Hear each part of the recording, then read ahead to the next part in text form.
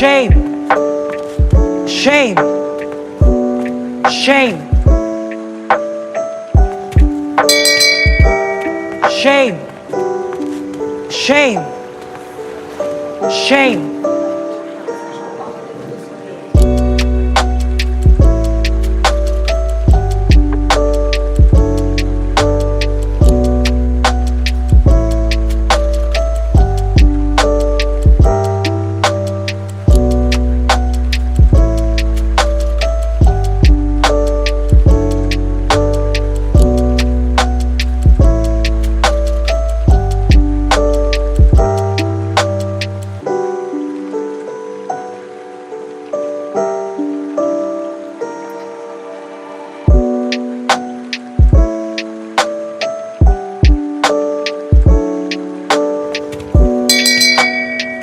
Shame.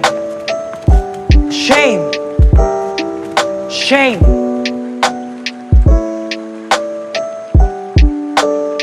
No, God! No, God, please, no! No! No! No!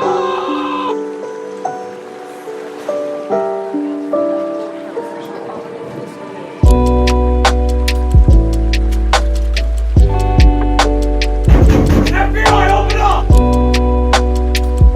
He needs some milk.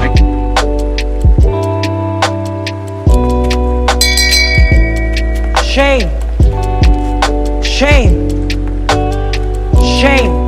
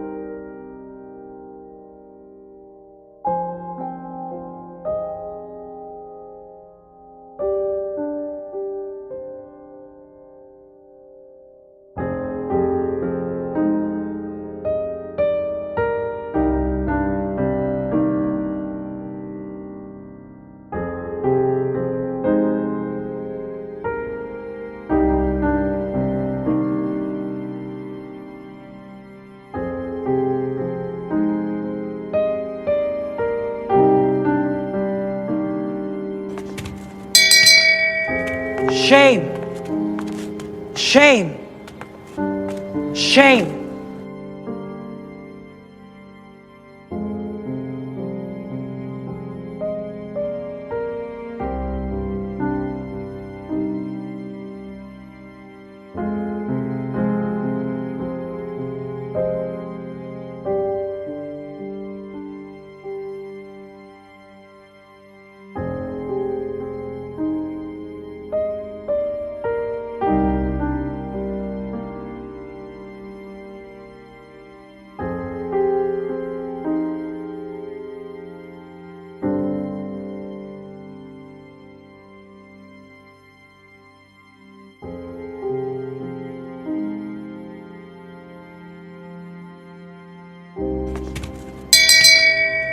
Shame. Shame. Shame.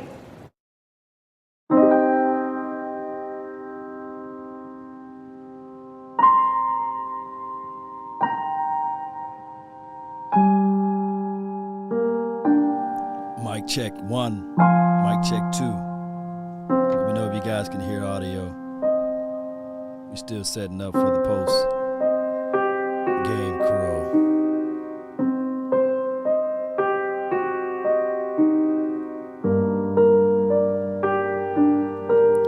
After every loss, we got a diet of crow.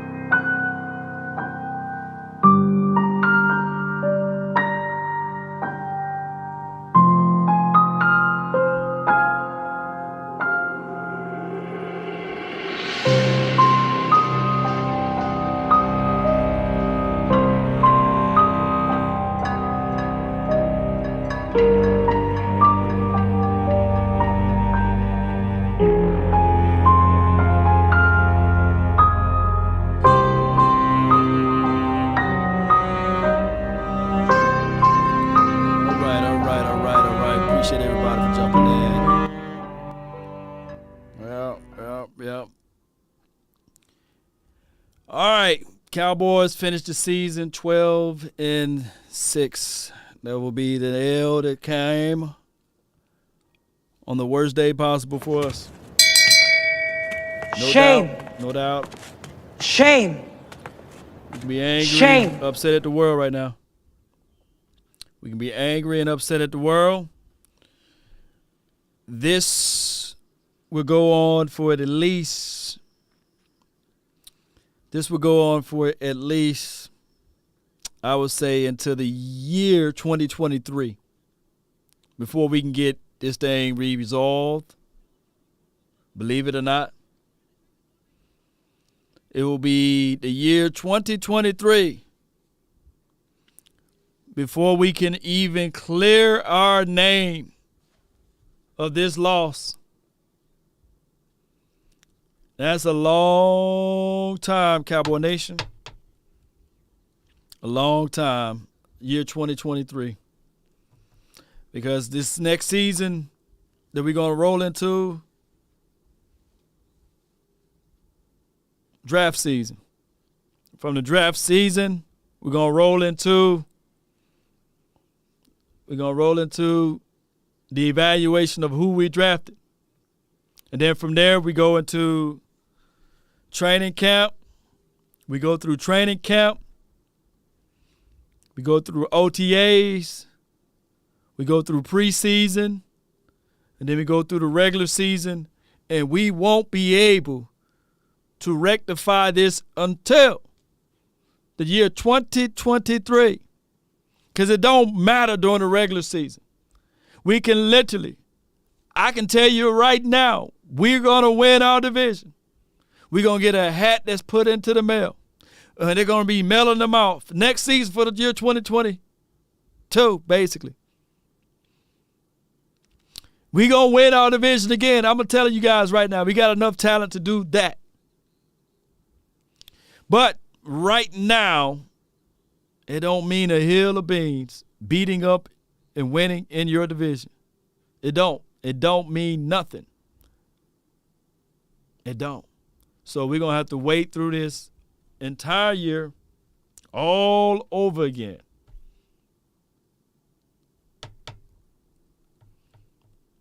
And that's just how it goes. You can rent your clothes. You can cuss the Cowboys out. And you can say, on to the next year, 27 years and counting, that we have not lifted that Lombardi trophy up. And I said, literally, if Jerry Jones honor his promise and put Jimmy Johnson in the Ring of Honor, y'all ain't hearing me, baby. When you look up, if you go to the game, you look up, you see Troy Aikman. You see Emmitt Smith. You see Michael Irvin. But you don't see the coach that won those boys those 2 Super Bowls. I didn't want to believe it, but dog it. Jerry Jones, and I'm not saying it because Dak Prescott, he did miss some of his throws today. Fumble, in which was a negative play, and an interception is unforgiven in this particular moment and the height of this game. 5 sacks by Dak Prescott. Oh, my goodness. A negative 40 yards netted. 2 holding calls by our offensive line. 2 false starts. You don't win that way. You don't. I can't sit here and lie to kick it to y'all. Come on, let's listen to Dak now. Went down. I think their guy actually did a great job of jumping on me.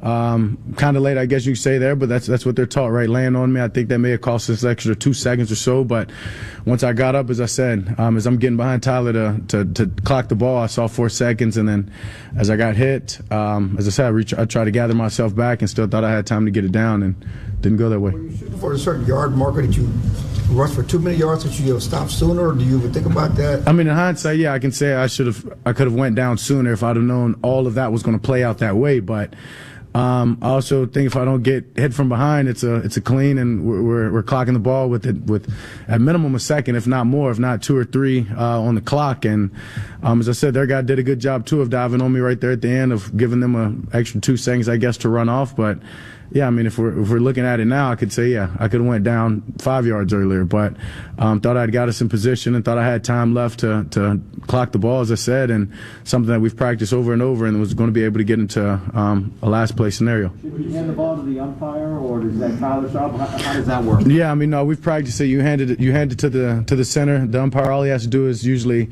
come in and tap the ball. Yeah, I mean, don't necessarily know exactly why the hit happened, I guess. Yeah, I mean, I know he's going to come in and touch the ball. We can say, yeah, he needs to be closer to the ball or whatever, but in hindsight, I mean, it's just tough. Tough to accept. How risky is that play, considering so much has to go right in order for you to get one last shot?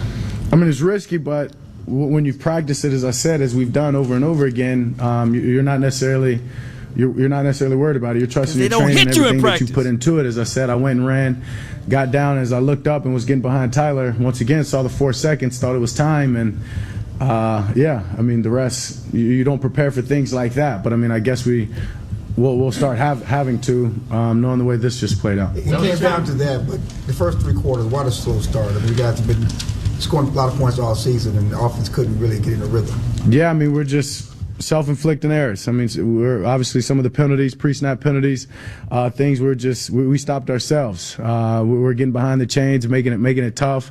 This is playoff football, and when you're hurting yourself and getting behind the chains, it's tough. We've got to be better. I've got to be better. In starting the game, obviously knowing coming out playing a team like this, knowing they're going to try to limit our possessions with their run game on offense, yeah, it's tough to start the way we did and then come back and win a game. But we still had a chance right there at the end in 2 drives, and credit to our defense. The umpire who worked today's game was the same umpire you guys had in the Cardinals game when you guys weren't very pleased with the way that whole game was officiated. You had much of an opportunity to talk to an umpire in between games, or were you surprised to see that assignment? No, I mean, that's the NFL job, and the way that they set up these super crews or whatever, these NFL playoff crews. And yeah, I'm not hanging on to something in the past, the Cardinals game and the way that was called, and trying to butter up the official or something, or try to get him working our way. I mean, these guys have a job, and they've got a responsibility and obligation just as we do to do their job to the best that they can. And yeah, I don't know. It's obviously tough, those 2 games, and just as I said before, though, we can do a better job of just keeping those guys out of it, being more disciplined, more sound, and that's the way that I look at it. When you say hit from behind on that last play, are you talking about a tackler or the collision that you had with the official? Obviously, the collision with the official. As I said, I credit their guy for jumping on me like that as I was going down. Don't say that, Dak. Yeah, I mean, just that was smart by him, their guy in a sense, and he wasted maybe 2 seconds or so. But once I got up, as I said, I saw 4 seconds as I'm getting behind Tyler to clock the ball, and then the collision from the referee happened. And yeah, I mean, did you have a chance to talk to the referee after the collision? No, I mean, I thought honestly, I thought they were going to do something, and a second or something was going to get put up there, and I didn't even hear what was said. I heard a cheer from the crowd, and then the refs took off and got out of there. So. No, didn't get an explanation, didn't understand what happened there. Why do you think that's a better play than throwing Hail Mary from the 50 and maybe getting 2 shots at that? Because, I mean, we're going to get a little bit closer and obviously have a chance to maybe dial up, not necessarily a Hail Mary, but a play that we've got schemed, another play that we've repped and practiced time and time again. And we had one getting ready in that situation. So, yeah, I mean, that's something that we've practiced, and as I said, felt like we were pretty much executed the way we needed to, other than stuff we can't control. How shocked are you that this season? You can practice that a million times. They don't hit you in practice. Definitely tough to accept. They don't hit you in practice. Just knowing, as I said last week, I mean, just the men in that locker room, what we've created. Practice that a million times. The brotherhood that we have, everything that we've worked for, knowing that we had a chance. And in all my years, I don't know if I've had a better chance or a better full team than this. Yeah, it's hard to accept. I mean, knowing knowing every year that a team's not going to be the same. Some of those guys won't be back, and it's just hard for me to accept right now. Dak, you mentioned, Mike McCarthy also mentioned that even despite all the things that went wrong on that final play, that you may still have gotten the ball spiked in time. Have you had a chance to look back at it and see whether you did? Whether I what? Whether you got the ball spiked with a second left or not? No, I mean I haven't necessarily looked at that. As I said, I thought I did, but yeah, I don't know. I mean, as I said, I didn't hear what the ref said, what their announcement was. I just saw them running off the field and the Niners running on the field celebrating. So understood what just had happened. The ref sort of got to the ball late at the end. Do you think you should have tried to look for him first, if possible? No, I mean, as I said, that's something we've practiced over and over. You can watch around the league. You get it to the center spots the ball. The ref just comes in and touches it, and that's the process of operation, not only for us, but for any team in that situation, and that happens week in and week out. Dak, you know the standard for quarterbacks around here. What's the fair way to judge your performance today and not being able to get a playoff win? Yeah, not good enough. Simple as that. I mean, I take a lot of pride in my job and take accountability in this loss. I mean, I've got to be better well before that last play, but in just certain situations in the game, certain plays in the game, I've got to be better to help this team win and overcome some of the things that we put ourselves into. Dak, do you feel the team underachieved? Yeah, obviously. I mean, when you play for the Dallas Cowboys, you play here, you understand it's Super Bowl or nothing. And as I said, having the team that we had, having the brotherhood, the camaraderie, the full team, talent, great unit of great coaches, we definitely underachieved. And it sucks, point blank. Dak, what do you think about the fans throwing beer balls on the field there at the very end? Did you see that? I think one of them hit Tank Lawrence. No, I didn't see that. That's sad. I mean, you're talking about a team, you're talking about men that come out each and every day of their lives and give everything to this sport, give everything to this game of football. Nobody wants to succeed more than we want to succeed.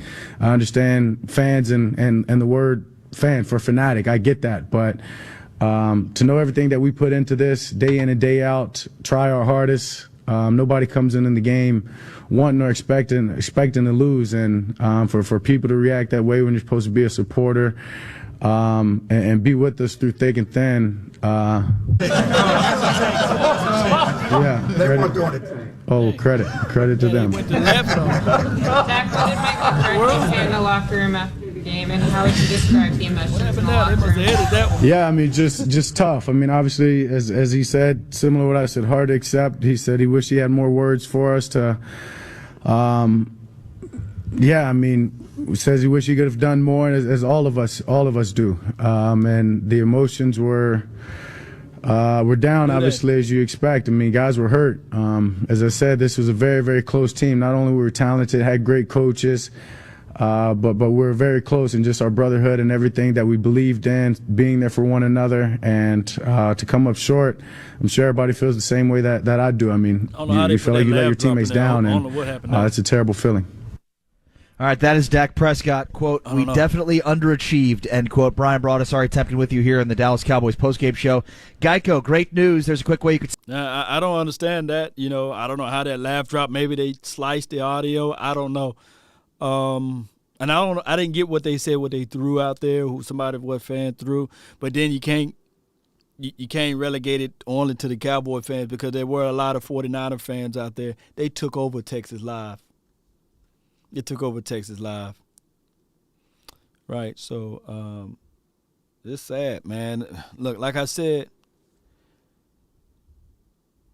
this team is going to get cut through from left to right. We don't have a chance. We don't have, as Cowboy fans, true and through, diehard fans like I am right now, we going to get cut up. All the way, we can't prove it until next year, until we make it to the playoff. Because you gain the level. Regular season, all of this good stuff, yeah. And then we stuck, basically. We flat out stuck. And I ain't talking about the sucking place. Ain't nothing we can do right now. It just take that L. Be the laugh, like they were laughing. You know how they were laughing on that little clip? I don't know where they got the laugh from. What ground What ground can we stand on right now? Nothing we can stand on. They done literally took the ground from up under us. Gave us an impossible task to overcome. Impossible at this point until the year 2023. You're going to get all of the praises, even if I get hyped. If Parsons is going out there giving us 15 or 20 sacks, don't mean nothing. My dog right now, Trayvon Diggs, can get 15 interceptions next year. Don't mean nothing. Dak Prescott could be entered into the MVP conversation and throw for 5,000 yards, 40 touchdowns to 3 interceptions. Won't mean nothing for next year. Because they're going to say, yeah, that's good. Yeah, that's wonderful. But can you win it in the playoffs? And the third of you guys going to be still sitting there saying, oh, Dak Prescott is elite. Dak Prescott is elite. I don't give a, God, please, hold my tongue. I don't care about elite. It's not about elite. Stop. Look, if anybody come on this channel and any other channel talking about elite Dak Prescott, hush your mouth. It's not about being an elite quarterback. It's not about being a top 5 quarterback. You playing right into the trap. Hush your mouth. Eli, Joe Flacco, Big Ben Roethlisberger, who got 2 Super Bowls, are not elite quarterbacks. Trent Dilfer, Rob Johnson, whatever his name is, you know. Joe Flacco, did I say his name? Yeah, Nick Foles. There are more non-elite quarterbacks that got rings than the elite quarterback. You falling into the trap. So many Cowboy fans are so willing to fight. He's elite. I'm guilty of it. Hush it. Because you know what? Elite quarterbacks do. They don't have the conversation that we just had today. So hush it. Hush the elite talk. I literally seen Tom Brady before. You know when Tom Brady came elite? After he won 3 or 4 Super Bowls. You know, if you want to go out there for the sweepstakes for Russell Wilson, do you think he was elite when he won his first Super Bowl? No.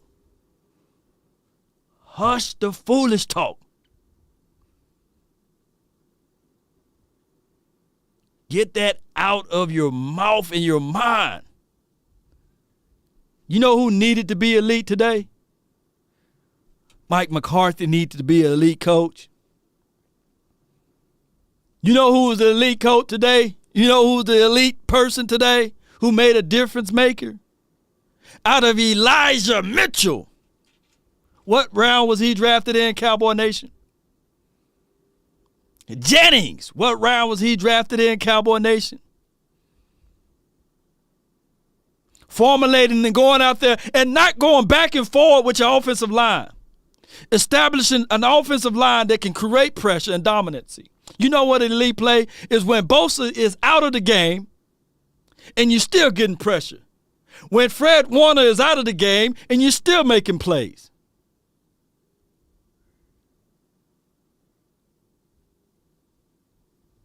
And y'all going back and forth talking about elite versus non-elite. Aaron Rodgers is elite. He only got 1 ring.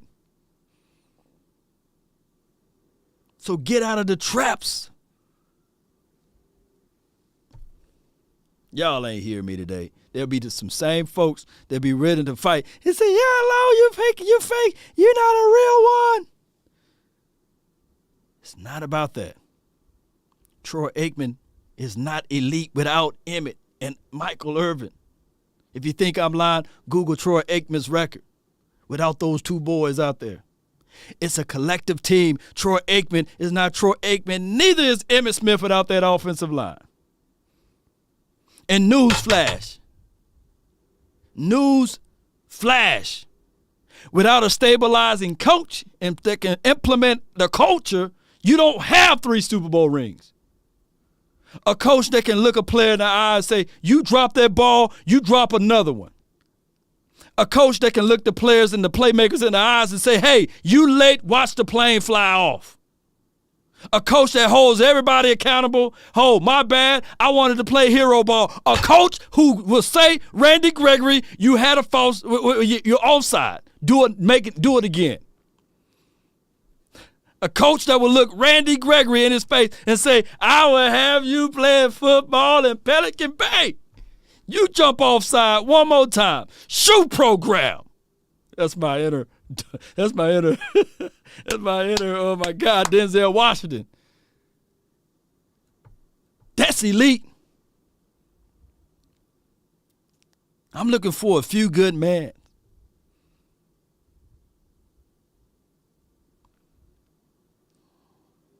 That's elite. Get this coaching stuff together. Coach that would sit his contemporaries down.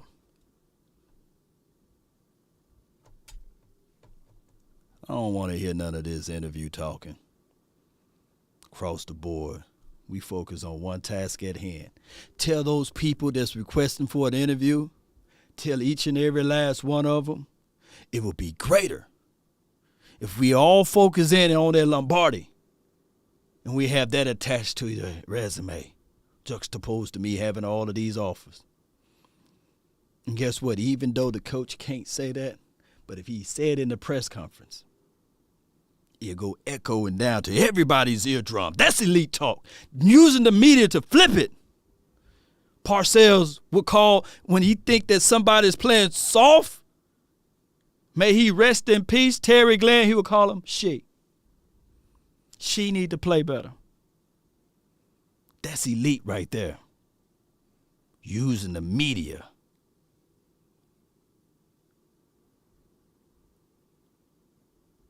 To make the corrections. Y'all ain't hearing me today. But everybody wants something elite. Ezekiel Elliott is elite. You know what's elite? Yeah, that blocking was elite. But elite would be the coach looking at Ezekiel Elliott in his eyes and saying, hey, we love you. You are a first-round draft pick in 2016, drafted 4th overall out of 200 candidates.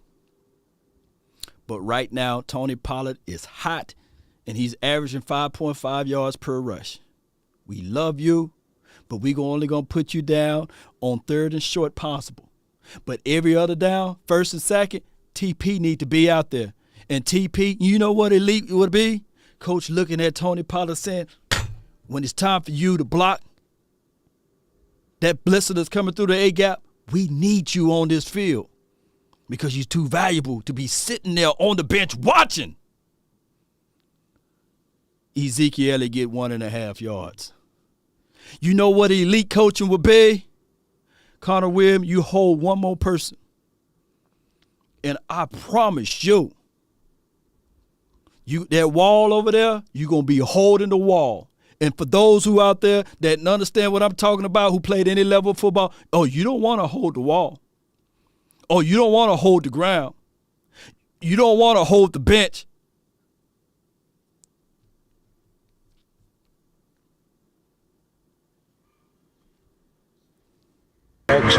San Francisco was playing the way they were playing.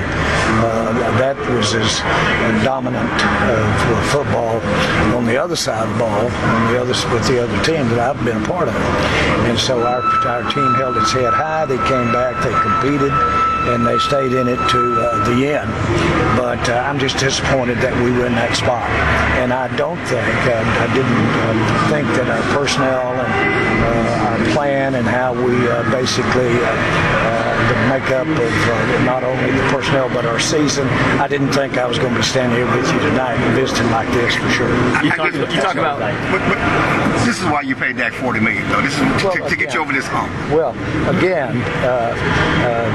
the hump is advancing in the playoffs, right. And there have been some good quarterbacks not advance in the playoff. I'm just sick we're one of them. I'm really sick. I'm sick. I'm surprised and sick. Where do you start tomorrow? Yourself personally? Well, the NFL is pretty clear. It's got some pretty rigid procedures, and the team is dismissed tomorrow. And will be before the afternoon's over. So that's the way it goes. You talk about how talented this group was. What can you say about the window you see for this team, especially with certain changes possibly coming with your coordinators and whatnot? Well, I think this is a time that when you get this combination of players together, you need to have success, because we all know how it goes in the NFL. The whole thing is set up to take away from the best and add to the ones that need improvement. And personnel-wise, I think we've got one of the best. When was the last time you were this disappointed after a loss? I can't remember. Can't remember last time he was this disappointed after a loss. Well, it was probably after the Chicago game when he determined that he needed to fire Jason Garrett. That probably was his most. He was really, really down after that one. You know, that they had come to that point in time. You know, he's the one thing about Jerry is, I give him credit, he'll stand up there and do the interviews and stuff like that, and you know, he'll tell you exactly what he's feeling. You know, everybody's trying to pepper him with the questions and stuff. You know, I'm going to say this, and the way I'm reading it right now, then there were some early reports in the week from guys like Jason Locafora, and then there was a report from Albert Breer talking about that potentially if it ended this way for the Cowboys, where they would not, they would lose, that Mike McCarthy might be given his exit papers. You know, so we'll see. You know, Jerry sounded very much to me like a guy that was, hey, there's rules about how things work. You know, if he is going to get rid of his coach, then that would be something that, you know, I'm sure that him and Steven, you know, the family would sit down and talk about, and then, you know, with Will McClay as well.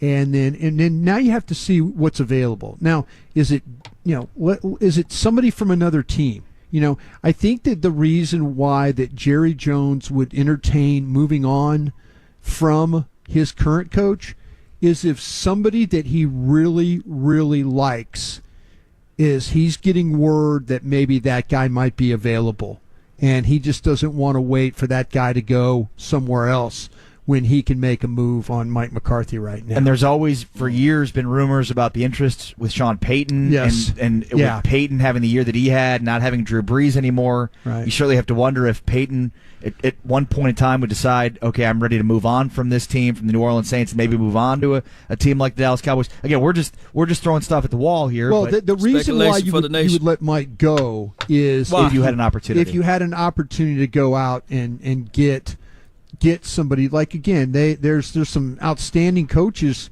that are working with teams right now that might be under contract or might not be under contract, and Jerry was, you know, and Jerry's going to explore all those opportunities if that coach gives him the best opportunity again. And you know, with Sean Payton, it's a situation where Sean's a 55, 56-year-old guy, still a young guy in the coaching business. He's worked with quarterbacks. You got to think about things with him and Dak Prescott. You got to help Dak Prescott. You got to try and advance this offense. Maybe you're just, maybe you're tired now of the whole thing with Kellen Moore, and Mike didn't step up and do what the things we were talking about. Again, this is postseason. I'm talking about things that, that you probably on the way home people are going to talk about, when you're in the front office. It doesn't when you lose games like this, it's not pretty. I mean, there are a lot of conversations that guys go in there in the office and close the door, and you have these hard conversations. So 2 years in, real hard. Would it be we saw justified? a coach in Houston get fired after a year. Right. Now I know that was a 4-13 situation. We've seen these coaches. It just depending on from where you sit. Does Mike McCarthy, is there an argument to be made that Mike McCarthy deserves to lose his job after 2 seasons for the Cowboys? I would say not. And I, You're critical. I'm very critical of Mike. You win but I will say this, where you're looking at it right now, Mike McCarthy is basically the same thing as what Jason Garrett just did.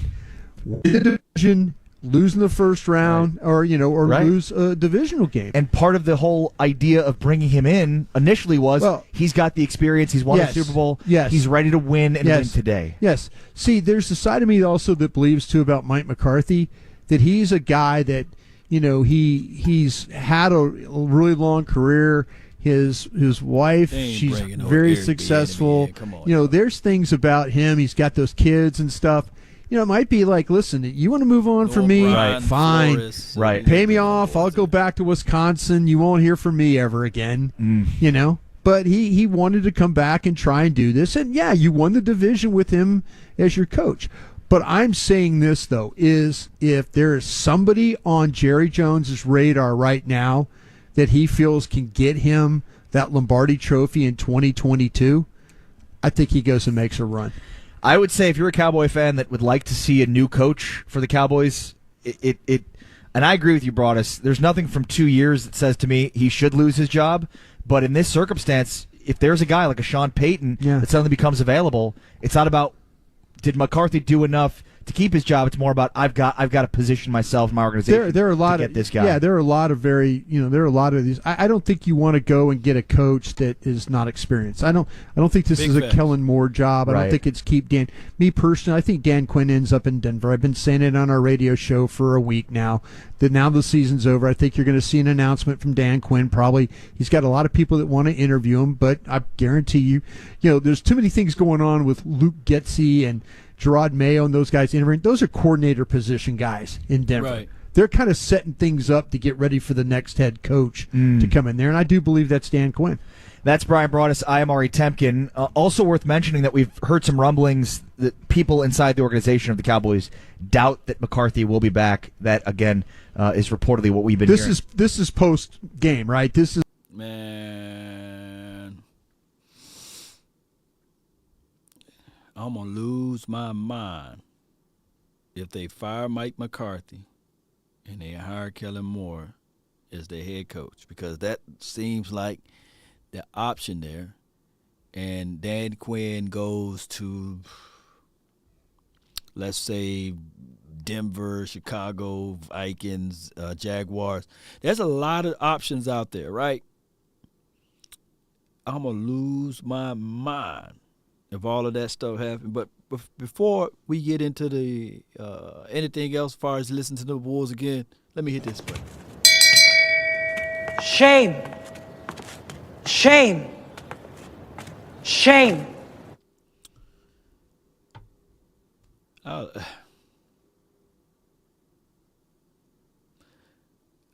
One thing that I know for sure,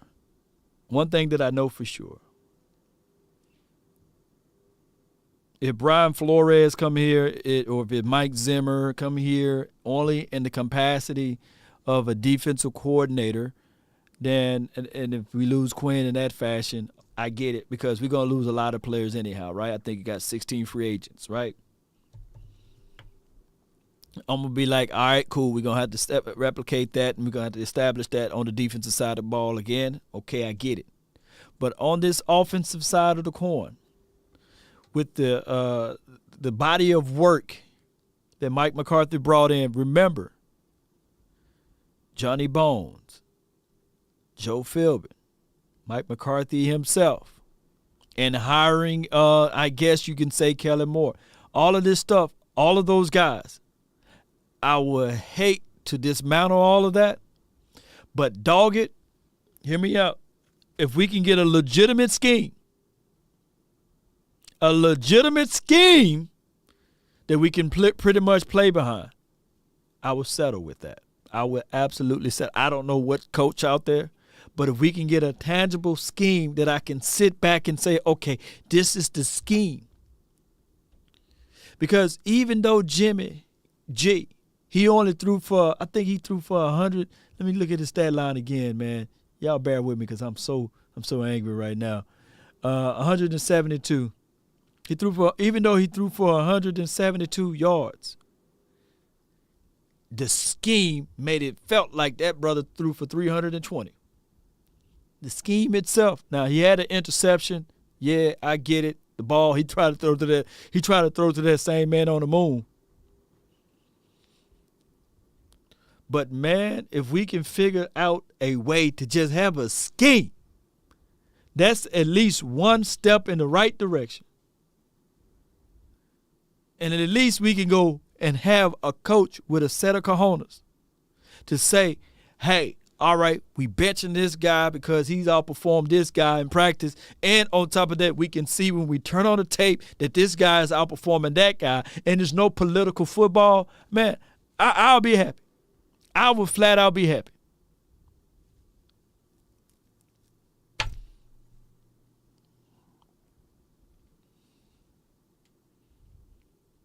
Y'all better not let Law eat this crow by himself now. Y'all better not let me eat this crow. Somebody grab the beak. Somebody grab the eye. Somebody pluck the feathers. Y'all eating this crow with me. Come on. I'm upset and I'm angry, but come on. Y'all got to grab some of this crow too. I need to see y'all grabbing some of this crow too.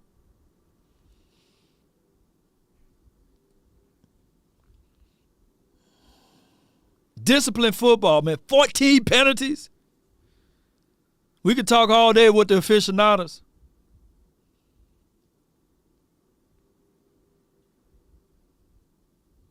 But somebody got to coach. I just need to hear a coach talking about this, man.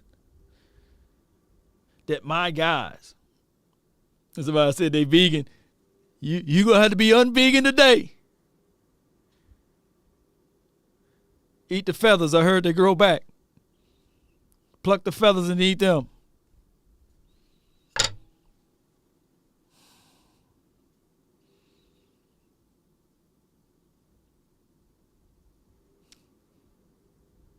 Appreciate everybody for making the donations, man. Appreciate everybody for making the donation.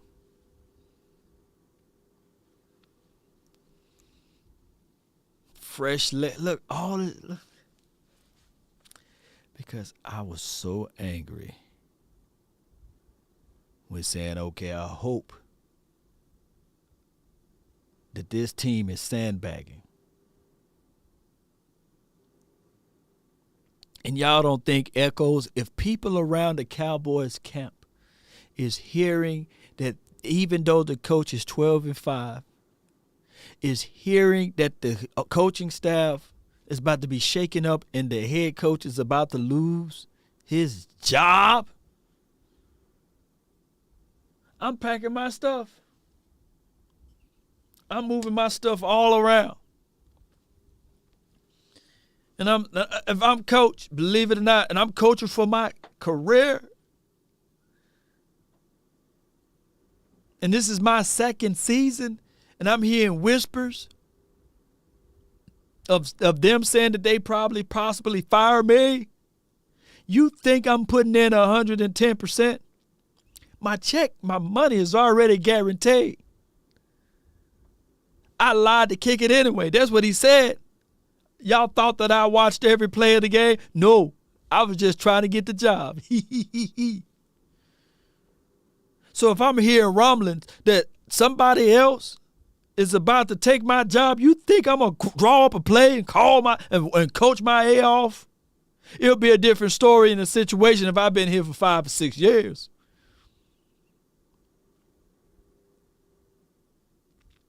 That was Mike McCarthy, what he was against.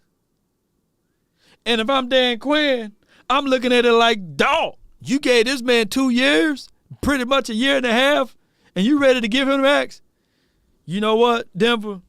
Don't look that bad to me afterward. Anyway, I can go over there, coach up Patrick Surtain and those boys, Jerry Jeudy, and just pray to God that I can find me a quarterback. Hell, I might just pull Cooper Rush off the Cowboys and find me a quarterback that can literally throw the ball somewhere and help me out. Deshaun Watson out there on the streets. Yeah, I can make it happen, Denver. These are my demands. He fly under the radar. I don't have to deal with asking all of these questions. Hey, J-Ron Curse, you the country? Hey, come on over here. KZ, all of those boys, he just pulled all of his resources and just go over to Denver land. This is how y'all gonna treat your coaching staff.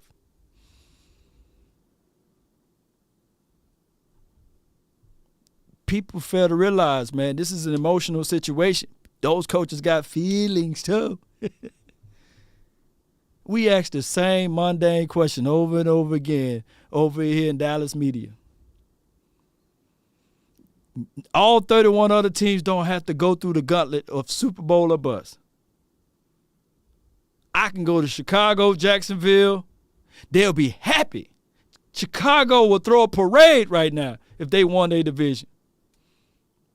Jacksonville, if they win north of 8 games, matter of fact, 7 games, man, they happy. Grinning to ear to ear.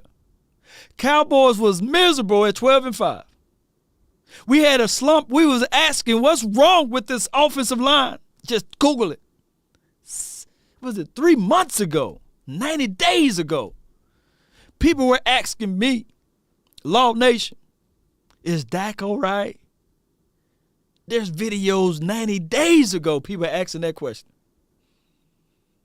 Well, not literally 90 days ago, but you guys get what I'm saying, right? 4 games ago, you know?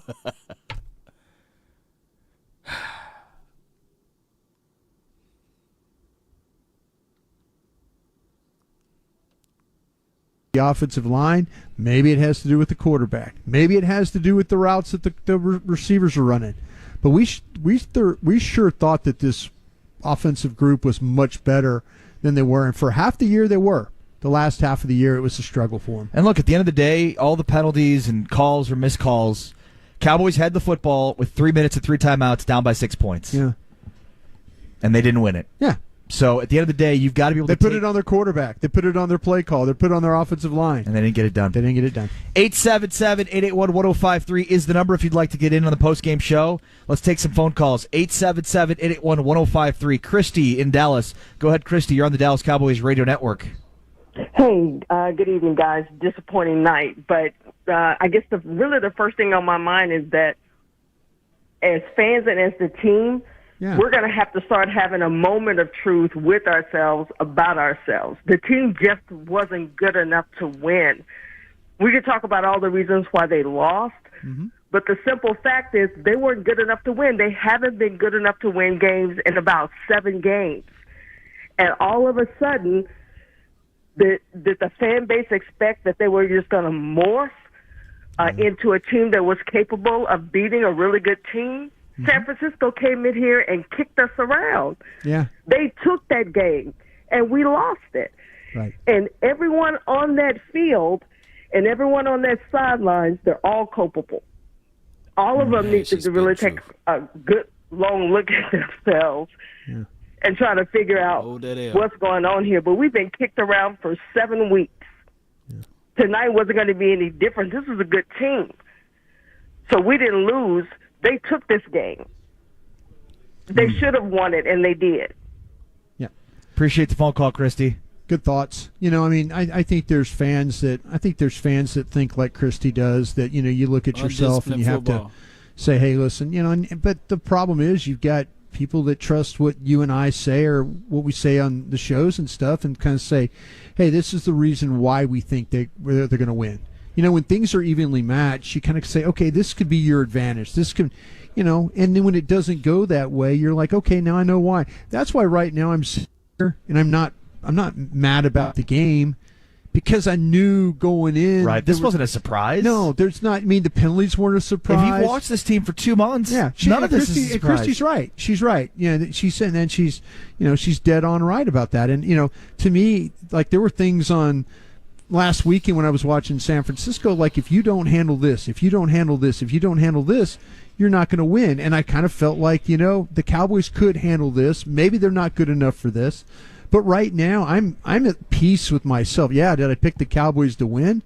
But I didn't think they were going to go out there and have empty possessions. And the defense did what they had to do to get some stops to get the ball back for you. I mean, the offense gave gave San Francisco the ball in a short field, and they scored on the very next play. You know, other than that, the second half they did a pretty damn good job of kind of taking care of things. And I think you said it all right there. And look, you know, the question I asked you about, you know, would it be justifiable for the Cowboys to fire Mike McCarthy after 2 seasons? And I would say yeah.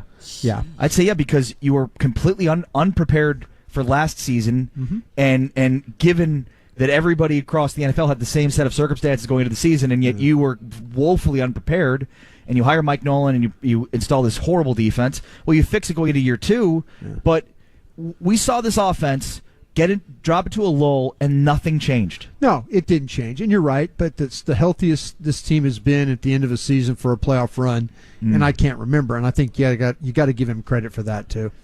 That's for getting to the playoffs. You're right. Absolutely. Yeah. That's Brian Broaddus. I am Ari Temkin. This is the Dallas Cowboys postgame show. 49ers 23, Dallas 17. More of your phone calls.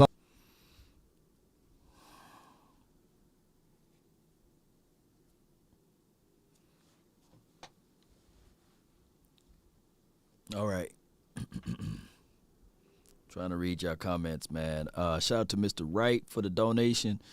Shout out to DT for the donation, for the super chat. Shout out to you, Jonathan Philosophy for the super chat. Devil Dogs, D Hunter. Shout out to you for subscribing. Shout out to you, Sean Chandler, for the 200 stars. Y'all need Harbaugh, but Jerry gotta go. Okay. There's so many in here, man. Appreciate everybody that's watching.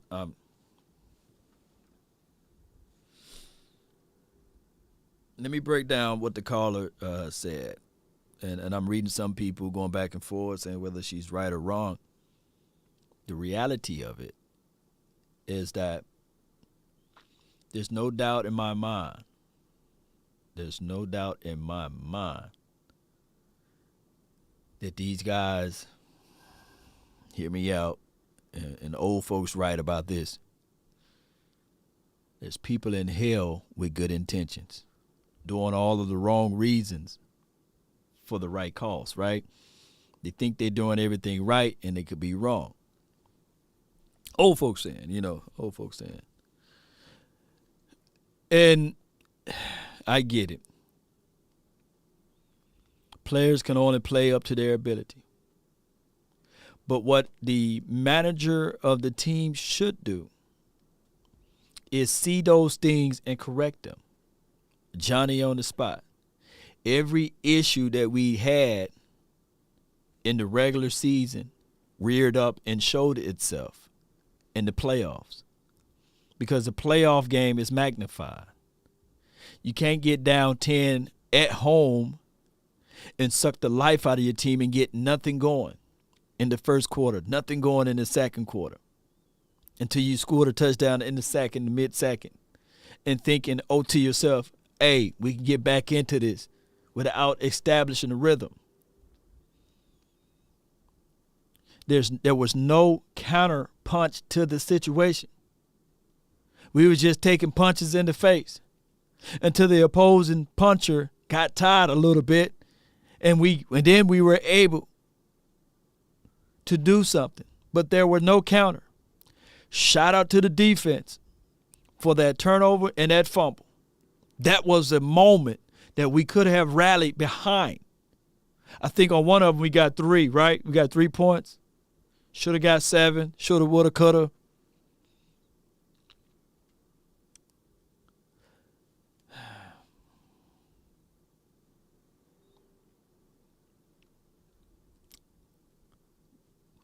Coaching staff, I was yelling out, we got to go back to a bread and butter play. A play that dogged, just going to work. Even if it's a reverse sweep, that Lamb averaged 7.5 yards off of every reverse sweep. One thing that if as much as we got to say this, one thing you got to say this about Kyle Shanahan. He went to his bread and butter play. That play, that running play that broke our back on 4th and inches, basically, because it was for the ball down too. But let's be real, the NFL decided to say, hey, man, y'all got some time? Yeah, we'll make it like he didn't get the first down there. But that play was demoralizing. That was a bread and butter play. Not to the same side. They rushed Debo 10 times. And he got more rushing yards than Ezekiel Elliott and Tony Pollard combined. for your mind. That all rhymes.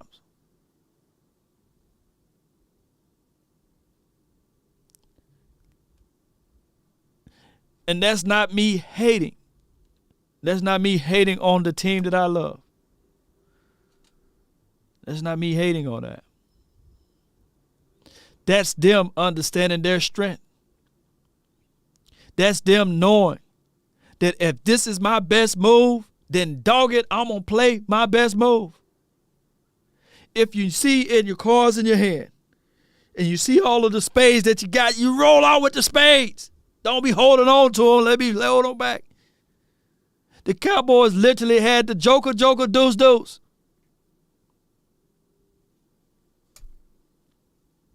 If we're playing spades.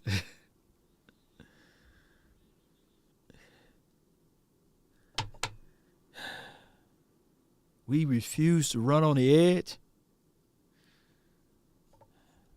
I wouldn't be surprised if 30 years from now, Mike McCarthy in his old rocking chair, blind, partially blind, face full of hair, and he said, man, you know what? Cowboys tried to screw me, and I screwed them back. Or Kellen Moore. Any of those guys. I wouldn't be surprised. Let me tell y'all a story. Grabbed the ball and moved it forward on him, and I didn't see that angle of it. I mean, you're talking about when the umpire runs in, knocks Dak Prescott. Yeah, he's going for the football, and Biadasz looks like he's trying to get the ball set to snap to Spike, and the official moving the ball on the ground while Biadasz is trying to. There was a couple of times in this game where the officials, again, holding, like the delay of game penalty they were holding because of the personnel stuff and all that. Really maybe a little bit too involved. But that's the first time I just thought that Dak just didn't get the ball snapped. No, right. But the official was in there, it's made it sound like that Dak was bumping into him and all that when he was trying to get back. But no, he was down there.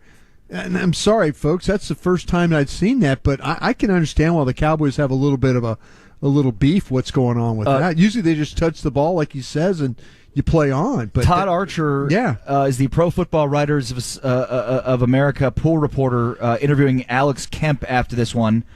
Asked him, quote, can you walk through the mechanics of the situation on the final play of the game and what's supposed to happen with the umpire spotting the ball? Kemp, the umpire spotted the ball properly. Archer, was the umpire in a reasonable length of space away from where the play was? Kemp, yes, absolutely. Archer, did you hear anything from New York or from the in-house replay team before ending the game? No, we discussed it on the field.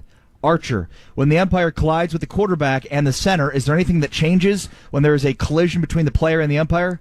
Kemp, no, the umpire was simply spotting the ball properly. He collided with the player as he was setting the ball because he was moving to the proper spot. Archer, what is the mechanic on the play when the officials are trailing the action? When the clock is running down, are the officials running with the play? Kemp, we're trailing the play, keeping proper distance so that we can identify fouls, if there are any. Once the play is over, the umpire immediately goes to spot the ball, and that's what he did. Archer, is there any length of yardage that the officials are supposed to say within as the play is unfolding? Kemp, no, every play is different. Archer, just to be clear, there was no replay assistant or call from New York on this play. Kemp, that is correct. That's handled by the officials on the field. Archer, would that be something that would be looked at before you call the end of the game? Or once you call the end of the game, is that the end of the game? Kemp, that's the end of the game once we confirmed it with the officials on the field. So Archer's asking him two things. One, how he just decided the game was over without going to replay in New York. And two, exactly where the official was when he ran in. That's the first time. That's the first time and the official literally is behind reaching the play, and he's reaching for the ball, and he's pulling it as Biadasz is trying to get it set to snap to Dak, and there's just this collision. And again, that's the first time I've seen a replay of it. I just thought that Dak just didn't get it off. I didn't know that there was all this contact and official grabbing the ball and all that stuff like that. And look, and McCarthy said it afterwards. He was shocked they weren't able to get that final play in. And who knows, what happens on a final play there. But you hate, kind of like the Arizona game, to where you just don't want the most penalized team in the NFL complaining about officials after this loss. Yeah. I think that's the disconcerting part about it. Is I get it. There were some weird things that happened with the officials in this game. That the spot at the end, the spot after the fake punt was weird. Yeah, there was 12 weird. seconds left, and they wouldn't let him snap it until about 3 seconds left, and then they called delay game. It was bizarre. But with everything that happened in this game, the Cowboys had the ball down 6 with 3 minutes to go and 3 timeouts. Yep. Like, no excuses. Go win the football game. You had the opportunity to do so, and you didn't. Yep. No, I agree with you on that. It's funny, like I said, the defensive holding calls. Yeah. The one on Randy that he got, and to me, that allowed the 49ers more time. You rarely will. Oh, absolutely. That was a huge penalty. Well, it looked like to me that Randy thought that maybe he was getting blocked. Well, the tight end might have had the. I'm trying to think of who. But you rarely will see 2 defensive holding penalties on line. Yeah, it looked like to me, it's like the tackle was blocking him or the guard was blocking him, and he wasn't sure where the ball was, so he was just tackling what, but these officials, it's tough. You can't put it in their hands. I guess that's what I'm. That play, I would say, that was kind of crazy. The Osa play, that was defensive holding. That was the defensive holding. There's no way you can talk around that one, but let's go. 2:17. Let's pause 10 seconds for station. Commercial break. So that's why you can't put the ball, you can't put the game in the hand of the officials. Cowboy Nation, there's nothing you can say to change this and cry about it. John Stephen Jones is in the rules committee. He's on the player board committee. Outside of maybe if you want to go to college rule, is it every first down is every first down the clock automatically stop? Let me know. Is every first down does the play clock automatically stop? Y'all let me know. College rule or something like that. You're right. RA 251, 3 timeouts. Go win the game. Go win the game. Yeah. Take it out of their hands. 877-881-1053 is the number. 877-881-1053. Let's talk with Jackson in Cedar Hill. Go ahead, Jackson. You're on the Dallas Cowboys Radio Network. Yeah, guys, I want to talk about the elephant in the room, which you guys don't talk about sometimes, and the play calling of Kellen Moore. And we talk about that all the time, sir. Yeah, and I heard please you tonight. don't come on here and say that. No. If but you want listen, to make an opinion, and the elephant in the room and all that, we talk about play calling plenty. So go ahead and make your point then. My point is, ever since the Broncos game, that the NFL has caught on to his play call, and if you don't think they have, look at the last part of the game. Every team has came and dictated and tried to do have a roadmap to how to stop him. How have they been stopping him? How have they been stopping him? Well, let me give you an example. The receivers run the same pattern. Okay. Amari Cooper runs either a curl or he runs a slant. All right. Or you saw the way Shanahan got the ball to Debo Samuel. Because does it all the time. Does it all the time. He put it in different positions. Yep. Sometimes you have to move your best players and get them in different positions so you can get them the ball. So I'm not just saying Kellen Moore hasn't been good, but sometimes you have to be innovative to get your guys open. I agree. I totally agree. I totally agree with you about this. I mean, that's something that we talk about all the time. That they haven't, everybody's talking about shell coverage and robbers and stuff like that. They haven't adapted. If you want to blame Kellen Moore, point the finger at Mike McCarthy, point the finger at Ben McAdoo, point the finger at Doug Nussmeier. Those are all offensive primary play callers that this team did. I mean, did they use them? Was there any more creativity? We asked for 2 months. Figure this out. You've had a lot of guys on staff that have called plays at the National Football League level. Figure it out. Guy's a third-year coordinator. Okay, you are what you are with him. That guy collects plays. That's what he does. He's not going to scheme anybody open unless it's like a play that he came up with from college or stole from somebody else. Would you agree? Do you think that? But real quick though, pissed off when people say, "Oh, you never talk about that." No, right. that's so wrong. Right. So wrong. Right. We do 3 hours of post-game coverage after every game. I guarantee you we've spent at least one segment on every single post-game talking about play calling with Kellen Moore this season. No question. That's Brian Broaddus, the Super Bowl winning NFL scout. I am Ari Tepkin. Cowboys fall to the 49ers. Their season ends 23-17. Dallas Cowboys football will continue in a moment. All right, so I can understand Brian Broaddus' frustration because I literally say the same thing about Dak Prescott. I give him his flowers when he do good, and I literally say, hey, he didn't throw the ball right on this particular moment, and I go back and forth, and I tell you guys, and there's still a bevy of fans that say, the law is just giving excuses for Dak Prescott. And I literally call a spade, and y'all think that I'm sitting out here fanboying for Dak Prescott only. I've literally said that he got to step up inside, he got to throw that ball not to the man on the moon. But people are so selective listeners, and they so willing to only look at one thing, and they are so foolish within the confines of their mind to say that Dak Prescott is the only problem on his team. Like, you can insert any quarterback, and they would have been able to win this game with 5 sacks, with all of the routes that they're running are button hooks comeback. No creativity. You would think that Kellen Moore, the boy genius that he is, the only creativity that we got a chance to see was Cedric Wilson catching the ball and looking to throw the ball backwards a few times.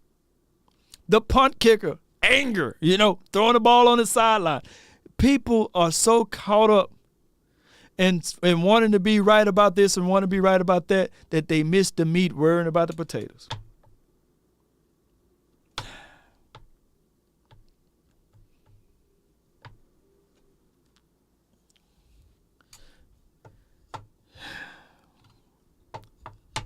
Until you get that beta mentality out of here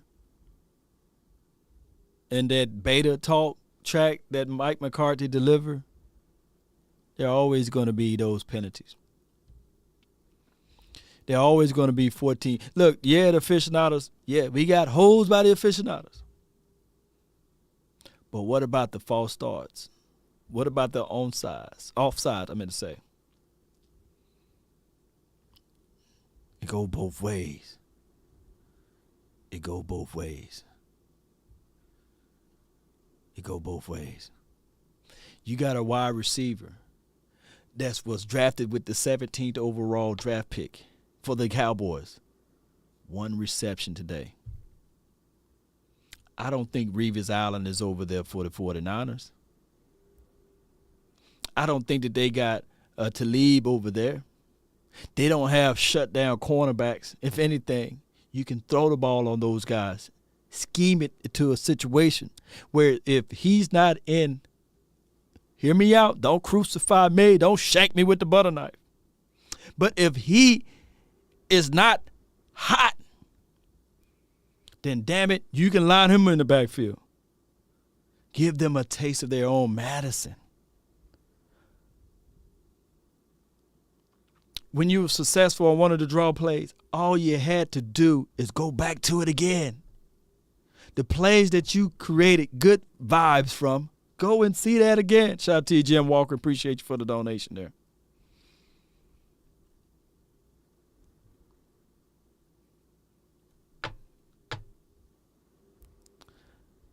All you had to do, single high safety when they did line it up at a few times. The weather wasn't a factor. Maybe the sunlight, you can talk about that. Even if they are disguising the look. I'm telling Dak Prescott and Coop, I got to hit you, dog. The quarterback coach got to go to Dak Prescott and say, I don't give a dog what the outcome of the play is. When you under center, I want 3-step drop because of this formation on the defense. Regardless of the situation, the ball supposed to be to number 19. The ball supposed to be to number 19. 1, 2, 3, ball out to number 19. It's no 1, 2, 3. I think that the doggone guy separated and got open. No. And I'm going to roll out and get more plays. No. 1, 2, 3. Case in point, and I'm not comparing Dak Prescott to Tom Brady, but I was watching the game, and the Tampa Bay Buccaneers were up 17-0. Hear me out before y'all go running. Up 17-0. A guy stopped on his route inside the slant, and I read his mouth. Tom Brady said, he was irritated about it because he demands perfection. He demands that, hey, if you are the slot wide receiver and that is a freaking linebacker, 1, 2, 3, I need for you to continue to run that route. I don't care if that safety is coming down to cream you, to make Buccaneer soup. You run the route that I tell you to run. Promise you, in the film room, Tom Brady's going to tell that man that. I promise you, I bet you my bottom dollar that next week when you see that play, the receiver lines up, I don't even know his name, and he run that same route.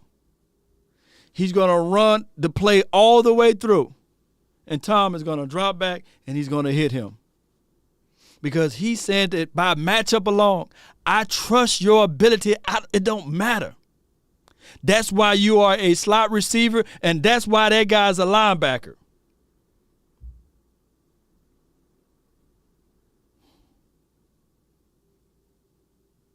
I need to see, because I used to see it all the time. See, Troy knew how to do it, and I'm not saying that Dak Prescott should be Troy. I'm not saying that. Don't shank me with the butter knife.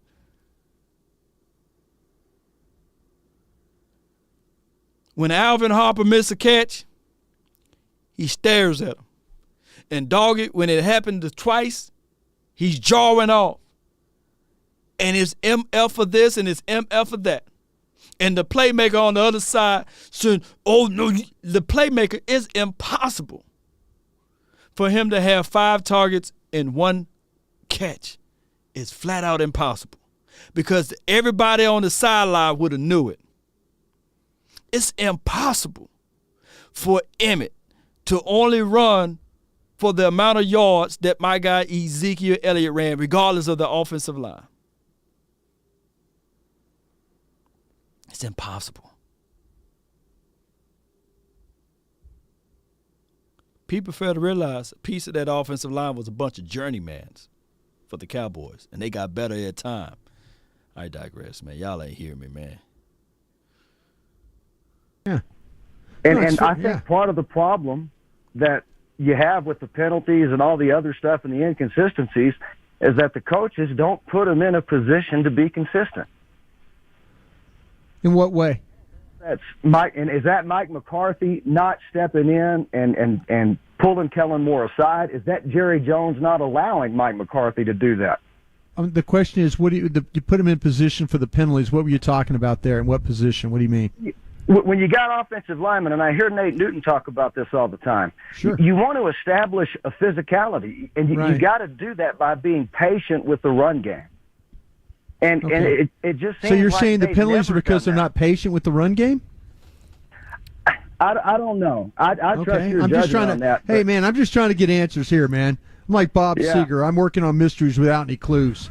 You know? 877-881-1053 is the number. Thank you to Gary for calling in there. 877-881-1053. How about Rod in Aledo? Go ahead, Rod. You're on the Dallas Cowboys Radio Network. A little bit. Yeah, good deal. Appreciate you guys letting me come on board. Yeah. I got to go back to what was said a little bit earlier. McCarthy, I really just don't. I don't see him being proactive. He seems to me he's being reactive. He, when you have a player that continually holds like 52 does, and he just lets it go on. How long do you let that go? Yeah, but they did. They benched him. They benched him, and they put the wrong guy in. He in, wasn't man. any better. Put La'el Collins in there. Are we wrong about this? Yeah, I mean they did try to attempt to make it different with. And look, we're not here to sit here and defend Mike McCarthy. There are plenty of things that Mike McCarthy has done over the last 2 years as being the head coach of the Cowboys that you could nitpick and say that this is wrong. I mean, I think we saw one of the things I will say about Mike McCarthy is there does seem to be a level of accountability. If guys don't perform, they're replaced. Terrence Steele, remember Terrence Steele was starting at right tackle even when La'el Collins was healthy. Right. We saw Connor Williams get benched. So I don't know that I buy that one in terms of a lack of accountability. I think that was more certainly a Jason Garrett thing that hasn't exactly carried over under Mike McCarthy. How about Danny in New York? Go ahead, Danny. You're on the Dallas Cowboys Radio Network. Thank you, guys. Taking my call, waiting for a long time. But Cowboy fans since 1970, let's go back to 2:51 left in the game. 3 timeouts and the 2-minute warning, to me, sums up the whole year against teams of this caliber. Fall behind early, abandon the run game, horrendous play calling, underutilization of Tony Pollard, and Dak not taking us to promised land. $40 million quarterback is paid that money to get us there.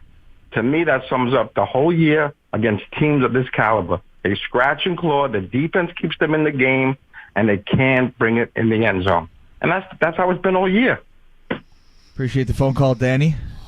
You agree with that? I think there's issues and stuff. I mean, I never look at the guy's money. I look at it either you get it done or you don't get it done. These guys are all paid well. These quarterbacks are all paid well. I'm sure you can go down the list of all the quarterbacks. Oh, this $25 million guy stinks. You say it all the time, and I think this $30 million guy stinks. He got paid what the this market guy was for rendering. Jimmy Garoppolo, they traded for him. All he does is go out there and win, and they draft Trey Lance 3rd overall. You think they know what their quarterback situation is over there? They paid Jimmy. They've drafted Trey Lance. They traded up to get Trey Lance. That's what this. Again, is there things that are absolutely wrong with Dak? Did Dak play his absolute best? Dak, in my opinion, has not been the same since the calf injury in New England. Whether it was 4 or 5 games coming back, trying to get. So do you think that there was some misgivings in terms of how he was? Because we heard nothing internally that it was nothing physical. I don't think. I mean, because you can't trace it back to that game. But you could also say though there was some kind of getting back into the swing of things. But the play caller's been off. The offensive line has been bad. They don't even run the football. We heard tonight. And this is the thing with Zeke talking about the PCL injury. The PCL injury. But I know this for a fact, working 14 years with this organization. Those trainers are not going to put a hurt guy out there like that.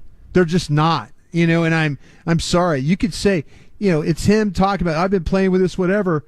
But, that's one of those decisions that these trainers, and trust me, I know them, these doctors, they're not going to put somebody out there that could risk further injury. They're just not.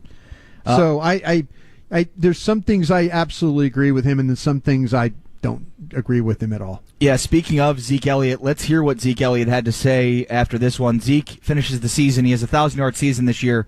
But not a great game here, certainly. 12 carries for 31 yards, an average of 2.6.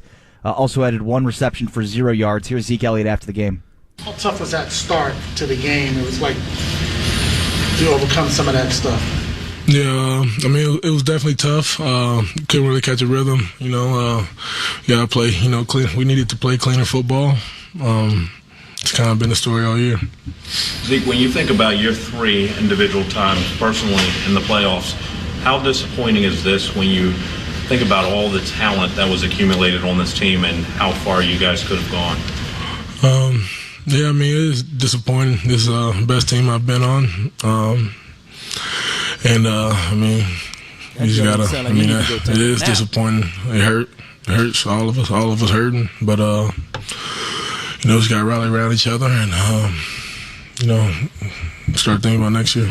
Zeke, was that last play, that run by Dak, was that the called play? I wasn't in the huddle. I think it was. Do you think you might need a procedure in the offseason, or is that something that you're going to have to talk about with the medical people? No, I won't need a procedure. I partially tore my PCL this year. So, I mean, just It was, an injury where you couldn't. It wasn't gonna get better. I mean, wasn't gonna get worse, but it just was gonna take time. That's contagious, man. You got me yawning over here. Yeah. All right, there's Ezekiel Elliott talking about the partially torn PCL that he played through this year. Cowboys fall to the 49ers 23-17. Their season ends. Dallas Cowboys football will continue in a moment. Oh, my gosh, man. Hey, Zeke, man, you had me yawning, man. Oh, my goodness, man. Man, we love you, Ezekiel, man. We do, baby. Man, and you got to, look, you battled through. My brother. You battled through, man. Man, I'm sick right now, knowing that you had that injury.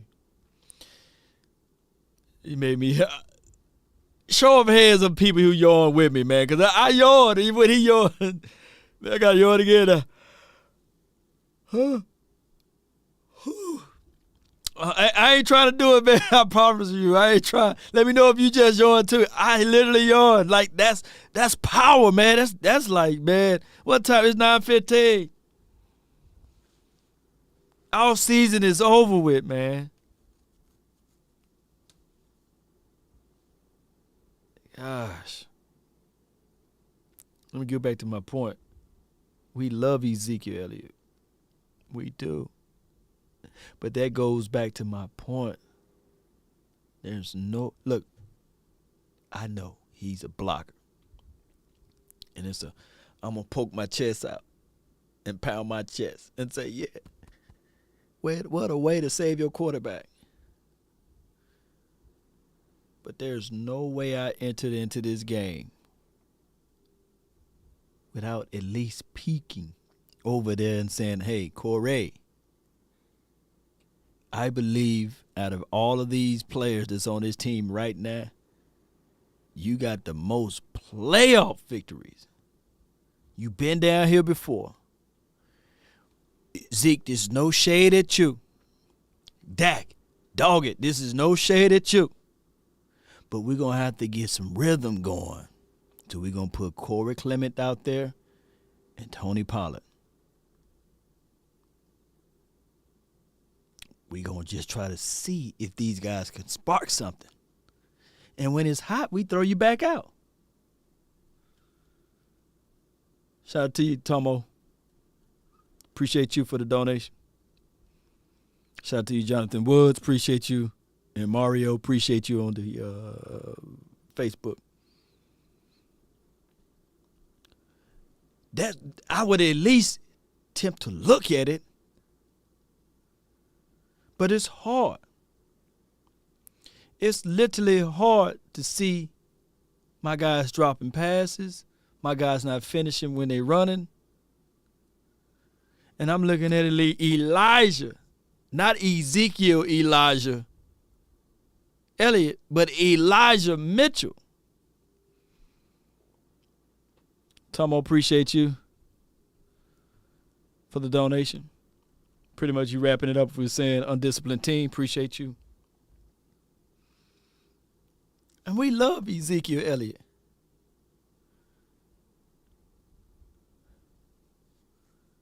But at least there should have been a coach on their sideline.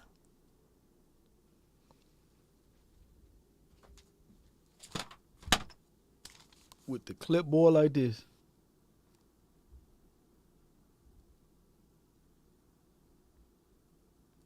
And saying, okay,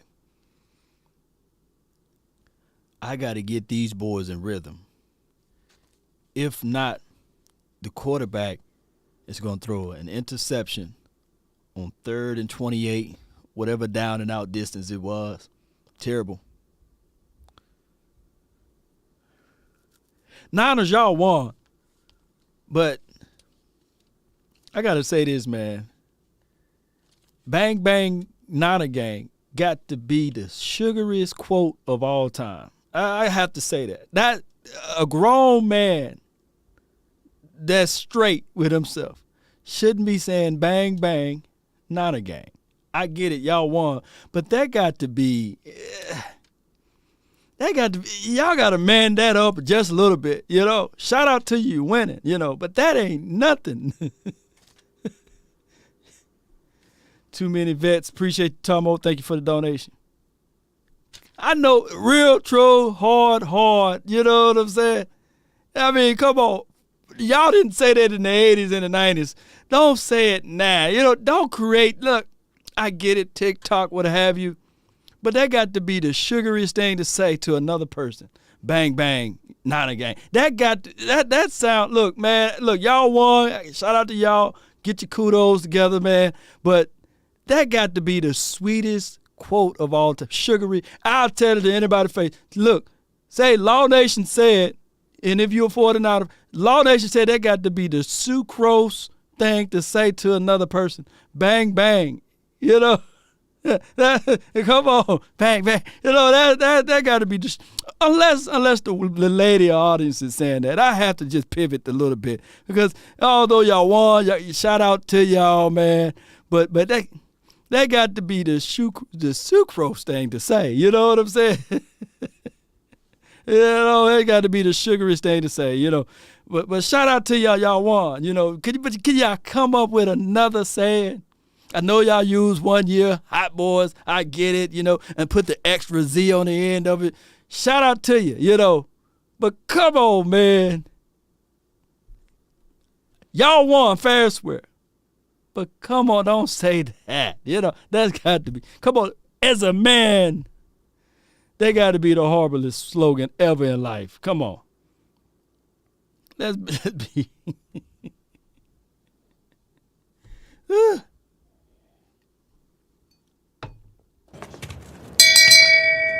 Shame.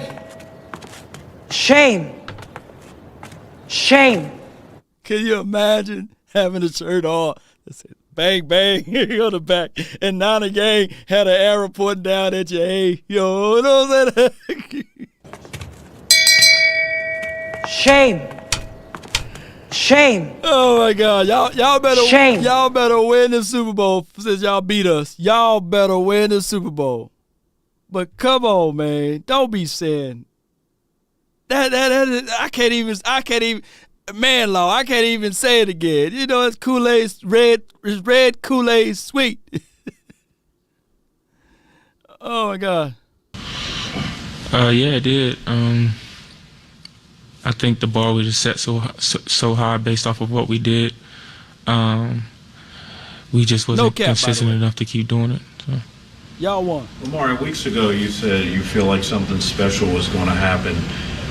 When obviously it ends in disappointing fashion, do you have to take it all in from the standpoint of you don't know when you're going to get that feeling again? I don't know. I really don't know what the future holds. I'm not. Jay-Z. I can't predict that. But when I said what I said, I did feel that way. And listen, we have a special team. Well, we had a special team. Hopefully we could get a lot of the same guys back. The coaching staff and the guys who pick the talent within the organization, they've done a great job. And hopefully they can continue to do a great job, and we can build on what we have. All right, there's Amari Cooper after this one. Cowboys fall to the 49ers 23-17. Brian, just some lasting thoughts here as the season closes. Yeah, it started off very, very well offensively. They sputtered really in the second half of the season. Their play caller lost his way. Quarterback lost his way a little bit. The offensive line never kind of got itself together. They never really got the receivers going like how we thought they would get that. Amari was right. The expectations were way, way high for this offense. Expectations not so high for this defense. Did a great job, though. Dan Quinn and those guys, they got better. He didn't have his best players throughout the whole year. He had to find ways to work around it. He did. Dan Quinn's likely going to go on and be a head coach, somewhere else here next fall. And if that's the case, he did a hell of a job. These coaches did a hell of a job. And a lot of guys stepped up and made some plays that you didn't feel like they were going to make some plays. They're going to have to get the kicking situation squared up. That's something that they can't go into the season with that. But overall, though, I think winning the division's a nice thing. It's just a disappointing fact that you kind of, as the season comes to an end, against a good San Francisco team. I give them a good chance of going up in Green Bay the way, they played Green Bay really well early in the year, and Aaron Rodgers pulled it off at the end. So, this is a team that could be dangerous going through all the road games, and so you got beat by a pretty good team. Yeah, it's disappointing. I would have figured that the season would have ended this year because the defense couldn't make enough plays, and in this case it was the offense. The offense let the Cowboys down in 2021, 2022, and that's the postmortem. Thank you to all the great people each and every week that help us. Larry Flores, Ted Nichols-Payne. Yeah, appreciate them, man. All right, so it's the end of the road for this season, man. I will still give you guys some of my content. We're going to be going into draft time for your mind studies now, and that's where we're going to be heading at now, looking into this thing. It's draft season for everyone. Yep, it's draft season for everyone now. Let me see if I can get this right here. Yep, let's see if we can get this right here. Let's go ahead and play good old Country Wayne right now. Hold on. Let me see if I got Oh, my gosh, man. I was going to light Playmaker Irvin up, man, for delivering what he said and Troy. But they end up being right a little bit with the worst matchup possible for the Cowboys. Cowboys don't really have a chance talk, And now I'm the one eating this crow right here. Speaking of crow, let's see what he has to say. Man, 14 seconds, bro. Wayne. Aubrey, chill, man. Chill, man. For real. About everything, bro. Chill, man. Ain't never fought before. Just it ain't worth it. It ain't worth it. You know this guy. Ain't worth it. Come on, man. Go. Dak, where you going, man? Dak, where you going, Dak? Come on. Get up, man. Come on. We can't afford to do that, man. Dawson and Hunt, man. Let's go, baby. Come on, Wayne. That's it, bro. Take this. That's it, bro. Then that was stupid. Oh, God. Let's go, man. Come on, man. Y'all had a good year, man. We had y'all a good time, man. Yeah. Man, we make, man. God, dog, man. Hey, man. We down the ball, did he, man? No, man. 0. That's it. That's over with, man. That wasn't about to score. No, man. Like, come on. That wasn't about to score. Man, hey, man. Hey, man. For real, dog. Hey, man. On everything, bro. Y'all boys make too much money for that, man. Every year. The number one supporting team, man, y'all ain't stars yet. Earn that. Like Emmitt Smith them did, man. Want to go out and stuff. You ain't stars. Preach, brother, preach. Until you a professional, you just a professional athlete. You're not a star yet. Preach. They got them goddamn commercials, man. God, man, that junk ain't cool no more, man. That's too many years of that, bro. That's too many years of that, for real, man. Y'all, man, ain't no support. Hey, man, y'all boys get too much support. The number one supporting team, man, I'm tired of seeing that face. Goddamn losing, man. God, dog, every year. Yeah, man, we knew that was. Man, the number one supporting team, all the people bought the ticket. Man, money hard to come by. Y'all playing with people's money. Exactly. Speaking of money, man. Speaking of money, man. Aubrey, man. Wait, this ain't. I swear to God, boy, Daddy gonna get mad at me, bro. Man, take your shoes out. Take your shoes off my eyes, man. Man, you got your shoes on my car. Man, why you got your shoes? Take your shoes. Aubrey, take your shoes off my eyes, bro. Oh man, this ain't funny, but it's funny. God, oh my God, man. Hey, man, this man, what did he do, man? Why you threw the ball down? Hey, Wayne. Hey, look. I just took my shoes off, bro. You gonna push me? Let me get my money, bro. For you lose your mind. Bro, on everything, man. Should have put Jimmy in the hall, man, in the ring of honor. Hey, man, every year, man, they just ain't cool, bro. People work too hard. Man, Cowboy fans support them boys more than any team, man. Shout out to James Black. You want to be stars too fast, and you ain't won. For the 50 stars. Dion and them earned that, man. Preach, man. Man, you ain't stars. You ain't own. You just professional athletes. You're not superstars. All that ain't going nowhere, man. Ain't going home, man. I'm good. I'm good. I stay up. I got me some shows. I'm good. Yeah, work hard for real. People crying, man. People don't work that hard money. One thing about my family, I never let y'all down. I stay up. Cop, man, for real, boy. I want to call some names on the team, boy. I ain't gonna do, man. I don't want to hear. Man, don't nobody call my goddamn phone about nothing. Man, get out, man. Man, all right, get out my goddamn house, bro. Get him out of there with all that filthy red. What? You can't. I'm gonna leave, bro. This boy come with this dirt on my carpet. Man, it's snowing Man, out, I gotta buy another rug, man. This rug costs money, man. Ride out, bro. Hey. Man, get out my house, man. You know that, man. Get out of the house, man. You walk on my carpet. Man, it's coming $5,000. Leave, bro. Leave. All right, man. It is my house. Man. Hey, come on. Wait, I'm gonna pay you all year, bro. Get my money, bro. Get out my, bro. Just leave. Man. Just leave, man. You got dirt on my carpet this second time, bro. You ain't, man. All them games y'all won this shit, man. You can't get my money one Bro, time. you already owe me a little change, bro. Man, you rocked on my carpet. I gotta get my whole carpet clean, man. This carpet $4,000, man. Man, come on, Man, man. move, man. $5,000, $4,000. Man, how about them Cowboys still, man? I love y'all, man. Man, I got to talk. I'm finna go on some DMs right now, bro. Everything, man. Huh? Man, 14 seconds, bro. That joker hot just like me, baby. He said he gonna go into some people DM. Oh my God, man. Oh.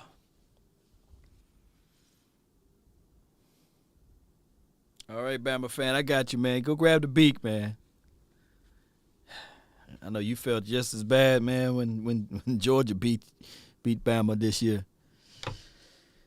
All right.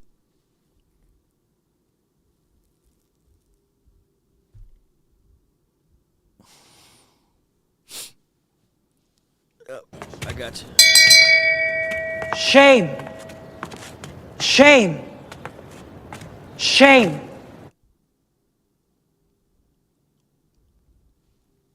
I don't know why I play. I shouldn't even play the video. It got me all mad again. I ain't gonna even. I might as well take that video down. The Bosa video, it got like over 40,000 views on it. I'll take that video down. I'll take that video down, boy. I'll take that one down. Man, that's a bad video. It's good, bad, but I'll take that one down. Y'all Niner fans, boy, y'all lit me up. Y'all, you go to the comment section, y'all lit me up. Boy, y'all brought all. I ain't gonna do it. I'm gonna hold up for mine, but man, y'all lit me up this week. I got so much bang, bang, not a game. I said, God dog, that sugary saying. Y'all lit me up. My brother texted me, bang, bang, not a game. Joker, you wasn't saying that 10 years ago, 15 years ago now. But who created that saying? Oh, my goodness. Ah!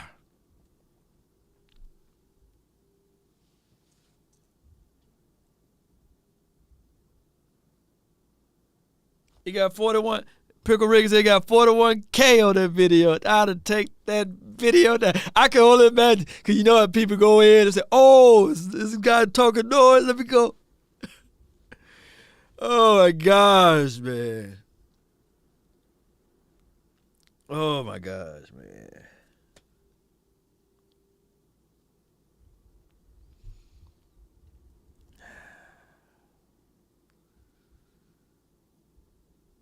It's 9:33. How long I been live, man? Y'all watching always disappointed. Y'all even hit that like button? Shame. Shame. Shame. All right, so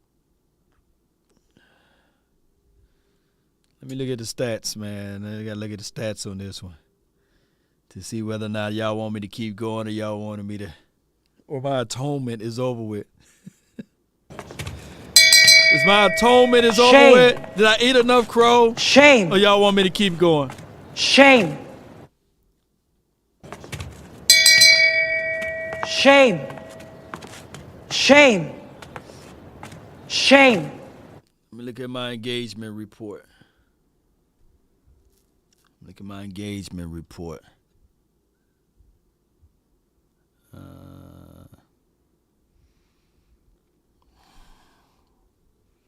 Got 1,000 people watching. If I can get 1,000 likes, I'll keep going. If not, we can close. Shame. We can close it down. Shame. Shame. We can shut the stream down if we don't get 1,000 likes. How about that, huh? Shit. Oh, my goodness. I got a cold bottle of Hennessy just waiting on me in the freezer right now. I done put that thing in the freezer. Cold bottle, man. Woo-woo. Cold bottle in hand. Let me see where we at, man. Let me see where we at.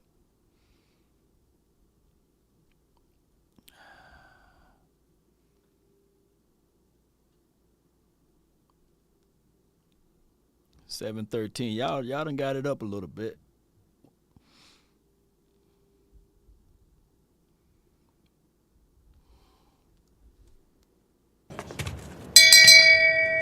Shame. Shame. Shame.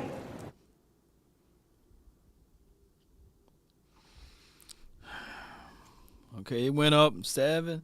If we get it, I tell you what, we get it to 8,000, I'll meet y'all right there. If we get it to 800 likes, we get it up. I'm doing it for the likes now, baby. Yeah. Shame. Shame.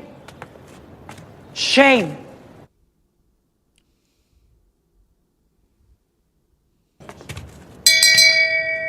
Shame. Shame. Y'all laughing big time at me right now. Shame. I promise you, man, the day we lift that Lombardi trophy up, baby, I ain't gonna let nobody make it. Oh my God, y'all gonna say, Lord, you gonna be another 20 years. What you talking about? Oh my gosh, man. Oh, if we would have won this game, Philly 500 would have had to have my logo on his page for a week. Oh man, the universe done opened up and said, "Nah, we ain't gonna let that happen, man. That's too much for the Eagles suffered enough." Oh my God, man. I think we'd have met it. Okay, we'd have met it. Okay. We done hit the 800 mark. Appreciate y'all, man. All right, so this is what we're gonna do. Y'all call in, abuse me, and we're going to get this thing going the best way possible. I'm going to let this thing roll through from here for at least 30 minutes or so.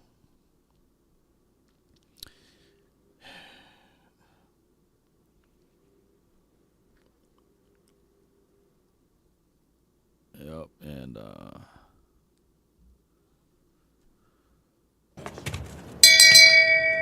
Shame. Shame. Shame. Call my phone, hit my line. Only ones who down for real, down for line. Keep it super thorough my way on this side. Keep it super thorough my way on this side.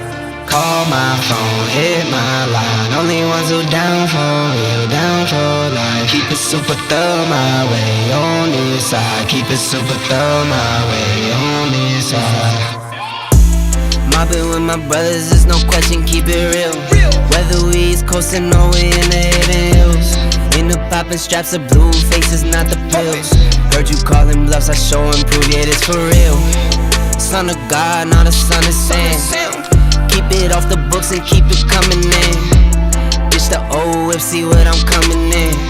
The inside caramel just like 100 grand. Call my phone, hit my line. Only ones who down for real, down for life. Keep it super thorough my way on this side. Keep it super DMV Georgia live.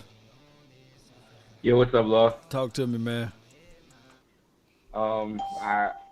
I want to say I had optimism, but we kind of seen this coming. I called you, I think 2 days ago. I said as long as we don't have flags like the Arizona game, which it kind of felt like the Arizona Raiders game, we could win. And it seemed like we were going to win too because our kicker was making kicks, and normally when our kicker makes kicks and it's a close game, our offense normally does enough for us to win. But it seemed like Greg Zerline is not the one that sold us out today, so who knows? Maybe he'll be staying after that. But I think it came down to the flags, and Mike McCarthy said his first 2 years in Green Bay, he was the most penalized coach too. So hopefully that gets better after this year. But my only thing is when he said his first 2 years, yes, he was a little greener at that time. You'd think that a veteran coach will not use that as his talking point. So it just got to be to a situation that You coaching an undisciplined team, you got to get that stuff together. As the head coach, as a Super Bowl supposed to be caliber coach, you got to fix that. But I appreciate you for calling in, George. But what else you got? I think it's just the rebuttal before I leave. I think it's the carryover from the last coaching regime that he's still trying to build his culture, because a lot of these players that are getting the holdings are from the last coaching regime. Connor Williams, Randy Gregory. I'm sorry, I can't think of it off the top of my head, but I think he's still trying to build his own culture. No doubt, man. He's going to have to get those boys up out of there. But appreciate you for calling in, fam. Appreciate you. No problem. No doubt, no doubt. All right, Uncle Dave, you live. Yo. Talk to me, man. Hey, man, freaking serve me play that crow too, dog, because I've been eating plenty of it for the past hour and a half. I've been eating plenty of the past hour and a half, but it just comes down to the offense, no discipline. You're just an undisciplined team, and you don't correct that, and that's on the head coach. He needs to be correcting that mess. Right. He ain't doing it. So, like you said, that beta mentality. You can't have that beta mentality. You got to them dogs got to come out. You can't get all sugary with that. Yeah, I'm not gonna repeat that. Yeah, that's something a female would say anyway. But it don't look right, no dude saying that. But, they won. They holding the W. Man. Yeah, we holding the L. L. Little sweet boy, man. Look like a sweet boy, man. Right now, man. But, Right. We don't want cancel culture over here either. You know what I'm saying? No, we don't. They cancel law. They pull everything. But appreciate you. We love all communities over here. But come on. Let's go. Appreciate you, Uncle Dave. Come on, man. Yeah, come on, man. You can't be doing no. Just man that up a little bit. Yeah. Appreciate you, though, bro. Thank you. All right, out. Yeah. 469. What's on your mind? Hold on. I got you now. 469. What's on your mind? What's going on, Law? Nothing much, man. Talk to me, man. Oh man, the penalties. I didn't mind. I mean, I know they lost because of the penalties, but to see those referees, man, take their time to spot the ball, not once but twice. But are you talking about now? I'm talking about that. I think it was a fourth down play. Brian Anger, he threw that good pass down the field. Are you talking about that one, or are you talking about the one at the last play of the game? Particularly the last play, where if you go back and watch it, you can see the referee literally stand there, take his time to run to the ball to spot it. Now, I know the center not supposed to be spotting the ball. Right. I know this. Right. You got to let the official touch it. Yep.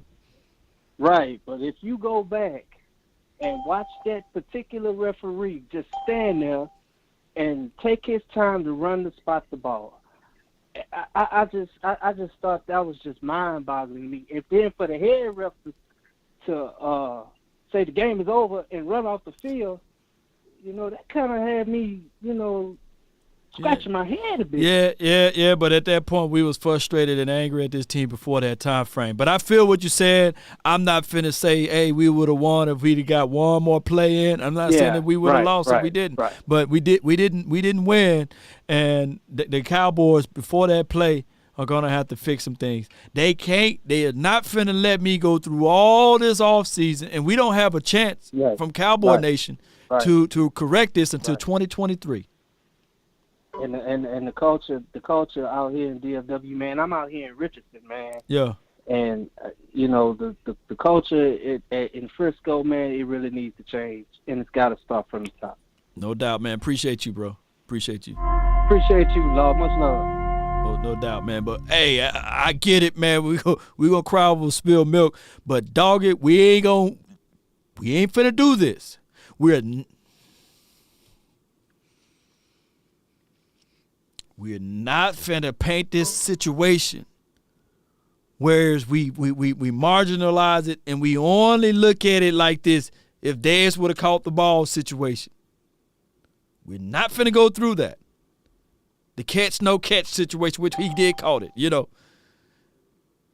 We're not finna do this. I don't want y'all to be saying, if the official got the hell out of the way and we had the 2 seconds, we would have won this game, and Dak Prescott would have went off to the Tampa Bay Buccaneers, blah, blah, blah. No, don't do that to us again with moving this situation.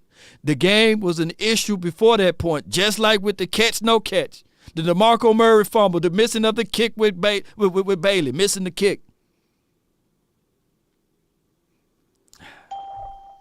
Y'all get what I'm saying? I'm frustrated, so I'm a little angry. DT, you live from the 904. Daryl. Hey, how you doing, man? Hey, I'm all right, man. I'm pissed off to festivity. Yep. And you right. There's only one way to look at this. And I know people don't want to hear about the Bible, but if you don't learn how to forgive, you ain't gonna grow. And Right. Jerry Jones need to put that man in the ring of honor. The stupid stuff like that don't happen in normal teams. It don't. Now we gotta wait another year. We Cowboy fans, we invest a lot in these Cowboys. We deserve better than this. Yep.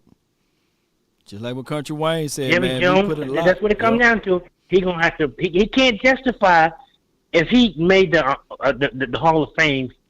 He just can't come up with no excuse why he couldn't put him in the ring. That's just evil, and evil will slow your ass down every day. It will. But that's all I'm gonna say, man. And God bless you. But I'm still a Cowboy fan for life. But I'm hotter than a 45. No doubt, man. I appreciate you. I want to say something else, but I'm gonna keep it clean. We're gonna try. We try. Me and you both trying. You know what I'm saying? Yeah. Appreciate you. Thank you so much, man. Salute. All right. Yeah, we trying, man. We trying real hard, man. We really trying. So all I'm saying is, man. And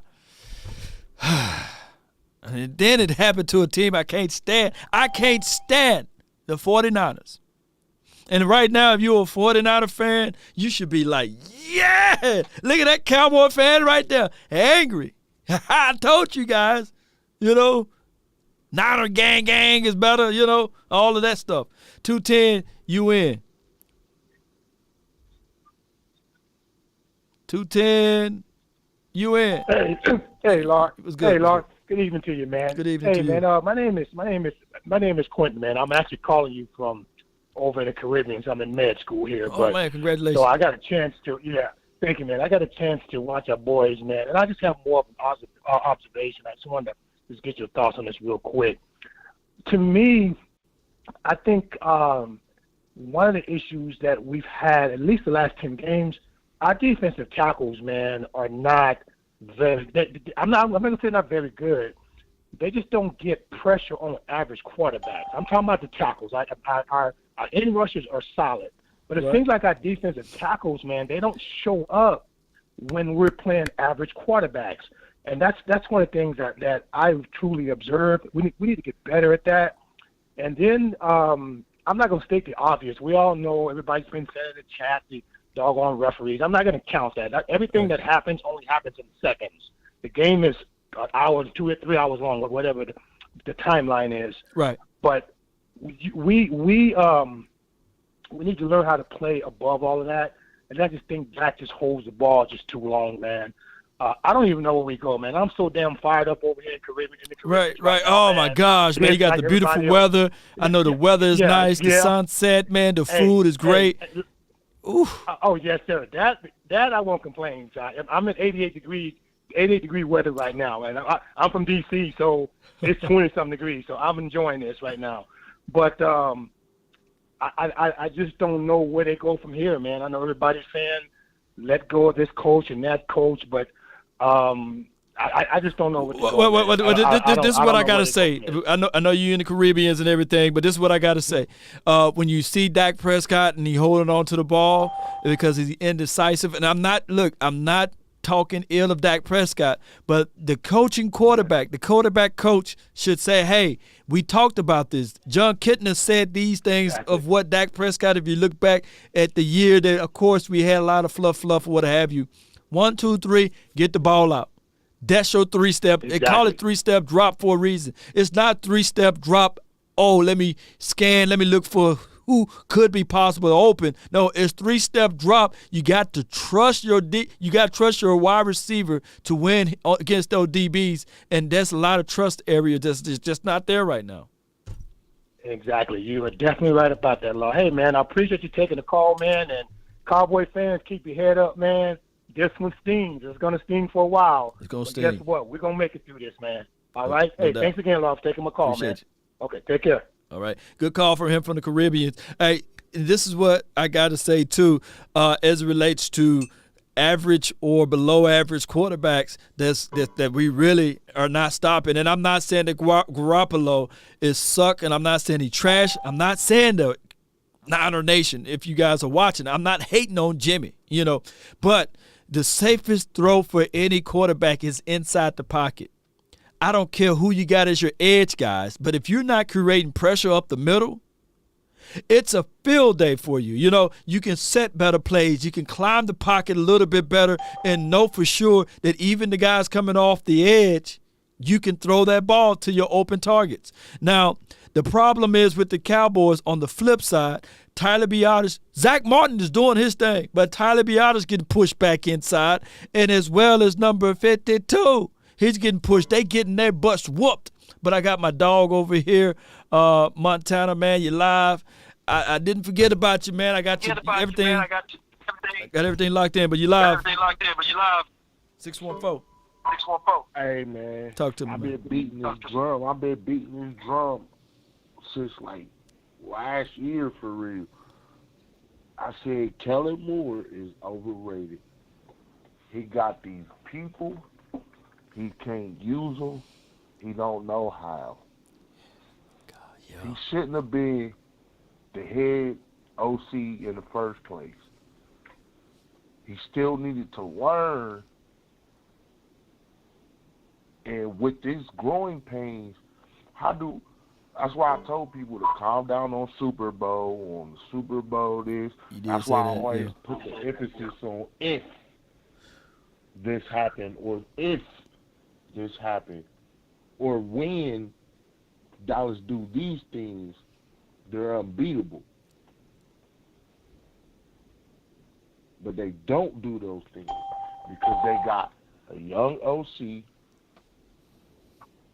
who's being babied by the general, Jerry Jones.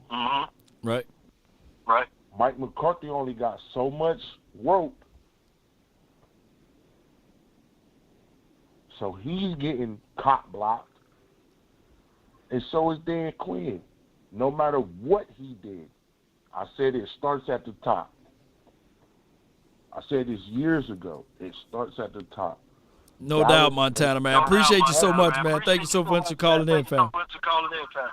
Hey, thanks, man. Salute. Yeah, I got a little echo with him, but appreciate it.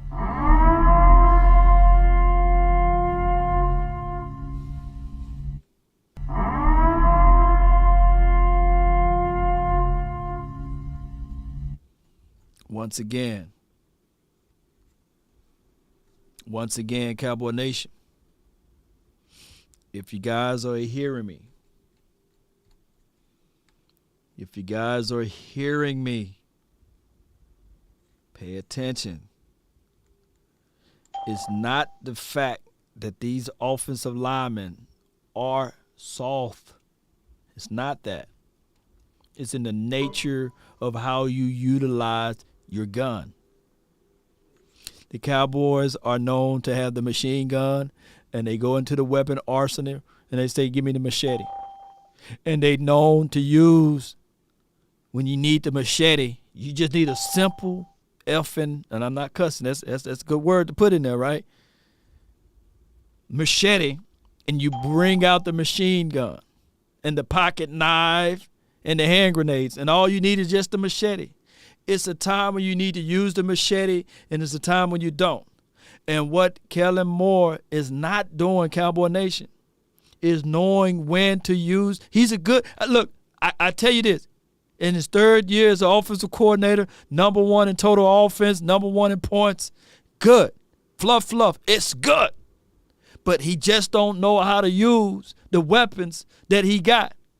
If you got problems with 52 and pass block, and you got issues with 52 not being able to move large body of mass out the way, you pull them and you get them out in space. You do things to put what's best for 52. You do things for what's best for Lyle Collins, who in this particular year, there's not a tackle, because he's supposed to be a guard. Hear me out, and I know y'all ready to crucify me. But hear me out. As relates to when he was pulled in one of those games, I forgot the name of the game. He graded the highest out of all, not some, but out of all of the NFL players. But if you refuse to use him at his strong suit, you're not going to get the results that you're looking for. And I used this analogy before. You go buy the F-150 to haul and move stuff out. But if you go and say, hey, that's a fancy car, that Ferrari is nice, you don't buy the Ferrari to pull furniture, put a wagon on the back to move stuff. The Cowboys have that issue. It's no telling if I just pick up Shanahan and put him on this offense and say, go. There's no telling what Ezekiel Elliott and Tony Pollard would look like. It's, for crying out loud, no telling what Hardy and Corey Clement would look like in his system. 267, you live. Yo, what's up, Law? You know what this is, bro. One for each finger. One for each finger. Appreciate you, man. Talk to me, man. Hey, man, let me tell you something. I don't even know really where to begin. I'm sitting up here, you know, this stings, and it's going to sting for a while. Right. I've been here before, though. I've been here before. Right. You know, and I go back to the, you know, the early, you know, 80s all the way to the 90s. And, you know, I got my star on my truck and all that stuff over here in Philly land. So my thing, man, I'm thinking the last 7 games, we missed that dominance of the run game. You know, that 1-2 punch. Right.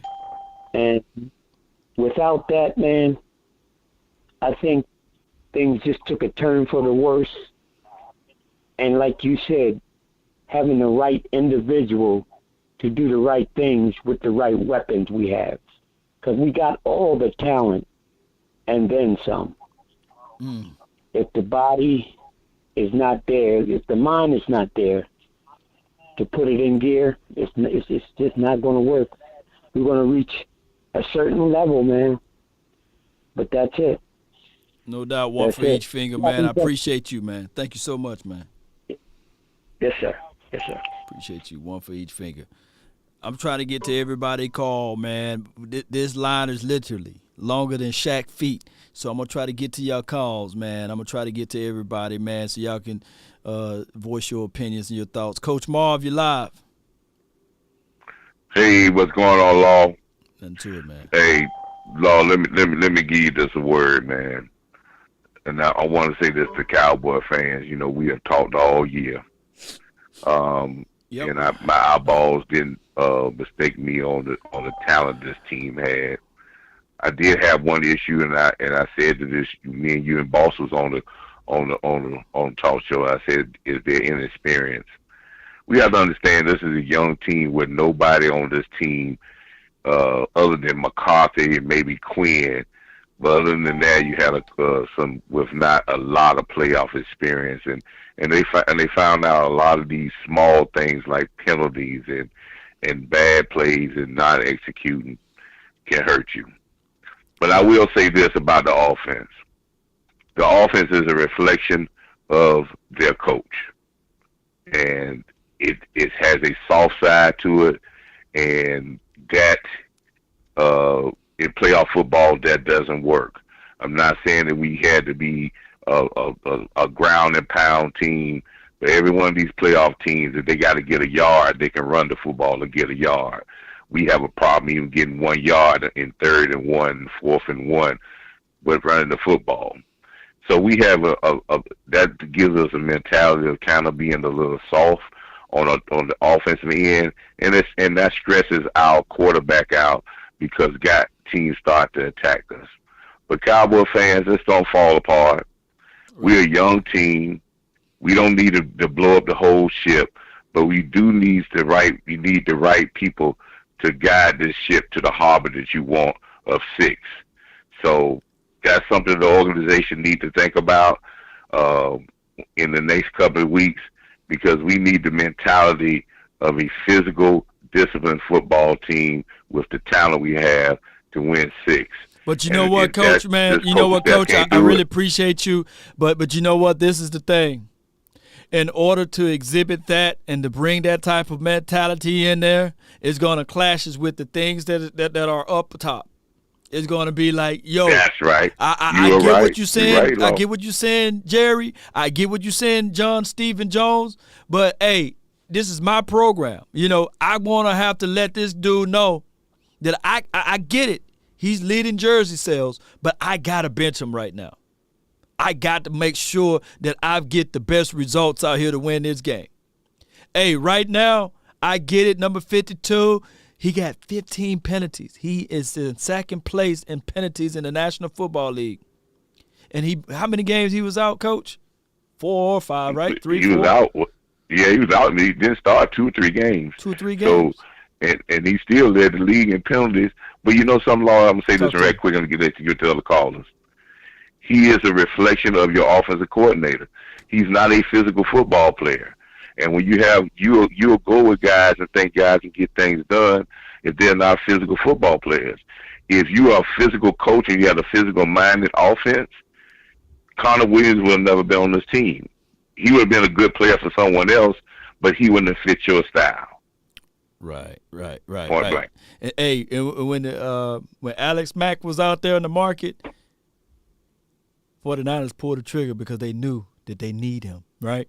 But I appreciate you, man. Thank you so much, Coach. I appreciate what you do, Law. All right, good call. All right, and Alex Mack, I meant to say. I think it's Alex Mack, the center for the Niners, what have you. All right, so we got Tariq, man. You live, 585, you live. Yeah, what's going on, live? Not much, It's man. Rick, man. It's Harry, man. What's good? Man, let me tell you something, man. This team, I am so tired of hearing this same broken record every damn time that we got a good record, or we ready to go to the playoffs, or we in the playoffs, or we trying to get to the playoffs. It's the same old bullshit. Right. And I'm like, I'm fed up. I'm fed up with Jerry Jones, though, man. They need to just get out the damn way and put people in place to do their job. And if they ain't doing it, get them the hell out of here. Quit trying to dictate every damn thing. They rule this shit like a dictatorship, man. Right, and that's why we don't ever win. You know what I'm saying? Because it's like he don't know how to just be the owner and sit his ass in the box and control the man. The thing is, what he wants to control as an owner. He doing too damn much. That's why the coach looks soft on the sideline, because ain't no way in hell if that was Bill Belichick and his offensive coordinator that he wouldn't have went over and cussed that dude out or been yelling at him or saying something slick to him on the sideline. This dude just got a dumbass look on his face holding the damn piece of a damn play sheet. Like, come on, man. Cut that bullshit. Like, yo, I'm just so fed up with the Cowboys, man. And Kellen Moore, he's not the answer for this team. Just ain't the answer, man. Because I just got to say this one thing, and I'm up out of here. Ain't no way in heck you going to tell me that you cannot – why is Ezekiel Elliott in the game and Tony Pollard is one of the reasons that we went down the field and scored the first time? Why are you not doing what works? And Bosa and Warner was out. Come on, man. Man, all right, Lord, I'll holler at you. That's good right there, man. God, dog. God, dog. That's a good call right there, man, from him. He's spitting nothing but the truth at us right now, man. I know there are going to be some people that say, hey, Law, what are you saying, Jerry Wade? He ain't out there calling the plays. He's not out there on the field. It's the players.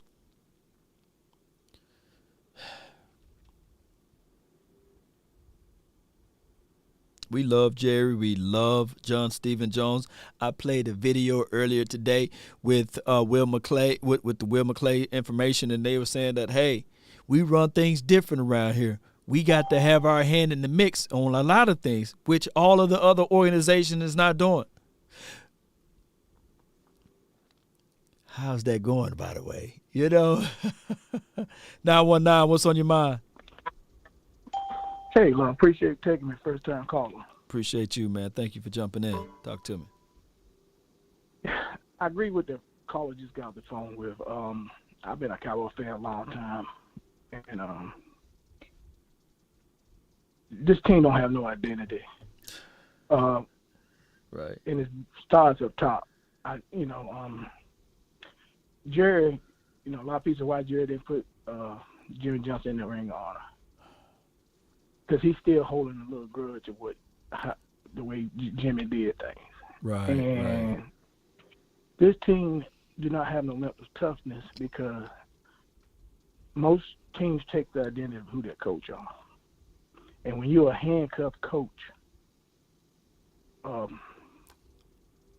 you can't you can't bring your true identity of what you want to do. Right. You can't hold players to a full accountability. Right. Accountability goes a long way, just in life in general. Mm-hmm. And by Jimmy Johnson not getting over them demons, not Jerry. Until he get over them demons and bring coach in and say, you know what? I'm gonna let you hold these players accountable. No doubt, man. Appreciate you so much for calling in for the 919. Appreciate you, man. All right.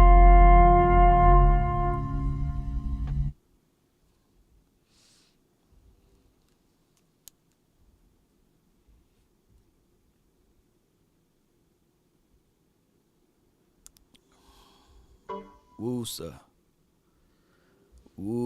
All right, so I read one person comment while he was talking. It's a big no, right? But somebody said you can't blame Dak for the missed passes. You can't blame the coaching staff for this. And you can't blame you can't blame Jerry Jones for basically the production that's on the field. You can't blame Jerry Jones for the offensive line. You can't blame Jerry Jones for the blocking. You can't blame Jerry Jones. I get it. I understand. But that's not how life works. If my kids run up the light bill, Energy, or whoever's out here in Dallas, or the water company, Frontier, whatever it is, Spectrum, all of those people, they're not going to bill my daughters. They're not going to bill anyone else. They're not going to bill if I invite my brother Ryan over to the house. It's not going to be a bill. They're saying that, Ryan, you ate up all of the man's food, you left the lights on, and when you flush the commode, you know how you got to put the lever back up? You let it hung, and the water bill is sky high now. The company is going to look for me. I'm the owner of the house. What happened in this house happened because I'm the owner. I'm responsible for everything. Just like when you look at an elected politician, we use political talk right here, only on the outer surface. If crime rate goes up 40 to 50%, yeah, that politician, he's not out there slanging dope. He's not out there selling weed bags left and right. He's not out there robbing the banks. He's not out there. But he was elected for a certain role that he is held accountable for.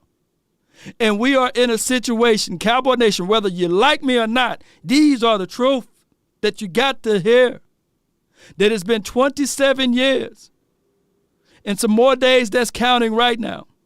And we changed our coaches. We changed our players. But there's a known, consistent situation. Jerry Jones. John Stephen Jones.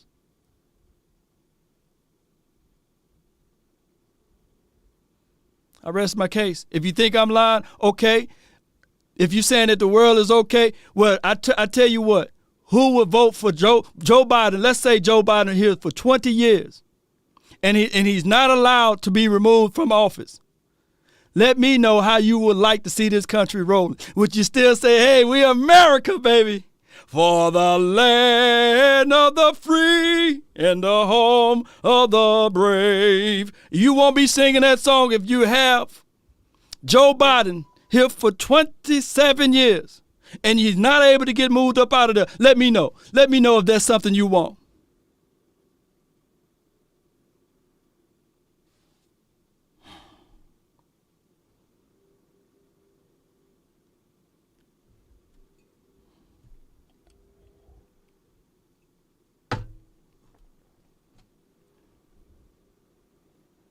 Let me know where I'm wrong at.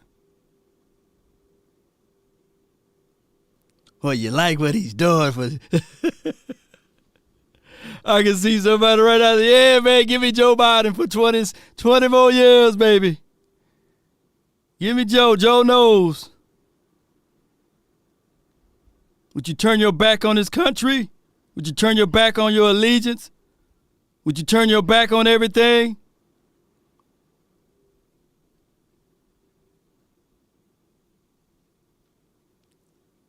From the 601, it's got to be Ryan.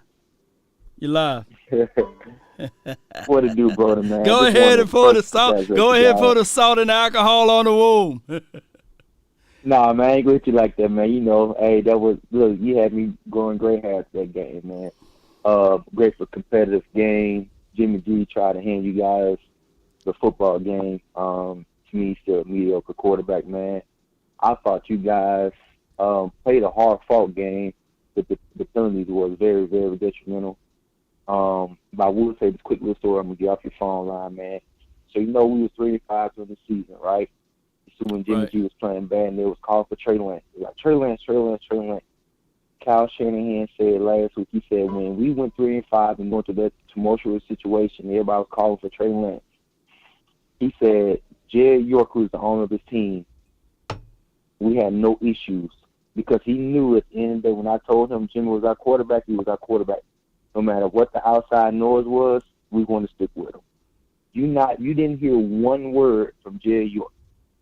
He stayed quiet, he stayed in the background, and he says our identity, and we want to trust Kyle Shanahan with the team. Right. And so I think that really does help the culture because no matter what the fans, because we was like, hey man, you guys tripping, they ain't playing good, we're losing, but inside of that team, inside of that owner, inside of the building, they knew they were on one accord. And that helps a lot when it comes to creating a culture that can sustain certain things as team growth. So I just want to congratulate you guys on a good season, man. I ain't gonna come put no salt in the wound today, man. I'm gonna let you guys be easy and breathe, man. And, that's a good way to let me off on this day. Shout out to your 49ers, man. You said Jed York. What's your name? What's the name of the your owner there? Jed York. So Jed York is the owner. John Lynch is the player personnel, and then Kyle Shanahan is coach. How many interviews he give a week? How many interviews he give a week? He done none. All thing he did was tweet out one tweet. It was saying, "Thank you, faithful, for being faithful. We made it to the playoffs." That's the only thing he said. What about John Lynch? We was calling like all the local radio stations, like, "Where's Jed York?" He hadn't said nothing. Usually during the Harbaugh area, he'll say something, he'll tweet something, he'll do a press conference, but he was silent throughout this whole year. What about what about your guy John Lynch? How many interviews? How many times he talked to the media, the press? I think he got to do a lot of that, right? If he's the general manager. He does one interview every other week on Friday on KNBR. That's it. Every other week on KNBR, he does an interview. How old is he? That's all he does. How old is he? John Lynch is like 52. Jerry Jones is 79. He do 2 interviews a week. 2 interviews, man. So that let you know, man, that joker. Look, I'm not putting the finger at Jerry Jones. I love him. You know what I'm saying? And I'm not saying that y'all won the game because of Jerry Jones. I'm not saying that. But I'm looking at a collective body of work of what happened over a stint of years of time that sometimes our focus level, that got to trickle down to the players and it got to trickle down to the coaching staff on how we operate and perform and look into a game week to week. But that's neither here nor there. Shout out to your team. I'm saying this one quick thing. I'm going to let you go, Brody. Mm-hmm. The penalties, I think, was because of the coach this week. When he put them pads on them boards this week, I think psychologically they played a major part, and that's where all those penalties came from because they were trying to overcompensate for physicality. I remember you tweeted. I remember you texted me that and said, "Hey, he's living in the mind." And the Cowboys didn't play their brand. They tried to match. You know, sometimes you look at it. You know, I know you look at it from a basketball perspective. You know, sometimes you try to outshine the player that's on the court by doing what they do. You know what I'm saying? If you're a set shooter, then you need to set up and shoot. You don't need to shoot like the opposing shooter. You know. You trying to match. If you a bang guy, like you said, not a gang, I can't stand that saying. If you want to bang, get low, what have you, if that's not your game, then don't do that. You know, finesse, do your thing. Because everybody sees Steph Curry making threes, and they think, oh, well, we can make threes like Steph Curry. He's like, nah, bro. He's Steph for a reason. Yeah. Play your game. If it's inside out, play inside out. But don't try to copy the other team. When you don't have the players that the other team have, because that's what they're designated to do. That's what they're designed to do. Do what your team is designed to do and do it at the best of your capabilities, and that's how you win. No doubt, man. Appreciate you for calling in, Rod. All right. Yeah. Peace out, man. Love you, guys. Peace out. What's up? 229, what's on your mind?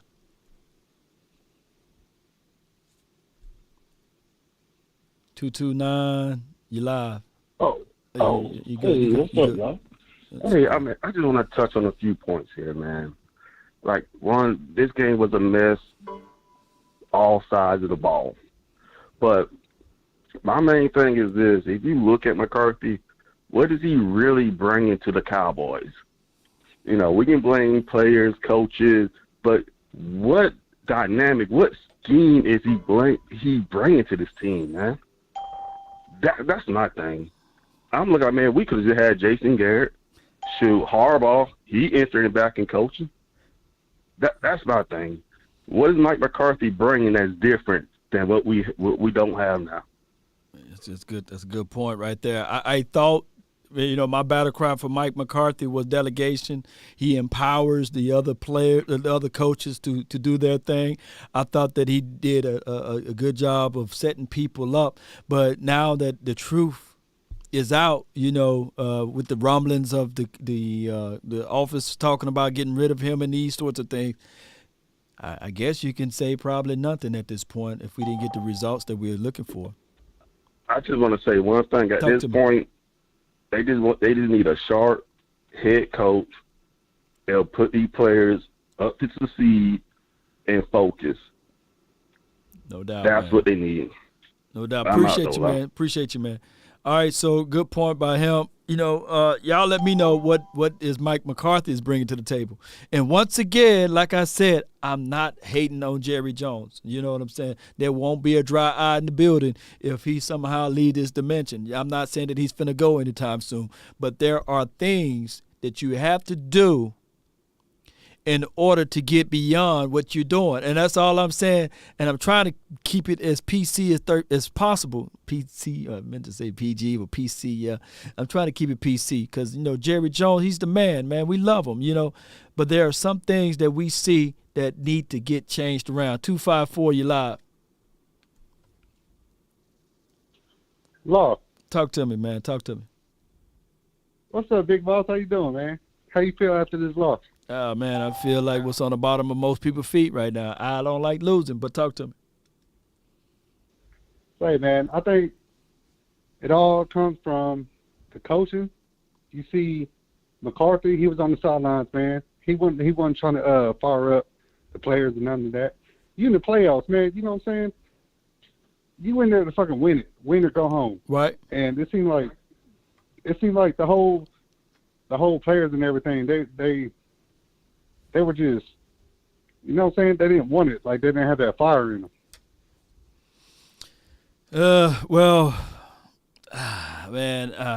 It's hard to gauge coaches because I looked at Kyle Shanahan. He had his cool hat on, and he was just chilling. So it's a situation where as we win, we look at it like, okay, yeah, coaching staff did a wonderful job of making an adjustment. But when we lose, we look at it and say, hey, come on, you know, coaches didn't do anything. One thing I can say is that there's no known scheme to this offense. Defense did a wonderful job of flipping everything around, but there's no known scheme to this offense. And the person that's holding the clipboard is Mike McCarthy, and he was brought in to help out this offense. But I appreciate you, man, from the 254. Hey, thank you, man. I appreciate you. All right, appreciate you. And I'm being as reasonable as possible, Cowboy Nation. It's after a loss. I'm not putting the blame on one person. I'm not saying that it's only because of Dak. I'm not saying that it's only because of the offensive line. Basically, I'm not saying that it's only because of Kellen Moore. It's a collective issue that's going on right now. 267, you live. Yeah, Law. What's up, Law? No, everything is well, man. Good. What's good? Man, this is William Burney. Shout out What's to going you, on, man? Hey, one day at a time. So, man. yeah, man. So my first question. I have two questions. So my first question is, after the first down on the punt, the fake punt, why was the punt unit still going to be on the field for the first down play? It seems as if, though, they didn't want to get the 49ers time to make the substitution, so they wanted to run another play with the punter out there with number 5. That's what it appears to be. I have to rewatch it. So we were going to line them up with the punter in the slot and run another play with the fake punt unit again. Yeah, that's what it looked like. They had him on the heels, and I don't know. God, dog, I had to go back and watch. If Cedric Wilson was on that punt, situation, and if they go into a wildcat formation, that could have been what they were thinking about doing. But it kind of, I had to go back and watch it. That's the only thing. I do know that CJ, he can throw the ball. I do know that Cedric Wilson can throw the ball. And we knew that the punter can throw the ball. It's somebody else that was out there that knew how to throw the ball, but it kind of confuses everybody, and the officials kind of dropped that one. And then we rushed it. Then we try to rush Dak and the offense back on the field with 5 seconds left on the play clock. Right. We just mismanaged that terribly, and that's a reflection again of coaching. And then my second question was, at the end of the game, why on earth are we running a quarterback draw with 14 seconds left and no timeouts? They said they practiced that in practice, man. They practiced that in practice, and we really thought it was going to be enough time to spike the ball. Forget about the ref spotting it. We weren't going to have enough time. I don't know why he thought that we was going to have enough time to run another play. You shouldn't be. Who runs a quarterback draw with 14 seconds left and no timeout? We could have had a couple Hail Marys to the end zone. We could have got pass interference and had first and goal at the 1. That was an option. We never even took a shot at the end zone. With 14 seconds, you had enough for 2 plays. That's what they asked Dak at the end. Like I said, man, it's a difficult situation to talk about, man. Without me watching the game over and over again, I can give you my emotional reaction, like I gave you guys majority of this live feed. Let me ask you this. Let me ask you this. Would you have run a quarterback draw in that situation? Was that no? I would not have done that. No. Nobody in their right.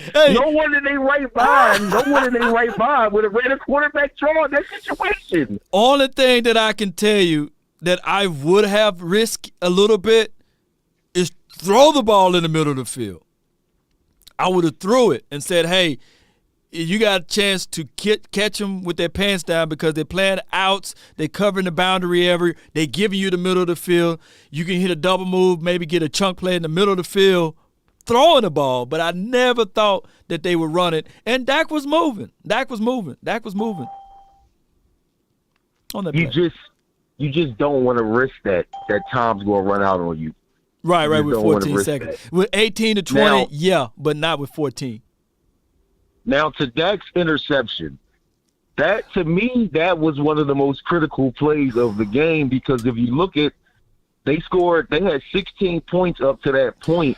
That was the only touchdown that the 49ers scored, the only points they've scored in the entire second half. And it was given to them at the 25-yard line to start that drive off at our 25-yard line. So that interception was critical, and it was a bad pass behind Cedric Wilson slightly.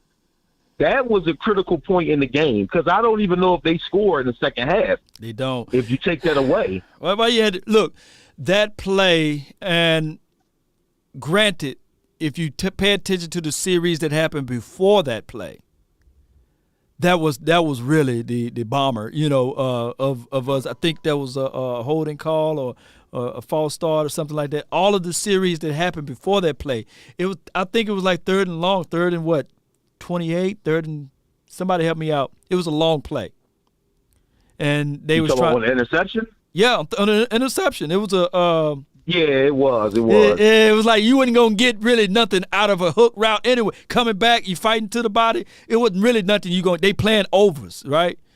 If anything, I would have look and just hear me out, man. I hope y'all ain't trying to call me crazy. That would have been the time to do that crazy draw play by Dak Prescott. Absolutely. Or the run, because even if we punted from there, it would have been a better situation than throwing an interception, obviously.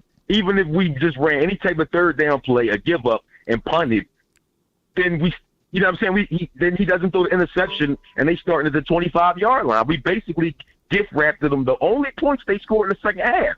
If they're stuck at 16, we win the game, I believe. That goes all the way back to coaching. It'll be a whole nother conversation, William. But appreciate you so much for calling in, man. All right, thanks a lot, Law. I'm going to jump back in the chat. Thank you for your support, too, man. Appreciate you, man. Good call from Will, man. He's a long-time follower of the channel, man. Support the nation. I really appreciate it. And there's no slight at the quarterback, once again. It's a collective of clusters of I'm trying to keep my emotions together, Cowboy Nation. Y'all just don't know. I just want to yell. I'm talking to y'all because y'all giving me therapy right now. 346, man. Therapy line, man. Talk to me, man. What's up, Law? How you doing, brother? Everything, all is well. Talk to me, man. Hey, bro, look here, man. This is Craig out here. Law, you remember we had a phone conversation earlier in the year when I had called you and I told you, I said, man, what's the problem with us being in this red zone? Mike McCarthy is a head coach. Why won't he help Kelly Moore out and, help him out in red zone? You remember that call, right? Right. I remember, Okay, you remember I told you, I said, well, you got to remember one thing, bro. He's the head coach. He's going to get fired, bro. If they don't get to the playoffs or something, he's gonna lose his job. Right. Not Kelly Moore. But it's saying that. I'm gonna get off of that, bro. Cowboy Nation, here's the problem. And I do not want to go, and I love him to death. I love him to death. Jerry Jones been the problem for the longest, and I'm just gonna go on and say it. I love Jerry Jones. I love him as an owner, but at some point in time, Law, Jerry gonna have to step out of the way. Let me tell you something, Law. Number 6 Super Bowl was with Bill Parcells. What happened to Bill Parcells? He walked away because Jerry Jones wouldn't get out the way. Yeah. Number 7 Super Bowl was with Wade Phillip and Jason Garrett, with some of the players that Bill Parcells walked away from. That was number 7. What happened to that? They fired Wade Phillip and turned it over to Jason Garrett. Now, guess what we got right now? Guess what we got right now on our sideline? Jason Garrett as the offensive coordinator. Let's be real about it, bro. We got Jason Garrett on the sideline right now, people. People don't even see what's going on, man. I'm telling you, this is Jason Garrett all over again, bro. Yeah. I'm being honest, man, and I'm kind of pissed off about it, bro, because I've been seeing this all season long, bro. Like, dude, what are we doing, bro? Law, I'm gonna say this, man. I'm gonna say this. I'm gonna get off because I don't want to make Cowboy fans mad, but I'm gonna say this, and I'm gonna get off. And I don't care if they crucify me for this. Right. But Law, at the end of the day, bro, we're a soft-ass team, bro. I'm just gonna say it, bro. CeeDee Lamb, you need to take 88 off, bro. Come on, bro. Take 88 off, bro. I'm an old school Cowboy fan, bro. Yeah. Take 88 off, bro. All of these dropping these balls and stuff. Then on top of that, we got a $100 million receiver, and y'all not throwing him the ball? Zeke need to be off the field? Come on, bro. I'm sick of it, dude. I'll talk to you later, love. Appreciate you, Craig, man. Appreciate you, man. Thank you so much, man. Oh, my God. I'm kicking new flavor in your ear. Oh. Man, look, I'm trying to get to everybody's calls. I promise you, man, I'm getting to y'all. This is therapy session. If you called in and I talked to you already, please hang up, because I'm literally, the call line is so big right now. But we got the 619 officer. Talk to me, man. Talk to me, man. Help me out. Hey, man. Rough loss, and I get it. And, I'm feeling it just like everybody else here in Cowboy land. But I got to tell you, man, first of all, I want to give you props for your content, man, because appreciate it, man. You own it. You put it out there. You got heart and emotion behind it and everything that goes along with being a real Cowboy fan, not a bandwagon type of deal. And we never questioned that in the first place. Appreciate it.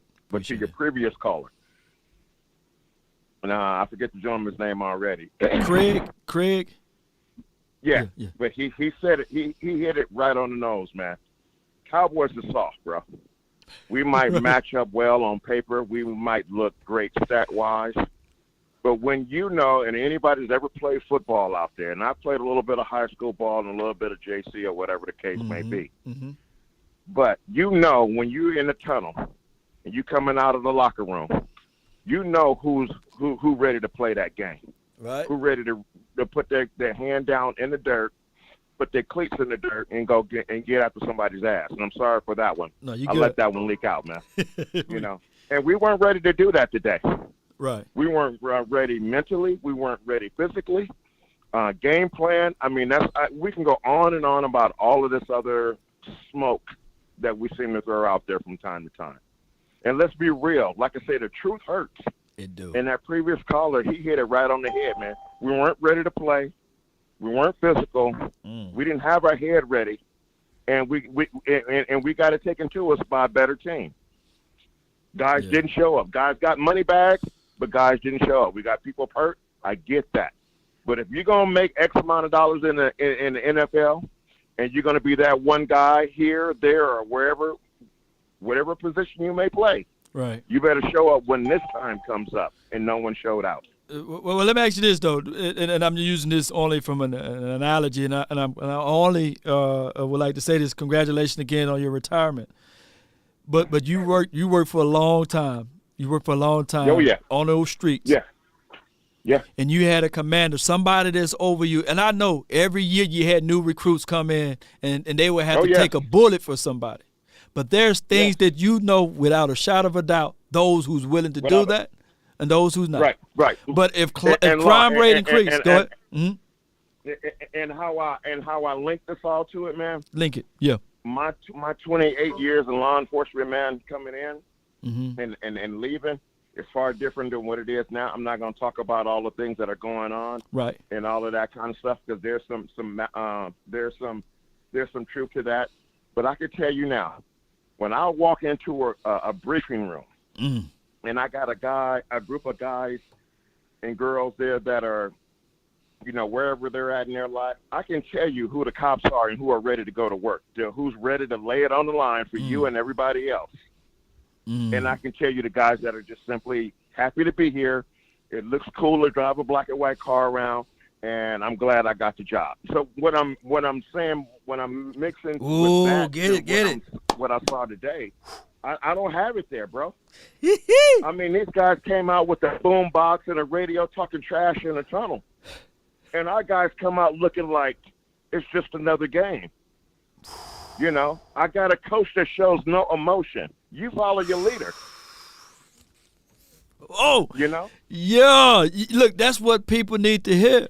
And through your 28 plus years or what have you, out there on the streets, serving and protecting, you had change of command. I think you had different mayors. I don't know how the city of we've had different mayors. I've had different chiefs.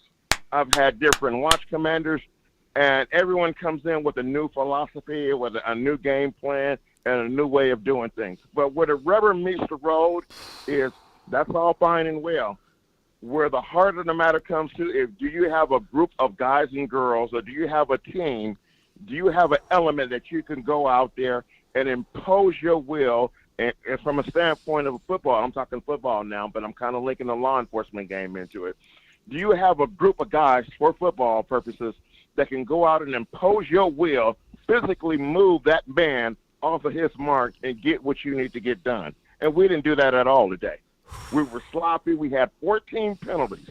I don't know how many preset penalties we had.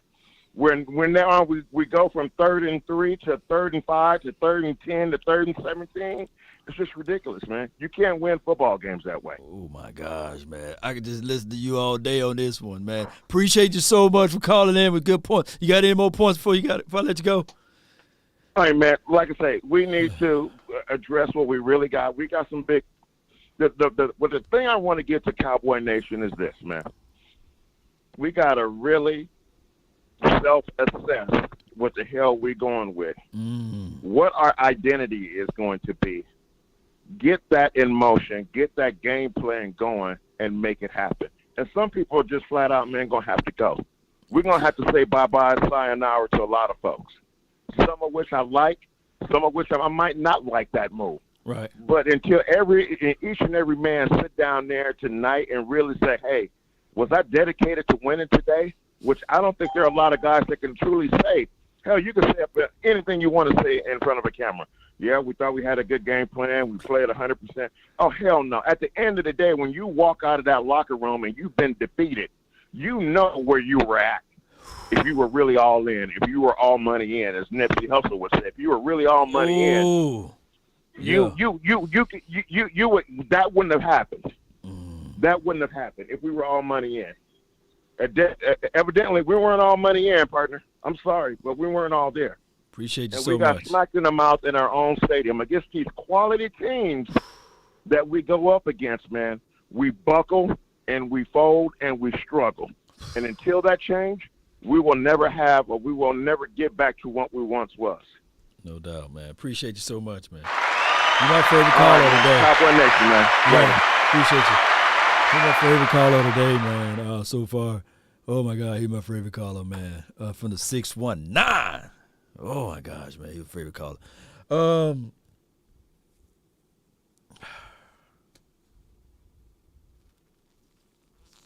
So many things to dissect on that call. Oh, my gosh, man. He got so much material. Him, shout out to Coach Marv, too, and shout out to everybody that called. But, man, oh, my gosh, man.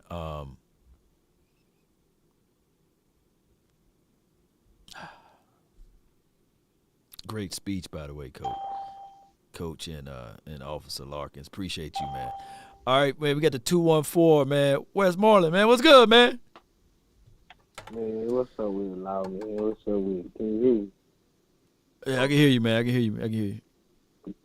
You can hear me good? Yeah, I can hear you good, man. Man, check this out, Loud. Talk to me, man.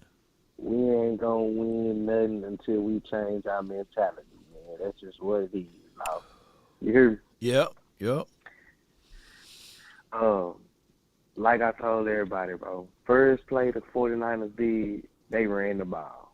First play we did when we came out, we threw it. Law, you tell me who ready to play football just from that. Hey, man, it just depends, man. Running on 1st and 10. Normally it's not the greatest stat there, but starting out the game, opening it up with your favorite play, saying that, hey, I'm finna show you guys what we finna do to you. Yeah, you're right. That was the best. I said it when they did it. I said that was the prettiest drive I've seen all this year. Well, all last year too. No, Go ahead. I just don't understand, Law. Like, it's 7-16 they wait. It's 3 minutes to go before the second half, before the half. You have all your timeouts. Mike McCarthy calls his first timeout at 28 seconds. I don't understand. You got rollover minutes, man. He thinking that he can roll those timeouts over to the second half, man. That's some PPO right there. That's a positive. He thought that, hey, man, I can roll. Look, these timeouts that I'm precious, you know, precious. I want to hold on. I just want to hold on to these timeouts. No, please tell me, am I tripping? You get what I'm saying? Dog, you tripping, dog. You tripping, man. It's little things like that you know what, Law. Why are we even Cowboy fans anymore? You get what I'm saying? Because they not who they used to be. They not. We still love them, man. Right? Wow, we still love them, you know. I just don't. 4th and 1, we need this drive to basically continue. Right. All these times in the regular season, you want to go for 4th downs and stuff. Now, when it counts, you gonna punt. Like, you get what I'm saying? Dog, look, let me tell you something, Westmoreland. Look, my brother was. You ever seen White on Rice? Bro.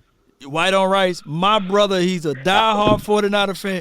He was on me like White on Rice. He was shooting me left and right. He was sending me stuff like, hey, Cowboys are practicing in pads. We already won. It's the mindset. Y'all doing things out of the norm. Y'all didn't practice in pads because he followed the channel. He's one of my mods, man. My brother, I love him. I can't stand him right now. But he even let me off the hook. But he already knew that they won the game before they came to the game. Loud. Defense showed up today. I really thought it was going to be a Denver game, to be honest with you. Yep. I thought it was going to be a Denver game. I thought it was going to be, one of them just, getting the Rams last year. You know what I'm saying? I thought it was going to be one of them. Right. But defense really did what they did. Dak, it's time to say I don't think Dak is who we really think he is. I don't really think that. You get what I'm saying? Jarwin, the tight ends catch and they get yak yards now, Law. All this catching the ball and feeling and getting scared to be hit. Like, I just don't be understanding. Like, but here's my thing before I let you go, man. Good call from you, by the way. I know I'm finna get the hate mail. Y'all gonna say, look how long I know you the apologist, but I still believe in my quarterback. I do. I do. No, it's just what we gonna do. Is it just like an old coach saying, I'm gonna let you go, Law. Is either you coaching it or you condoning it. All these offsides, holding, defensive fraction, is either you coaching it, Law, or you condoning it, bro. And it seems like it's a whole bunch of condoning going on around here instead of coaching. No you get doubt, what I'm man. saying? Well, like, it's just. Well, they need to condemn. They need to condemn them now. They need to condemn them. They need to. They need to do a whole bunch of other stuff, man. Look here, Law. This is the life of the Cowboys. I don't know what we're gonna do. Just like we say, Dak is just like Jimmy, but we need somebody that's gonna call the game like homeboy called the game for Jimmy Garoppolo. Yeah, hey! You heard what my brother said when he called in? He said that, man, those Niners was 3-5.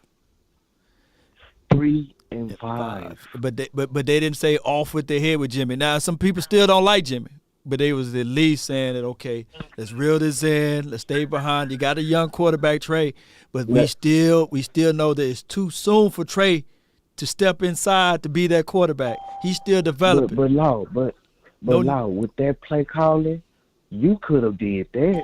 Run right, run left, screen. Oh, you talking about? No, hold on. Oh, you talking about for the Niners or for the Cowboys? Yeah, for the Niners. Oh no! Oh, you talking about for the creativities of the plays? Yes. No, dog. I ain't gonna sell it Kyle Shanahan like that though. Okay. You know, he drew up Mick, whatever that guy named McDaniels. But that's what I'm saying. Kyle Shanahan is not about to let Jimmy Garoppolo throw no 45 times. Oh yeah. We win the game if he threw 45 times. Yeah, we win the game. Yeah. Dak was supposed to have the same type of game plan than Jimmy Garoppolo. You get what I'm saying? When we actually came out and ran the ball, it was easy 7. When we came, just like you said, 4 plus 4 plus 4 is 12. Equals a first down. That's all day. You get what I'm saying? But it's just, I don't know. I don't know if they want to win. I think just winning our division is good for them. You get what I'm saying? It's not a Cowboy way anymore. No doubt, man. I appreciate you, man. I appreciate you, Westmoreland. Appreciate you, man. Appreciate you, man. Love you, Lau. You stay good, man. I know these people coming in. You good, man. Go ahead and do what you got to do, Lau. We'll talk about it again. No doubt, man. It is 10:44. Y'all ain't going to let me go. It's 10:44. The game happening at 3 o'clock. The other game isn't over with. I'm live for 10 hours, man. All right, man, we're going to wrap this thing up one way. Man, the other game is over with. I done last through 2 games talking bad about my team. Lady Jessica, man, give me some PVO. Talk to me. You live. I can't take it no. I can't take it no more. Can't take it. PVO. Baby, you gotta be PVO. If you don't wanna be part of this scene anymore, hit the road, get out of here. We don't need you around here anymore. We're tired of you talking and blaming our quarterback. Dak is not the only man on this team. The team consists of a group of people. You wanna blame the quarterback, you wanna treat him bad because he took that man job when we had nobody. We was crying for a deliverer. They brought in Dak Prescott, the deliverer of this game. I don't care what you say. When is it that a referee touched our ball in the middle of a heat of a game? You people are stupid. You want to blame that man. That man is not the only one on this team. Will you please kick the can so we don't have to see you next year or hear you anymore this year, period. Man, y'all know what? I cried, baby. When I saw the score, I cried. But when I saw that play while the man kept touching our ball, man, why the referees kept getting in our way? Why did they come up in there? Then Roger Goldie sitting up there, man, y'all can't say this wasn't a coincidence, that people paid to keep Dallas out of this because Dak was going to make sure that we won this game tonight. But are you giving that man the respect that he deserved? When this man went down, you were calling for him to come back. The man came back. He fought to come back, not just for the team, but for a fan. But you don't want to respect that man for doing a job that Romo never did in 10 years. That man ain't won us nothing. Never won a Super Bowl. But you want to eat his dirty jaws. Shut up. We're sick of you. If you're a racist, baby, go somewhere because you die. Baby, you're going to hell. You can't hate people. You can't hate a person for the skin of their color. God, you love us all. We supposed to love one another. So what? Yeah, we lost. Our season is over for now. But it's not the end of a thing. It is the beginning of a thing, and then it's the end of the thing. Because it's always next year. It's always next season. All you got to do is get rid of the weakest link. You got people, that man used to be our quarterback. You think he want to see that young man do what he never could do when he was our quarterback? How can you take old quarterback and make him your franchise quarterback? OC. I don't care what y'all say. You got to look at all things. You got to look at the head coach just standing up there. Man, Mike McCarthy made me so mad just standing up there. Dude, you mad? Throw a flag. You know they wrong. Fight for your team. You saw the referees. Now, you saw what they was doing. When you went off in that locker room, you should have pumped those boys up and let them perk them up and say, we can do this. We might be down, but we go back out here and we win this game. Yes, the referees out there, they're throwing penalties. Make sure you don't hold. Make sure you don't do this. Make sure you don't do it. And why are you going to let your ego in? Take Tyron Smith out. Put Gallimore out there. Why Gallimore wasn't out there? Dak wouldn't have got sacked. This man kept getting sacked, and you expect him to throw the ball? How can he throw the ball when he on his back? How can he give the receiver a ball? But all you want to say, Dak fault, Dak fault, Dak fault, Dak fault. Dak ain't the only man on his team. The team consists of a group. It takes the quarterback, the receivers, running backs, everybody on the offense side to work and pull together to win a game. Defense. We got a defense, but defense kind of messed up in a way. Sorry, I ain't trying to take long, but you people got to learn to look at the game. I didn't understand why the referees kept moving our ball either, but nobody act like they didn't see that, but nobody want to talk about what the referee did. They was trying to keep up in the game. They was trying to get the game back. Dak was trying to get us to win the game, but nobody's looking at the effort. They just want to talk. So all of this negative, man, y'all perk up. We got another year coming around. If be the Lord, we can come back next year. But y'all got to also look at these people with all this money that want to pay to keep the Dallas Cowboys out for some reason. Every time they get close, it's always some funny business go on this team. But nobody look at that. No, we can't say nothing about the aficionado. How come we can't? Why was they touching our ball? Why did the aficionado get in the way and we only had a few seconds and Dak was in the ball that throw a Hail Mary to get us the game? But you people are stupid and disrespectful. Don't appreciate what you got until it's gone. When it's gone, you're going to be wishing we still had it. You better thank God we got it. Because what quarterback going to come back from a season injury, fight his way back, not just for his team, but for the sake of the fan base? But no respect. Disrespect. Because of your ego. Appreciate you, Lady Because Jessica. of y'all ego. Yes, indeed. I love you, Long.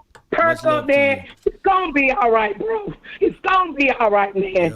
Yeah, appreciate you, Lady Jessica. Thank you so much for calling in, for those words of encouragement. We appreciate you. We love you over here. Thank you so much for that. Oh, my gosh. Oh, yeah.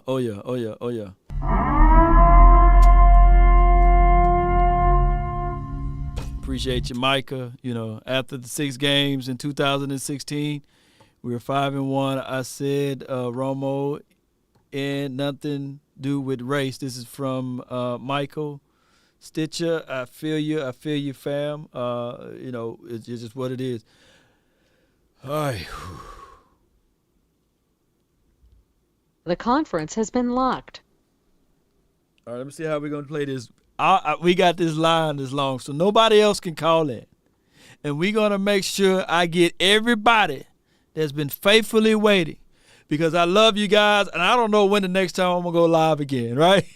I don't know, man, if I'm going to go live tomorrow or the next week. I might just take a whole week off, man. I might go golfing. I might go fishing. I might just speak to the guy over here, man, Simpkins. Man, what's up, man? You live? I might go golfing. Hello? What's good? Turn your radio down. You live. Oh, okay, man. You know, hey, look, man. Talk to me, Disappointed, Law. They killing me on Instagram right now. Talk to me, man. I'm very disappointed, man. It's one of those things that you wait a whole week. You know what I'm saying? You got your lunch prepared or whatever you're going to have for the game. You got your people coming over, man. You know, you can't wait to get off work, count the time down, and get ready to watch this game, man, because you know your boys about to put up a victory and advance in the next round. And then we look at this, man, and it's just like, come on, man. You got to be kidding me, bro. Nigga, I got 2 dogs, and they looking at me laughing. Like my dog's laughing at me. Like, they got 2 of them, we're going, brr. I'm like, nigga, look, I'm about to take y'all to the pound.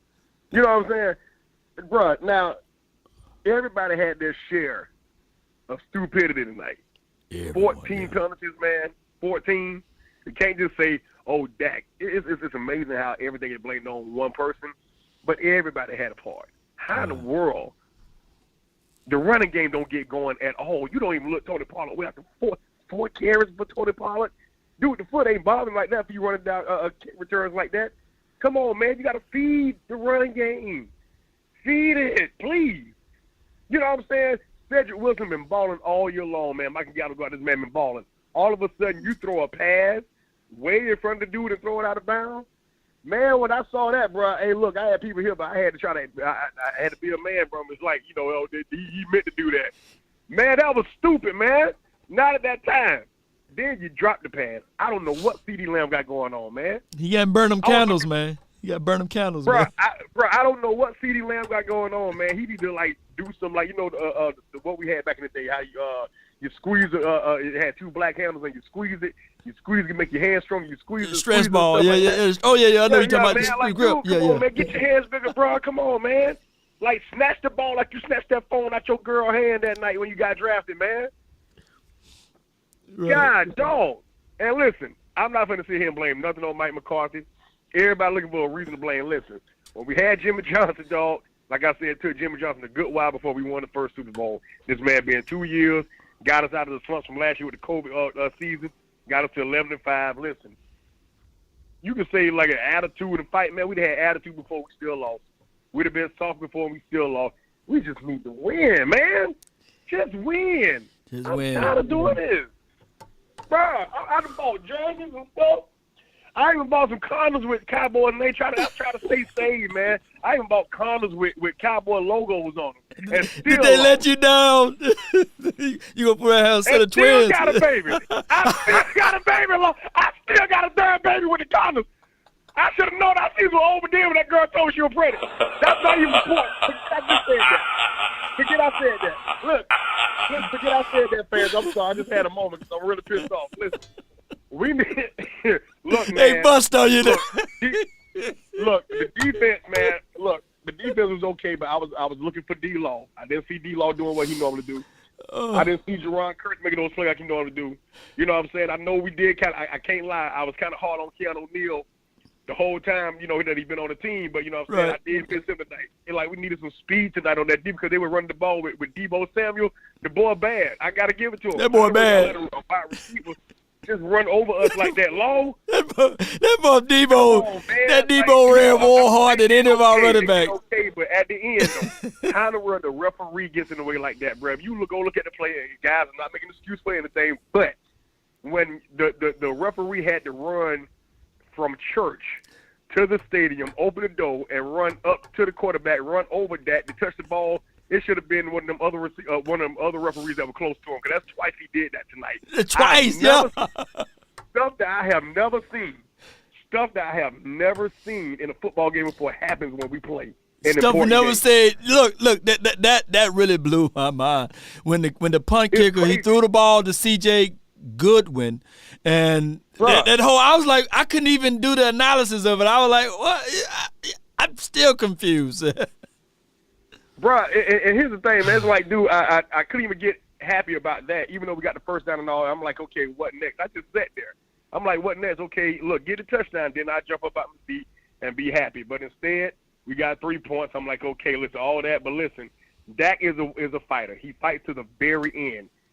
And he gets us right back to the point we can either take the lead or something, but something always goes wrong. Because when we first got him and everything like that, listen, I listened to Tony Romo the whole time. Tony is a hater. Oh, my you know God. I couldn't. A brother, and I'm going to keep it real. Who wants to see a brother take a job from a non-brother that's supposed to be America's team and then lead that team all the way down there, man? Like, how much? What the word of man money got to do with him playing on the field? Ezekiel Elliott played all season long with a bad knee and still got 1,000 yards. Look, we want much out of, but they could have used it. Look, man, we got a McClellan. What the mother boys? We had 3 different running backs last year scored. Why y'all can't put them in? Man, put 6 running backs in. I appreciate you. I appreciate you, Scott. Man, appreciate you so much for calling in, man. Let me let these other callers don't do it like that, man. I got a lot to say, long. Man, dog, man. Look, I know you hurt, man, but sure. I'm in the bed with the sheets up to my chin. I'm lonely. It hurt, long. Come hold me, please, long. No, man. I can't hold you, man. Saying all this stuff in the super chat. Come hold me, please. Hey, come hold me. Look. This is what we're going to do. And this is going to be a multi-million-dollar situation. They need to get a jersey to say 26, and on the back of it, it says "in counting." You know, every year we don't make the Super Bowl, that need to be in the pro shops. I got to go back to work on Tuesday, man. I got to go back to work on Tuesday. You can listen to all these other teams, all these other fans of teams that never won anything, talk a bunch of noise. It's like, man, shut up.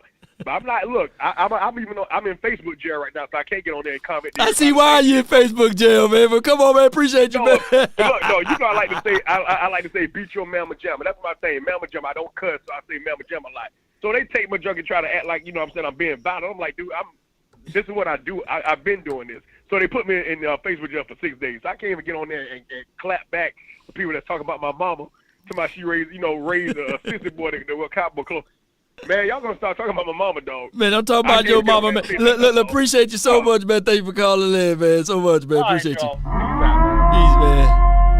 Oh, my gosh, man. Oh, follow him on Instagram. He's a stand-up comedian, by the way. And for church, I believe he does it for church groups or what have you. Good caller, man. But I feel you, man. But I can't hold you, man. Look, you're gonna have to cry those tears by yourself. All right, 818, lay it straight. Hello. What's good? You live? Hello. What's good? Am I on? Yeah, you're live. All right, my man. Thanks for taking my call. I'm sure you're tired of hearing this, but I've been watching the Cowboys. I'm telling you, I'm a 50-year fan of watching the Cowboys. Right. And by the way, this last few calls, I don't understand sort of this racial thing between Romo and Dak. And what I have to say is absolutely got nothing to do with anybody's skin color or any of that. Right. But, you know, what I'm saying is that Dak, we got to be realistic. Dak is not, Dak's a good quarterback. There's no question about it. But he's not the man. He's not the kind of guy that you're going to be able to, where other things aren't perfect. He's not the guy that's going to take you anywhere.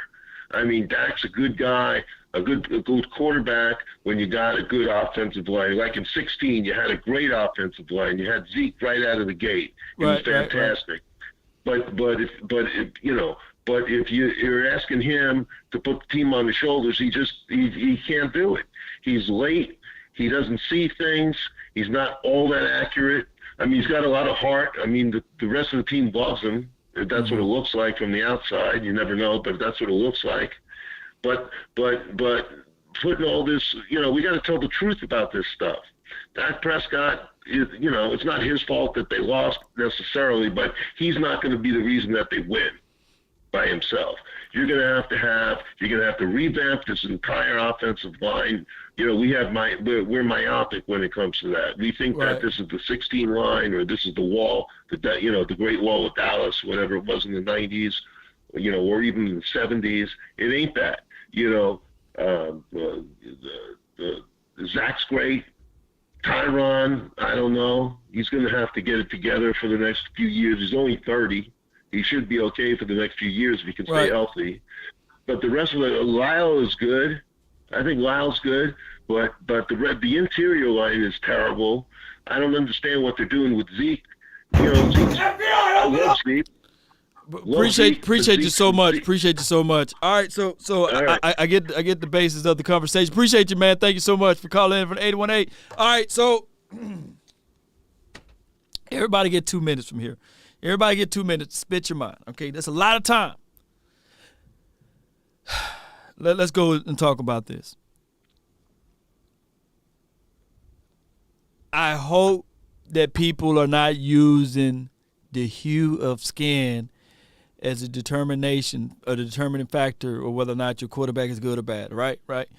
I get it. Dak Prescott is a brother, and we've seen brother quarterbacks play in the National Football League. Look at Pat Mahomes. Look at Lamar Jackson. Look at Russell Wilson, whatever he identified himself as.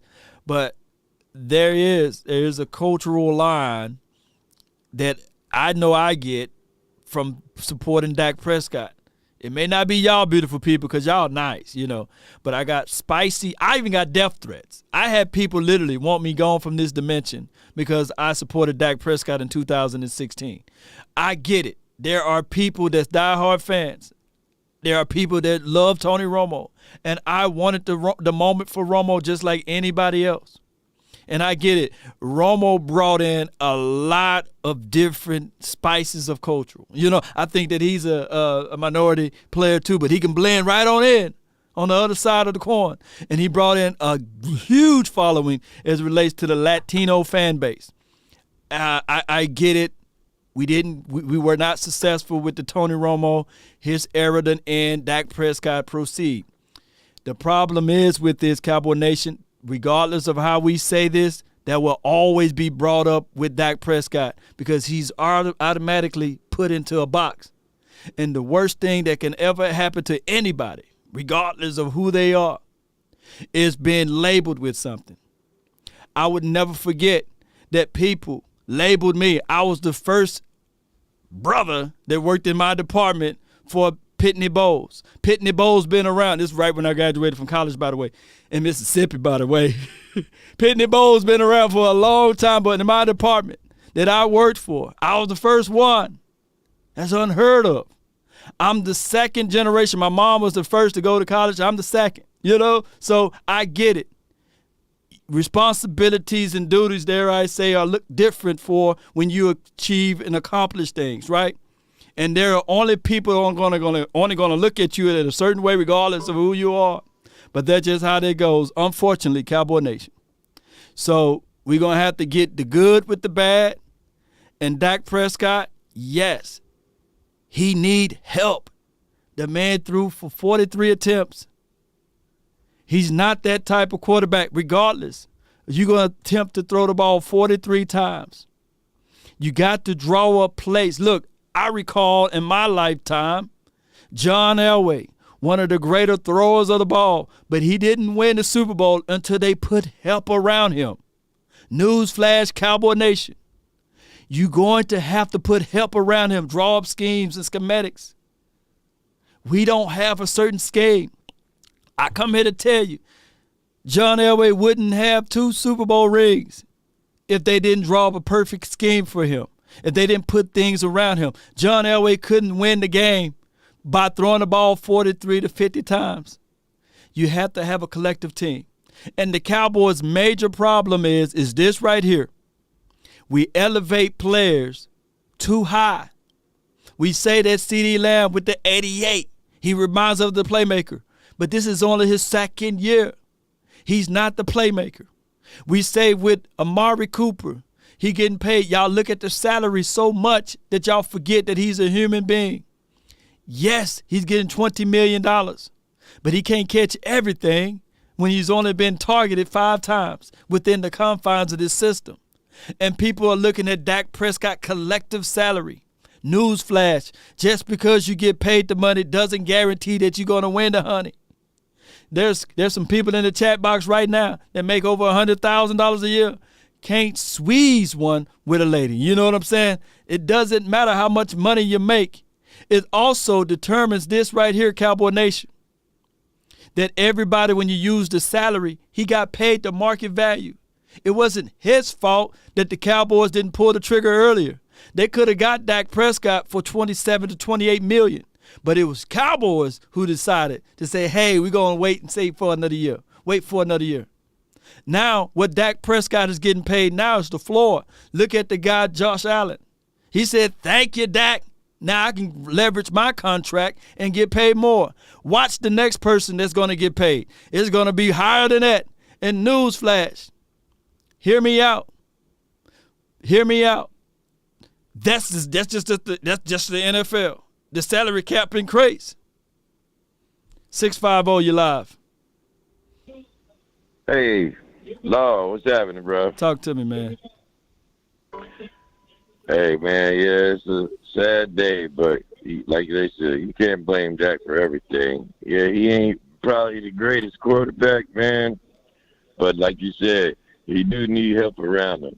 And right. I've been saying, I even put in your chat line, what they probably should have did for the playoffs is move Lyle Collins to left guard. They still started right tackle because Steele was doing fine at right tackle.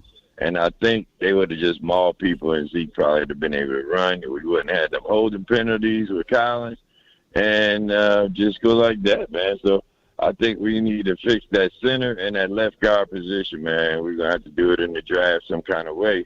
Right. But, what you do with the left tackle? What you do with the left tackle too? You just say, hey man, you just ran through a buzzsaw with injuries. He looked kind of slow today too. Hey man, I say left tackle. It should have been Lyle Collins through the playoffs. I think we. Oh, probably left still been tackle Lyle playing. Collins.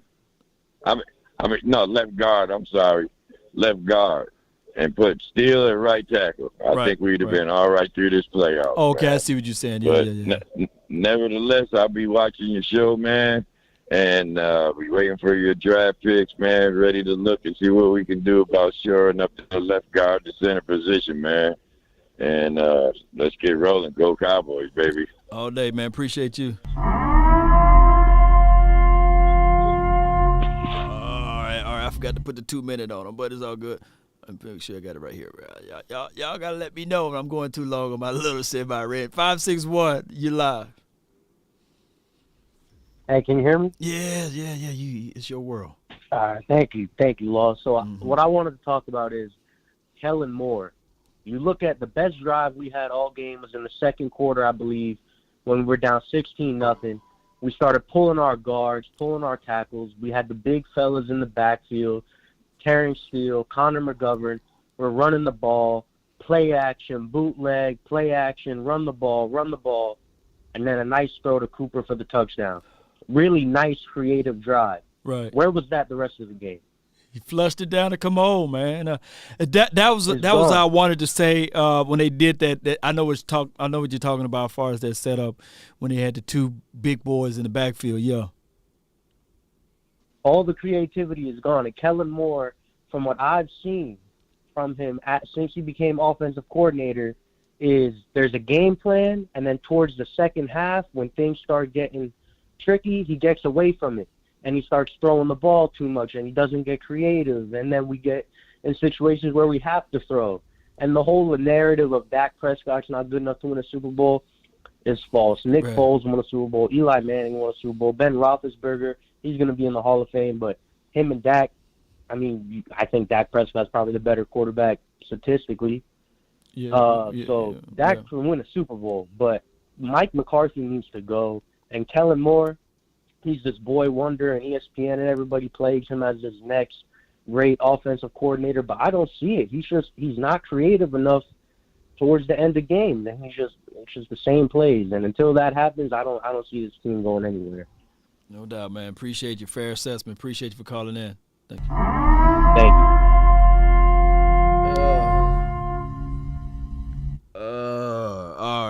All right. Fair assessment, man. With Kellen Moore, I like I said, third-year offensive coordinator. We would like to see what he looked like outside of the realms of the Cowboys. He could be everything. He could be nothing, right? But we have to see him outside of the Cowboys before we make that a fair assessment. And losses always feel like this. All right, 928, you're live. 928? Yep. You live. Yep. Oh, hey, it's Jerry from Arizona. Hey, Jerry. Hey, yeah, I don't know. The conversation got kind of crazy there for a while. Right. But I'm baffled all season long. You put Pollard in, and our offense gets to moving. And I love Zeke, but, this is a business, and Zeke's just beat down. They ran him so much early on, and he can't get more than 3 yards. I don't get it. Like your last caller was talking about when they were pulling the guards, well, that's when Pollard was in the game. Every time Pollard touches the ball, he's explosive. And then he gets 4 carries in the whole game. I don't understand the coaching, but I think it starts at the top with Jerry Jones. I don't know if he's not turning McCarthy loose or, that's all just what we're thinking. But he's the common denominator. But the last thing I want to say is I've seen a video after the game of the 49ers coming in the tunnel when they came out of their locker room. They come out with a boom box, and they were together like a team, and they were fired up like they were going to war, like 300. And I don't see that in Dallas. The only person I see that with is Micah Parsons. That's the only guy I see that has that kind of heart. That's all I got to say. No doubt, man. Appreciate you. Good call. After watching all of the Game of Thrones movies, series there, one thing that I did gather from that, and I know I'm late, I finished everything, but one thing I did gather from Game of Thrones, the people, the mentality. When you conquer, they eat. Look, I hope the kids are asleep right now. But they enslaved everyone, they raped, and they belittled, and they beheaded, and they killed everyone that's out there that wasn't part of the new regime. And if they didn't bend the knee, then they gone. And what happened here is that we got a lot of spillover from the Garrett administration that's still on this team, and some of that philosophy and mindset is still permeating throughout the locker room. I think that also, when you're talking about beta male characteristics, I think that Kellen Moore can't look at Ezekiel Elliott to a man to his face, eye to eye, and say, hey, I want you to sit out these series right here. We're going to put you back in, but I want you to sit out these series. I don't think that there's a coach, period, on the offensive side of the coin that would do that. I did get a chance to see on the defensive side when Jordan Lewis got burned a couple of weeks back that they pulled him and they put Kevin Joseph in and they did some rotations and these sorts of things.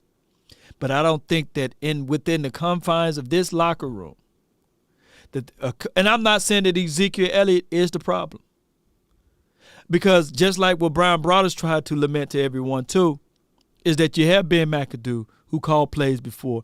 You had people who earned their grain of salt out there. You had all of those people that called plays for more than 3 years that didn't snatch the playbook, or even Mike McCarthy himself and snatched the playbook from Kellen Moore and said, hey, we're going to run these set of plays. 757, you live. Hello. Yep, you live. Oh, okay. Yeah, my bad. Yeah, you good. You hear me? Yep. Well, so, man, I'm just kind of pissed off at the entire game, man. I'm not sitting here, I'm black, and I like Dak Prescott. Right. But he's not the guy for us, man. I feel as though this is a disservice to the Cowboys fans, the way they finished that game off. We literally played good all season, and it trickled down from whoever called the play. I don't care if it was Mike McCarthy, Kellen Moore. I don't care. First, I don't even know how you thought of 3rd and 9. We have to run a QB draw to finish this game. I don't even know how that came to your head, to escape your lips, to go into Dak Prescott's helmet, for him to even go to the huddle, and his teammates had to look at him and be like, what the fuck did you just call? They run it in practice. So when you say that, so who would be the guy? Who called the play? No. You said Dak is not the guy. You don't believe that Dak is the guy. So who would you consider to be the guy? I don't know who the guy is. But I do remember listening to Aaron Rodgers go on the Pat McAfee show, and we all saw Joe Judge get fired for those famous ad calls. And he went on the Pat McAfee show, and he said if his head coach would have called that play in, he knows what the fuck would happen. You talking about the quarterback sneak, 3rd and 9? You talking about? Yes. Well, that's a whole. Yes. So, we're going. My thing is, whatever quarterback comes to Dallas and has that cachet and has that mindset, like, no, I'm not running that shit. I'm not going to run that shit because I already know we have 14 seconds left, no timeouts. The chances, and you already know the defender is going to lay on him. No doubt, man. I appreciate you for calling in, though. Thank you. FBI, open up!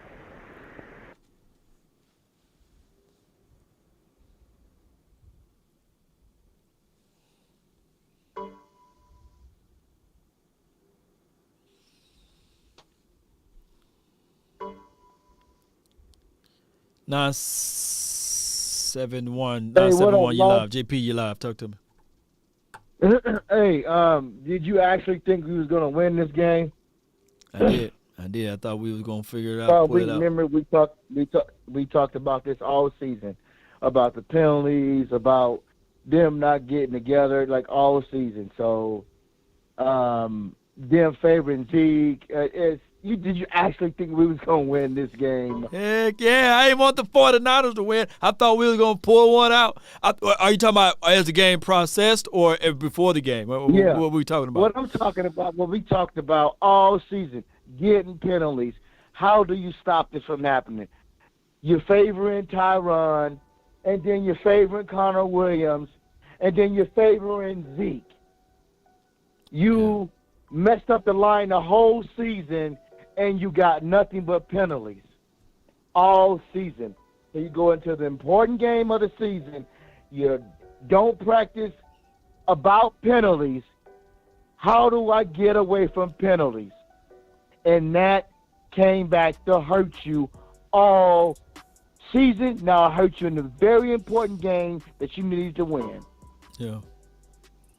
And how you feel about that? We talked about that. Yep. You remember I said my optimism would be that we hope that Kellen Moore was sandbagging, right? Remember that? Yeah. That's what I was saying. I hope that Kellen Moore was sandbagging, but I realized that it wasn't. And that offense is just what it is, a collector of plays. Yeah. That's what Brian Browder said, So moving forward, we don't have no young coach. We don't have nobody to fire them up. We got an old man. We have two old men the last 8 years, and then another one coming. No, let him go. Go get your boy from Bieniemy from Kansas City. Let him come in here and run the offense and be a head coach here. And go get your boy from Buffalo and let him run the defense. That's how you move forward, and you do well in the draft. No doubt. And you let Kellen go. No doubt, man. All I appreciate you, JP. Hey, I enjoy your show. I probably won't see you for a while. I love your show. Mississippi boys, stay strong and doubt. continue to talk with what's going on. But yeah, let him go. Let Kellen go. Let McCarthy go. And you bring your boy Bieniemy in from Kansas City, and you give him a head coaching job, and let him run your offense and work on your offensive line and get you some linebackers in the draft so you won't have this problem next year. No doubt, man. Appreciate you, man. That's JP, man. I appreciate you, man.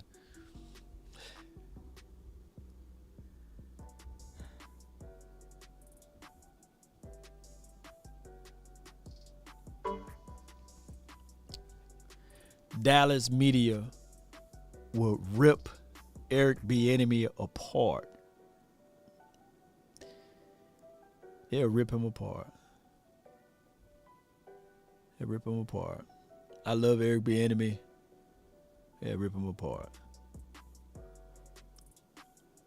Dallas different, man, and I had to do a whole nother episode to go into details of it.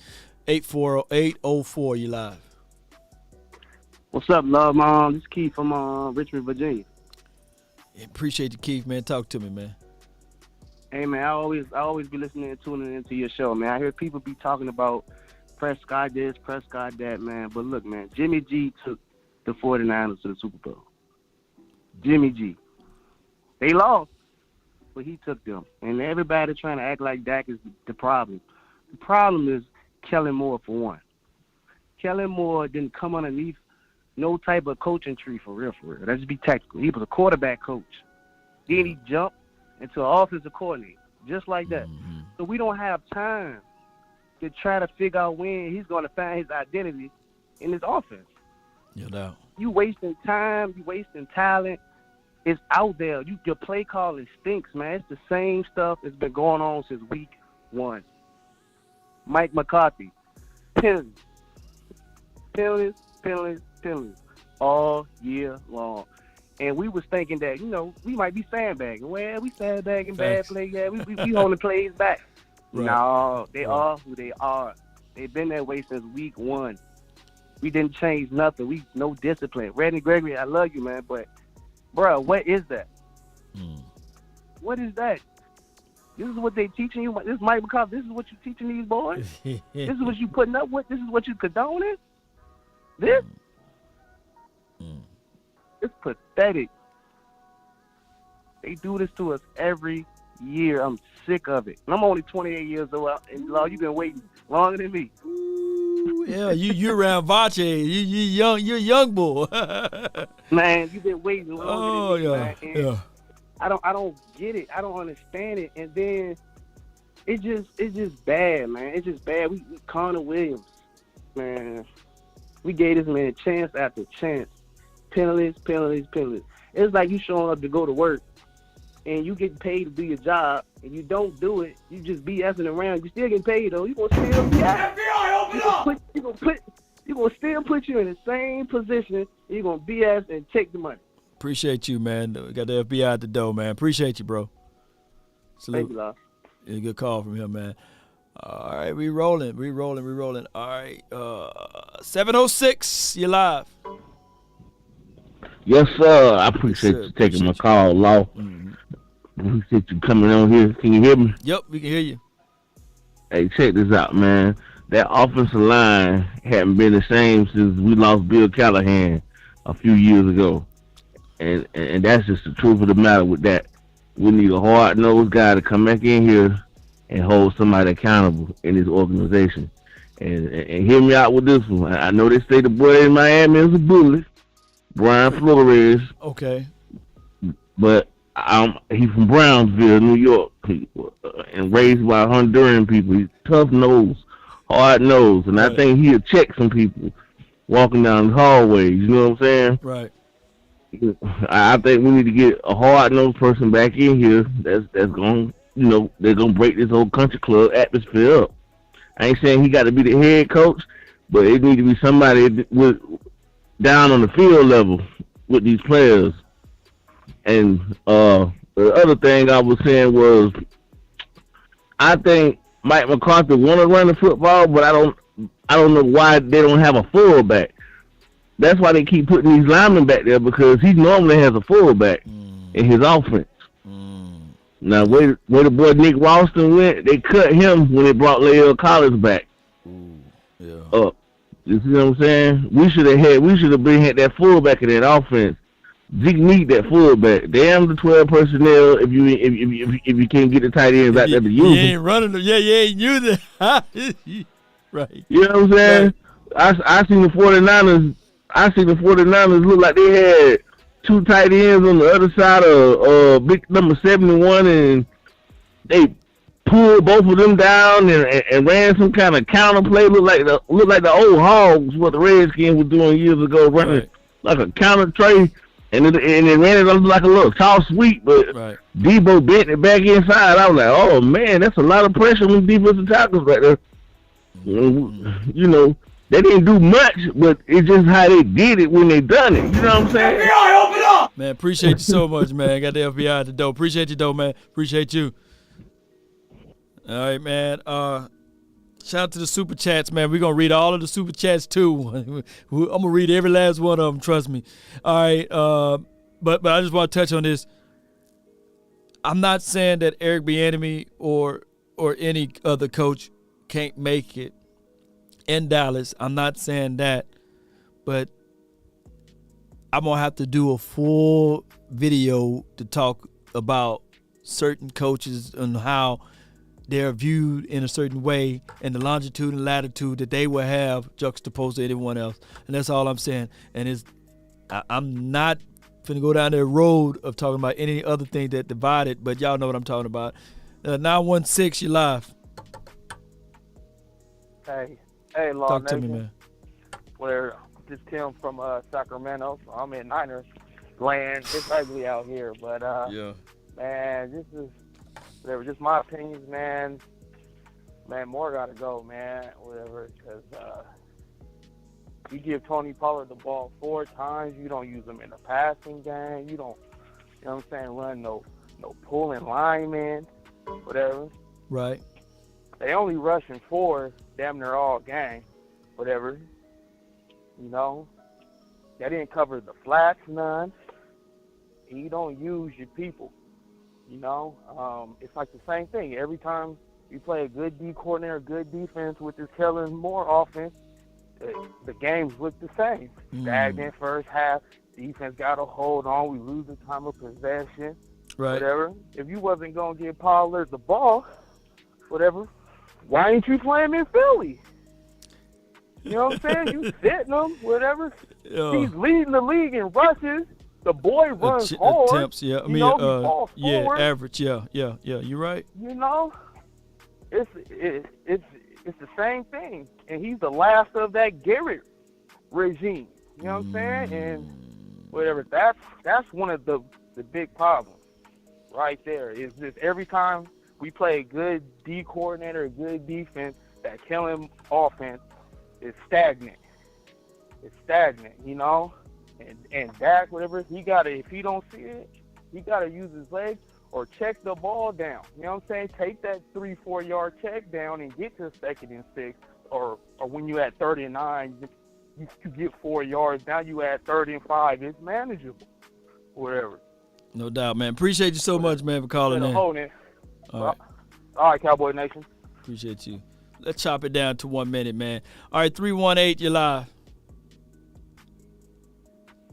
Hello? Yeah, you live. Talk to me. Oh, okay. Hey, man. How you doing? You good. All good. I'll make this real quick, man. I do think it's time. I think the game has kind of passed McCarthy by a little bit. I remember Aaron Rodgers saying the same thing, like his plays. Remember Aaron Rodgers said he didn't trust his play calling. That's why they kind of had that rift between them. And I think when McCarthy said that at the introductory press conference, when they asked him about analytics and all this, he said, "Look, man, I said what I said because I wanted the job." Do you remember him saying that? Yeah, I remember that. And so it's proven to be true to me. You know, he's just a figure. There's no way that you see your offense slumping. I don't know. I'm not behind the scenes. I used to work for the Cowboys 3 years ago, but I can't say that.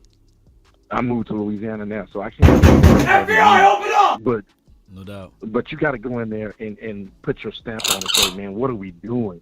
Why aren't we doing this? And why are we doing that?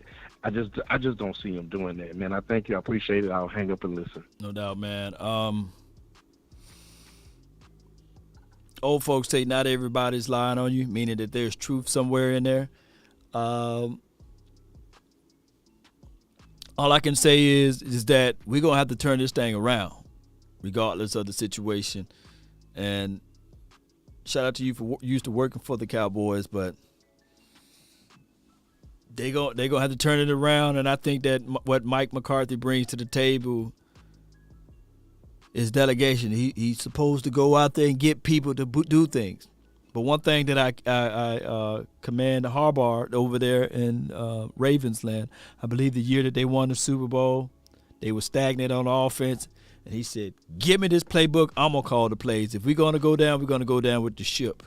I would surely hate if the Cowboys fire Mike McCarthy and we didn't get a chance or nor an opportunity to see him call the plays. At least fall on the sword for yourself. But that's a story of a different day. 843, you're live. Hey, Law. Talk to me. Long-time Cowboy fan. I feel your frustration. I see it on your face, man. Oh, yeah, it's there. But everybody, all these Dak naysayers, where were we last year without Dak? Just remember that. Mm-hmm. And another thing, I got to believe there's been a call to Sean Payton or maybe another experienced coach, because we just don't practice situational football. 14 penalties, man. That's just in a playoff game. You can't expect to win with 14 penalties. So that's what I want to say. And at the end of all of this, I just want to hear a good Mississippi sermon and make me feel good. I got to get up for 4 hours to go to work. You know I'm going to give it to you, man. Appreciate you. All right, man. People here in the South Carolina, we got love for you, man. So appreciate you, man. Keep your chin up. Yeah, appreciate it, man. Man, we rolling through them. All right, so I see we down to 19 callers now. Everybody getting a minute apiece, and I'm talking too. So we're gonna be here for a minute. Y'all okay? I took off. I had to work. Cowboy Nation, I just got to say this. I know what it is. I know what it is. If Sean Payton becomes available, and if Dan Quinn go ahead and take that job over there in Broncos land, or if he takes the Chicago job, all of those job vacancies is open. Even the Giants are open, right? And they throw a lot of money at Quinn that he can't say no to, right?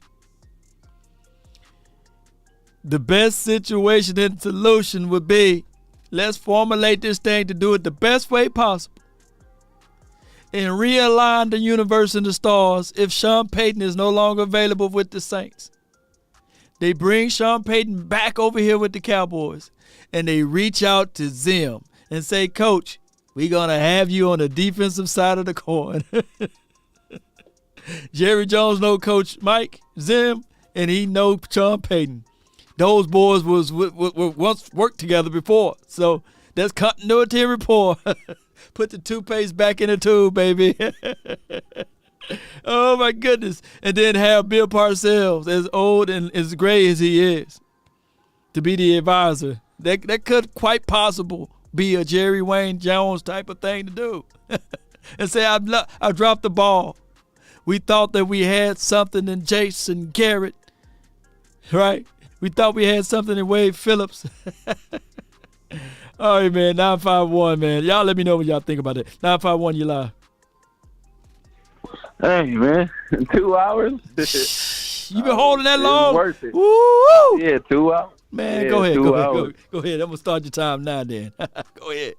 You remember me, Law? We talked about Dak, and I was frustrated about Dak and everything like that, you know? Right. And I'm with the other side of the fence with the Cowboy fans that, you know, that expressing they feelings about Dak, man. I feel the same way. You know, I just don't think Dak can do it. People keep saying, like, we got all these issues and problems. Yeah, we got these issues, but what team don't have issues? You know what I mean? Mm-hmm. So it's all about the quarterback, you know, overriding and doing what he got to do to win the game. It's that simple. It all starts with your quarterback. A great quarterback wins in spite of problems and, you know, because everybody got problems. Dak is a problem, man.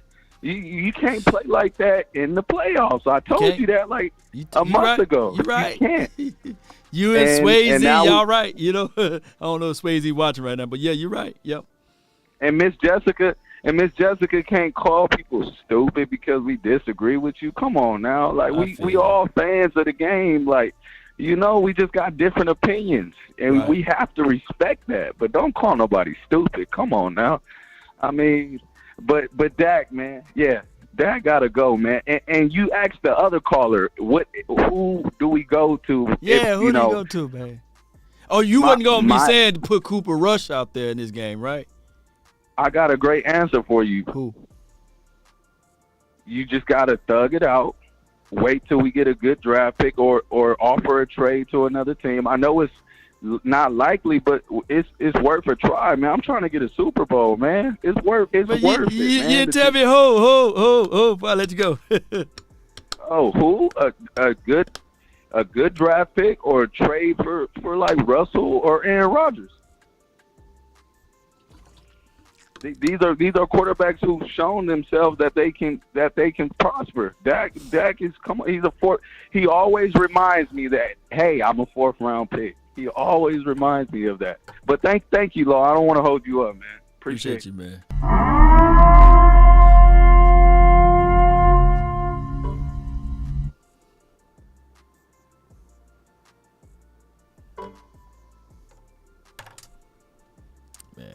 I'm gonna just roll through it. 269, you live.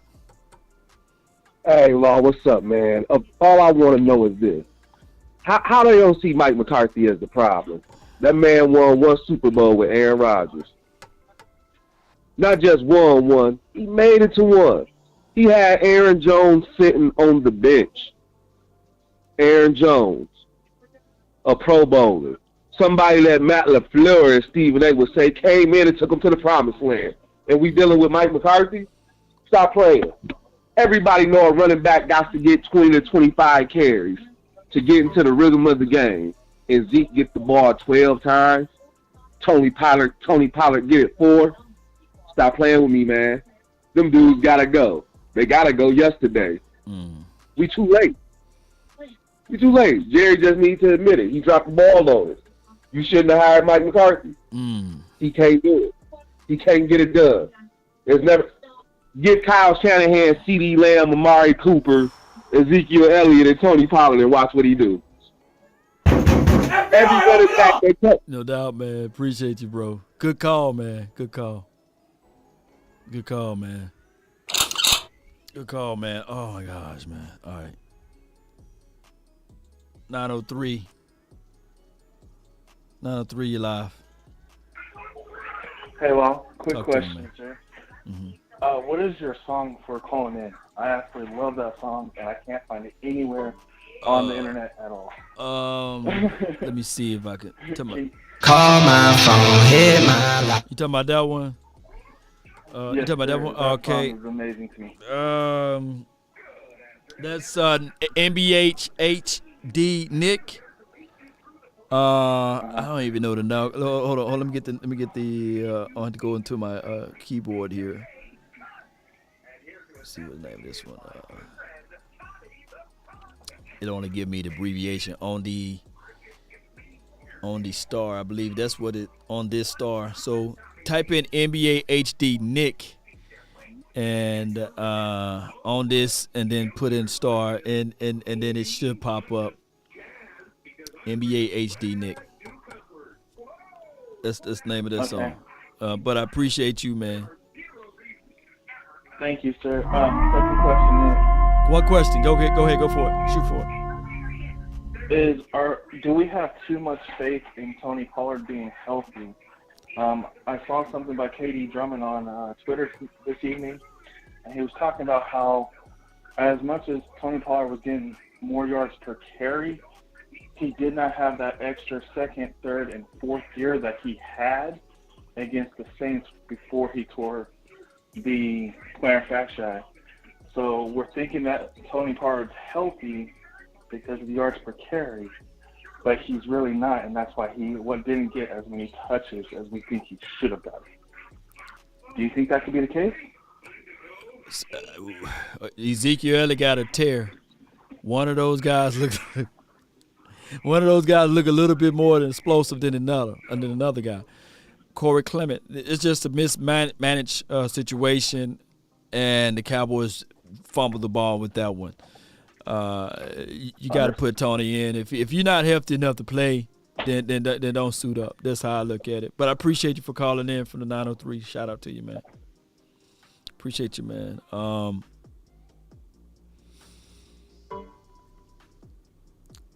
We're gonna roll. I'm letting people go over and everything, but I'm gonna let my guy Uncle Charles. He can go over. Uncle Charles, you live. You live, Uncle. What's up, man? What's going on? Nothing to it. Let me tell you something. I'm gonna make this quick because I know you got a lot of calls. Let me tell you, we have been left again on sucking on the devil's toe. And what makes you think we're gonna survive that? They got a story in a book now. I don't know. I'm not gonna call it a franchise. It's called The Death of a Franchise. Listen, you keep messing around, and this will happen to you. It will be a death of a franchise. The Yankees used to be the top of the king, and now nobody even talk about the Yankees no more. You will be in that same realm. Mike McCarthy, Kellen Moore, Mike McCarthy should be calling the plays. But no, he put it in Bob Warner's hand. He's standing over there like goddamn Scooby-Doo. He look over there and he's like, goddamn it, what the hell you mean you don't know? You done ran out of Scooby snacks? My dad always told me, though, when you get ready to take a shower, you don't take it next out of volcano. You take it in a damn tub. That's where you take a shower at. Mike McCarthy needs to be gone. Kellen Moore needs to be gone. Tyler Smith needs to be gone. Lyle Collins, you can make a decision on him. Keith Terrence Steele, our problems is on the offensive line. What's going to happen when the defense don't show up? The offense got to kick in. It didn't happen. I said on this show, because I know you finna cut me off. Don't cut me off. I knew this was going to happen. I got on here and said, Mike McCarthy, this team will go as far as Mike McCarthy goes. And I got crucified. Well, guess what? It's 3 days later, and I'm alive. And I'm telling you, if you don't step out the way, Jerry Jones, and bring a coach in there that means business, we ain't going nowhere. I don't give a damn who you put on offense and defense. And that's all I got to say, and I love you, brother. I'm with you all the way. Appreciate you, man. Much love to you, Uncle Charles, man. Oh, my God. Sir. Come on. We couldn't put him on a time limit.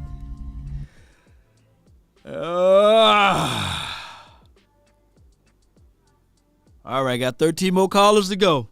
If you already called in, please hang up so I won't double time you. All right, let me catch your breath. I'm tired, man. We're going to roll through these 13 more callers. We're going to stick it through.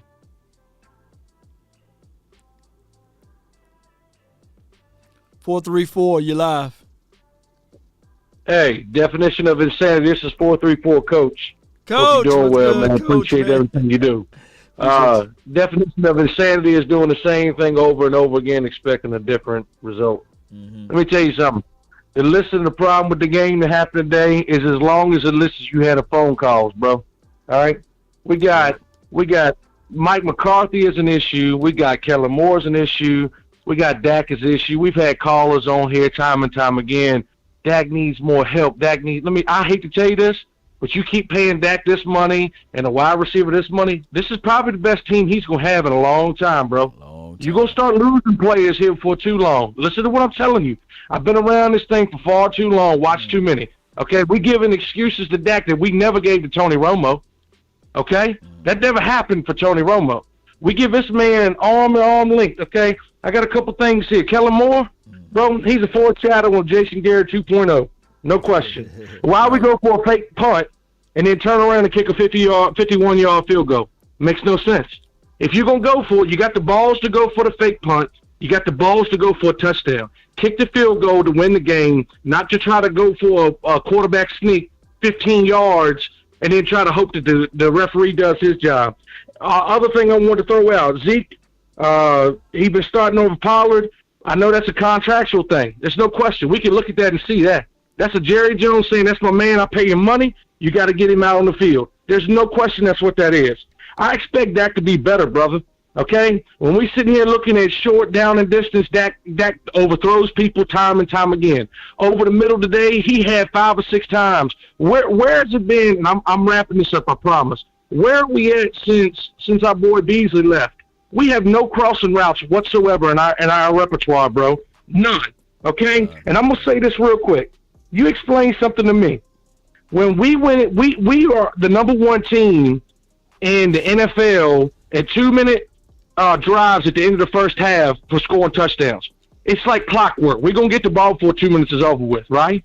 So explain something to me, Law. We got the coin flip. We lost. They got the ball. Why did we choose to throw the ball into? Why are we going into the sun before halftime when we know that that's normally when we get the ball, brother? Explain that to me, man.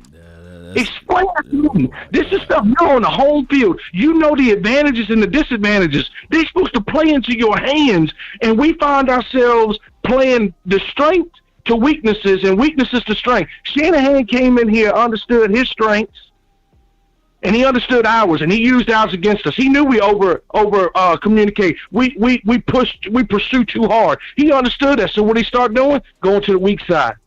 He started letting us sink in, and he sink our teeth in, and then he pitches it out. What does Kellen Moore do in that flavor, bro? He don't do that stuff. It's knocking your head up against the wall. He's Jason Garrett. We're gonna do what we do, and that's all we do. That's all we do. We don't go against everybody else, bro. Thank you so we go much, against Coach. ourselves. Thank you so much for calling in. Appreciate you, man. Yeah, man. God bless you. Hey, thank you for everything you do. I look forward to talking to you next year, brother. No doubt.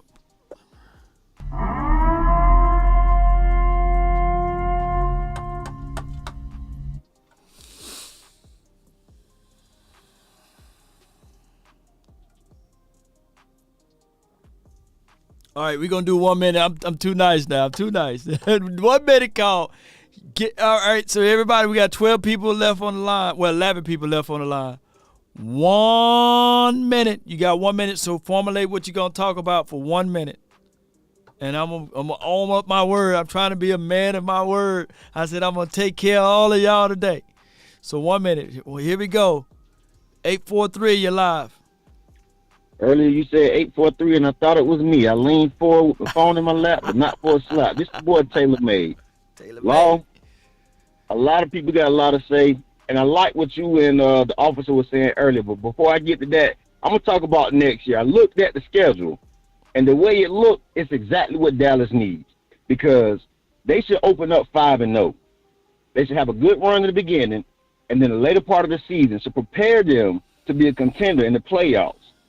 Now, going to what the officer said, it's exactly what it is. Management is the problem.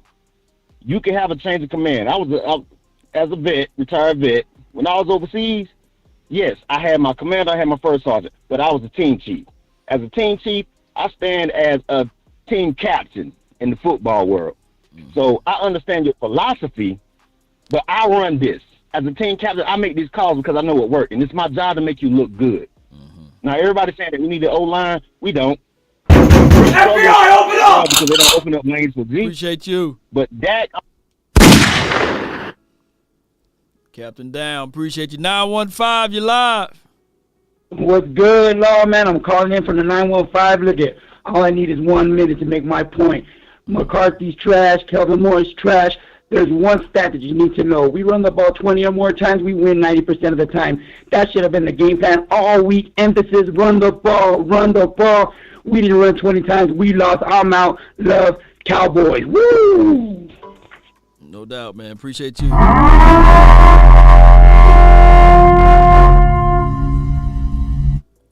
$206. MJ, what's good? What's up, family? This is what I'm going to say real quick. Remember I told you, sweep left, sweep right with Pollard. We would have ran all over them if we'd have did that. And one thing you got to remember, they favoritism too much. 24 should have been starting. And one more thing, we should have. God, it was 3 minutes left. Our quarterback didn't do it for us. 3 minutes left. I know, man. MJ, That's pitiful. So don't blame it on that. No. You shortchanged it. It was more than 3 minutes. But go ahead. Yeah. So don't blame it. Don't blame it on that. He didn't get it done. No. When we get the ball 3 minutes left, if Brady, Wilson, or somebody would have got that ball, they would have drove down the field and won the game, and the Cowboys would have been in Tampa. We fucked up again. Dak Prescott, I'm sorry, y'all. He's not the one. Sorry to tell you. Oh my gosh, and tell that lady. She should be quiet because she don't know football. Dak is the number one man. FBI, open up! All right, MJ, appreciate you, man. They shooting over here, man. Y'all already got me killed one time, man. All right.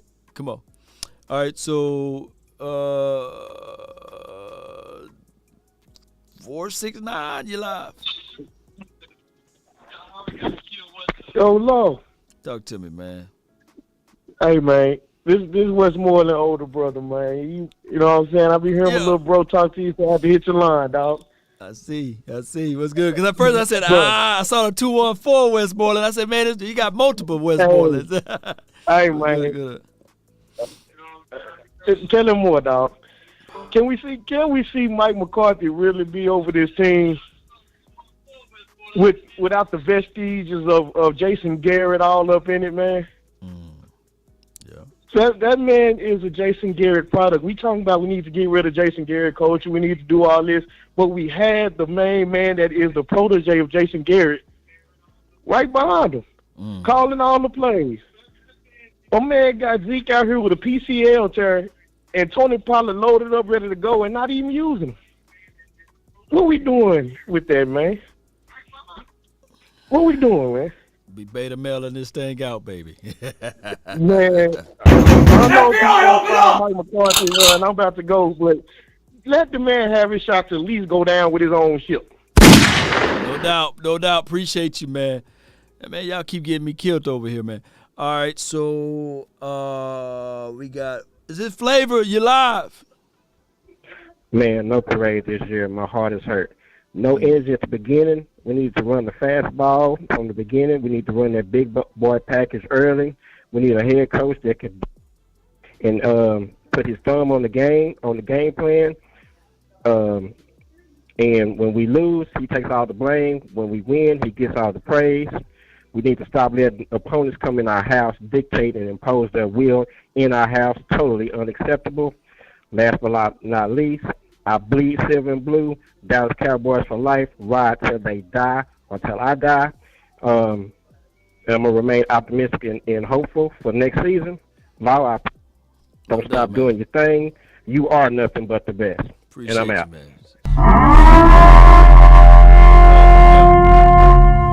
803, you're live. Hey, this is OC from 803. Lord, appreciate it, man. I've been following you for a long time. Appreciate the content. And I definitely appreciate you hanging that night. I know it's been a tough day for you. So what I want to say is I've been hearing a lot of talk about the calls that were made. All the calls that were made by the coach, were they the best calls? No, but they worked. They kept us in the game. If things had went the other way, the game could have been over.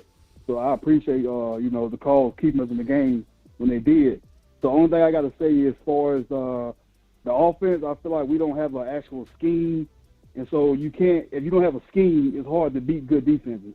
Your scheme cannot be that go out here and read the field and make the best play possible. If you do that, you're going to get in the habit of bad plays, turnovers, and mistakes, and especially when you don't have the O-line to support that. Appreciate so you I for want calling to say in. appreciate that. Mm-hmm. Y'all have a good night. Appreciate you, OC. Appreciate you.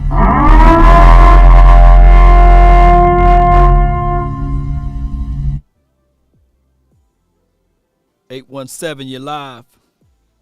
What's up, Law? So, one thing I wanted to hit was Connor Williams, and beyond, that killed us, right? Dak ain't got all that time to do what he needed to do anyways, and it's been like that all year, so they should have schemed around that. 2, y'all was talking about bringing in another coach, right? Or a new OC or something like that. You're not going to get a new coach because they don't want to have to deal with Jerry Jones. It is what it is. They don't want to have to deal with him. That's why we can't get a good coach, because he need a puppet, which is now Kellen Moore, which is Jason Garrett 2.0. You feel what I'm saying? Yeah, I slightly agree. I mean, that's at the end of the day, that's the real problem. You can't bring in nobody good because they're not going to deal with the Jones family. So it's going to be a while of this until something happens to Jerry Jones. I think Dak is good enough. Yeah, he struggled a little bit, but he doing okay. You can't expect him to do everything. You know what I'm saying? The defense. FBI, open up! No doubt, man. Appreciate you. Definitely. But all right. Oh man, I feel bad for those who've been waiting for 2-3 hours.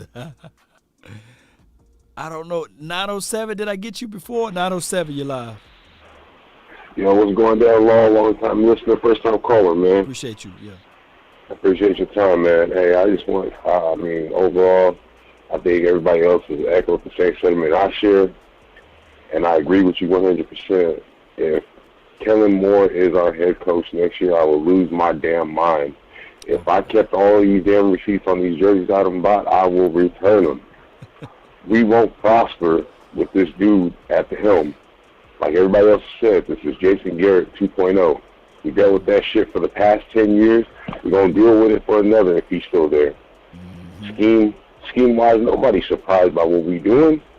You just watch the film on what we did last year, the year before. It's the same shit. We're killing ourselves, man. We're killing ourselves. Dak's got to be a little bit more crisp. We got to get a quarterback coach in there that can tell him, teach him. Like you said, 3-step drop, get the ball out. We're killing ourselves, man. We weren't executing today. We came out, we played soft. Now we got to get bang, bang for the rest of the goddamn year. Yeah, no doubt, man. Appreciate you. I appreciate your time, man. No doubt, man. Appreciate the good call from him, man. We're going to kill this. The last caller right here. We made it, baby. Never would have made it. Oh, my God. The last caller is right here. The 404. What pleasure do we have from you today? I'm going to go back to week 1. Okay. We lost to Tampa Bay. there were a bunch of the same issues we saw in Week 19. We beat Chargers, same issues in the wins that we had, same issues in Week 19. You can't have holding calling 30-yard pass plays back. You can't recover the same ground you've already covered against good defense. And the center and guard situation, you're holding because you can't block the guy across from you. That's why you're false starting Tyron Smith, because you can't block him. They should have moved Collins inside.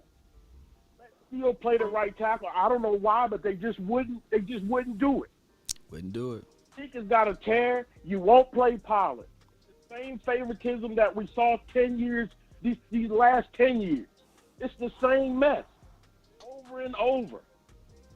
You're right, man. I had to get that off my chest, man. I held for 2 hours. I had to get that off my chest. Because we, as Cowboys fans, man, we invest a lot. You've done a lot over the course of the last year. I picked you up this year. You've done a great job. For people to boil this all the way down to just Dak, it's just stupid. It's just too many areas that we have holes in to just say it's the quarterback. Okay, so you want to change the coach, change the OC, the owner's the problem, the left guard, the center, the two tackles.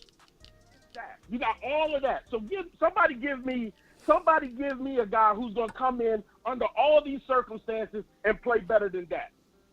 Brady would have been heading for the hills, throwing clipboards, breaking stuff, yelling at people. If you think Brady would have came in here and won behind this mess, you are sadly mistaken. No doubt, man. Appreciate you for calling in, bro. Thank you so much, man. I appreciate you. No doubt, man.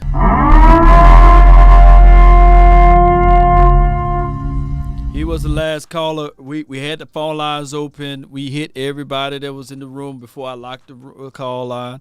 If you didn't get a chance to call in today, there will be another day. Goodbye. All right.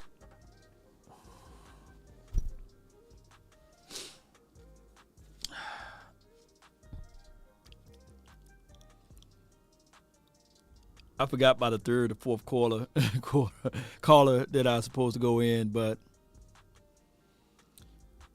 one and done says Joe Burrow's second year, no line. Stop it. Stop it. Stop it. You didn't watch none of the Cincinnati games. Stop it. Please stop it. Please stop it. Just stop it. Stop it. I talked about before the game even kicked off, that creativity that they used with Jamar Chase, line him up inside the slot, 4th and 1, got them 15 yards. Stop it. The way they use Joe Mixon in the backfield, stop it. And Joe Burrows is a nice thrower of the ball, by the way. They took care of business. That young coach over there, he got a plan and design, and it's not button hook. It's a scheme over there, absolute scheme over there.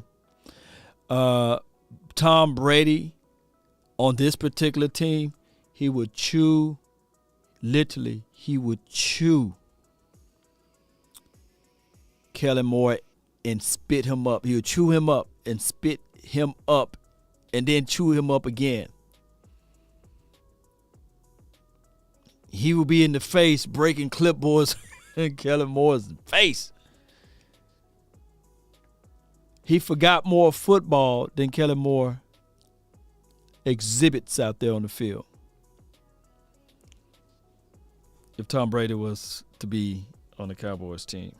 And let's just be real from the aspect of just football scenario. But we got this laissez-faire mentality, and we're going to have to correct it. I don't think that the overall message will be heard unless some big names drop as relates to firing. And you got the owners with an S that's got their hands in the pot, which is good when you're winning. It's good for any situation as relates to what's popular when your name is out there. But true leaders say what's good for the team. Politicians say what's popular. You see? So those are the two things that we're looking at right now. What's popular? What's the popular thing to say? Not what can help this team out.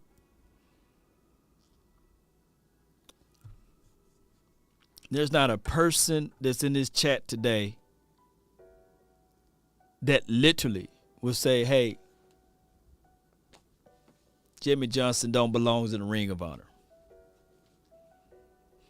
Right? There's not a person that I've read many of God doggone Cowboys content, and there's not one single Cowboy fan that literally say to themselves, hey, Jimmy Johnson does not belong in the Ring of Honor. And yet our owner refuses. I talked to my brother earlier. He called about 3 hours ago.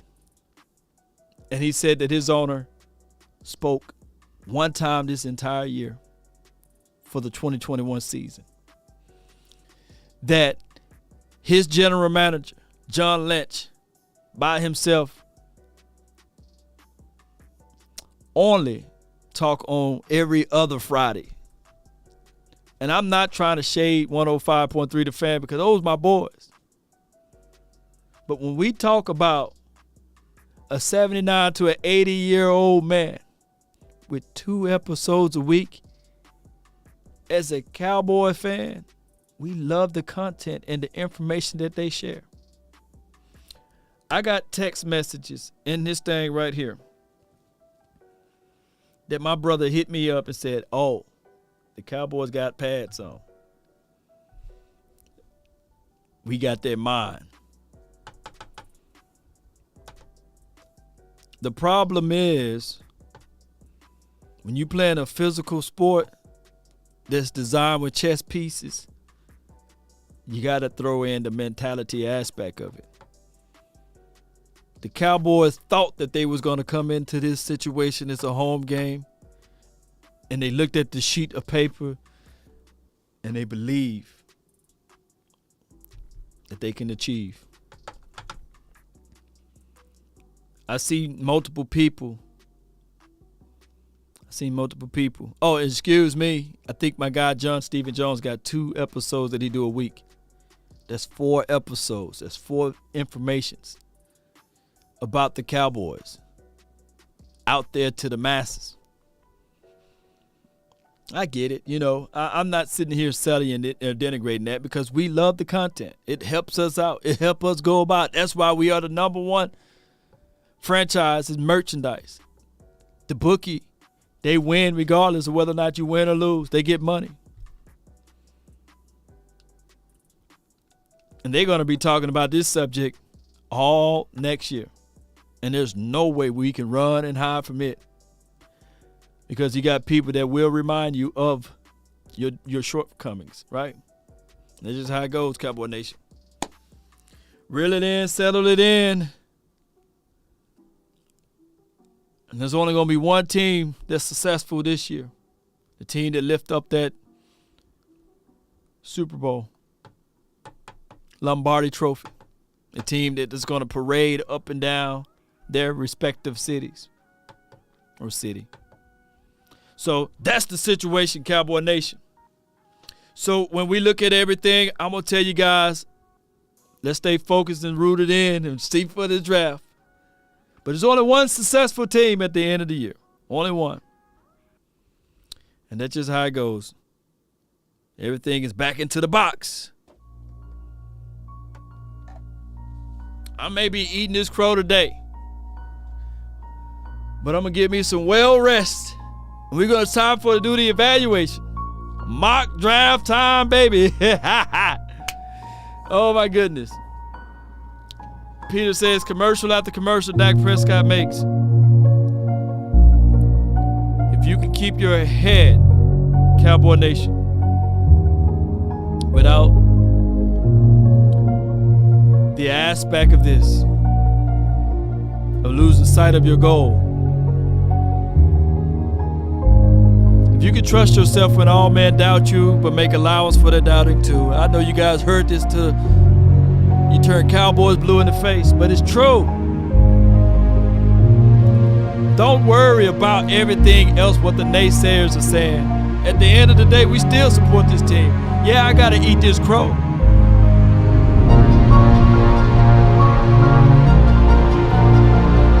Stay focused, Cowboy Nation. We can't control the outcome of the game. We just rooting for this team. This is the team we love.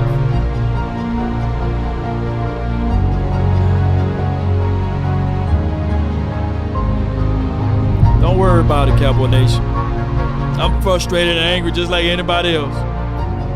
But keep your head high, Cowboy Nation. I say this all the time when you're up against the struggles. Meet it squarely face to face. Lift your chin and set your shoulders and plant your feet and take a brace. I meant it. You learn more from your failures than your success. We've been putting these things together. And Cowboy Nation, if it's the coaching staff you got to get rid of, if it's the players that you got to get rid of, we're still here. We got nowhere else to run to. We loyal. And if those who's willing to get purged off because we lost this game, please leave. Go along. The room is prettier now that you're gone. This moment right here, I'm not folding up. I'm upset. But it's time to go back into the bag of evaluation. We ain't scared of anything. That's been my time. I really thank you all for yours. And remember, you're listening to nothing but the best. Let's regroup. We ain't the only team that lost today. Stay focused. Once again, salute to the 49ers for winning. Shout out to them. They are the better team, and I wave my white flag. If I can ever find it. There we go. I raise my white flag, and I yell.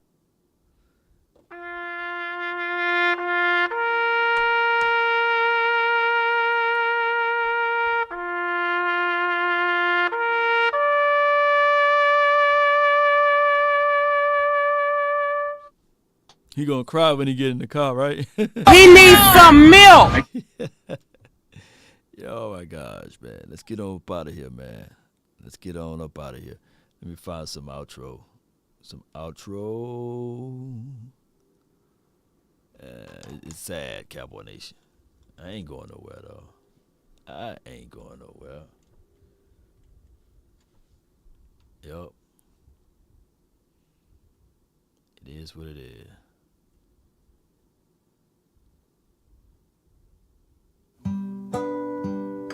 That's a good one right here.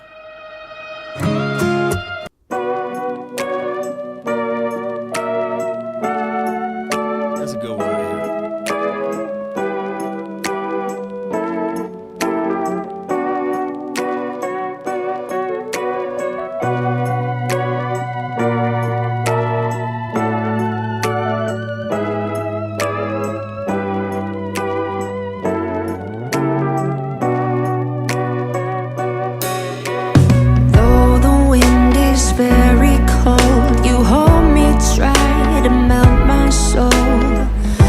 It harder to say goodbye. Your whirling hair and tender eyes makes me feel as cold as ice. Anyway, I say goodbye. In my dreams, we were meant to be.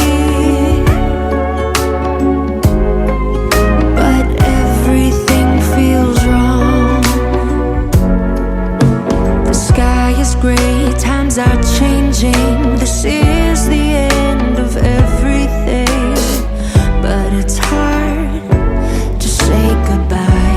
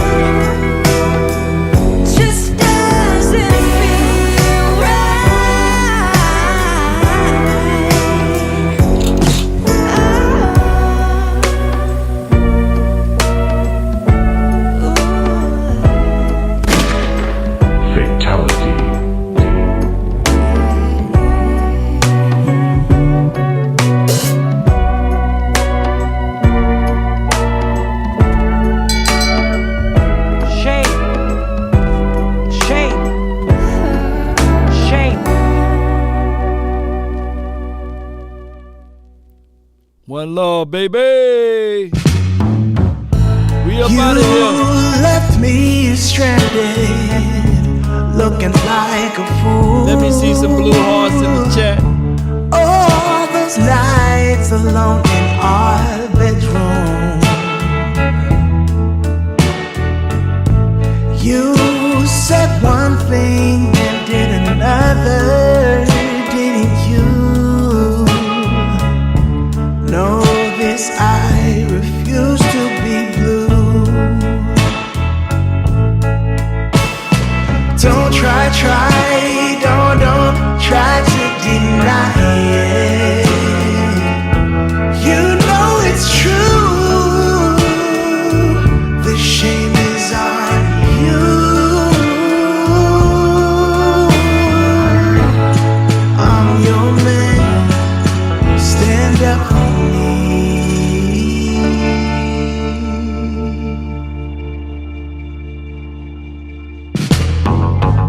No apologies for days and weeks. I love me some Royal. Shame. A promise is big enough, you know. You can at least try to start using the word please, and maybe then we could start over by being friends. Don't try, don't try to deny it. You know it's true.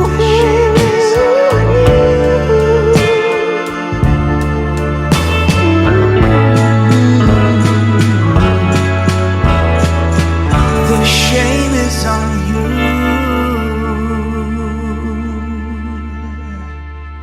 Oh.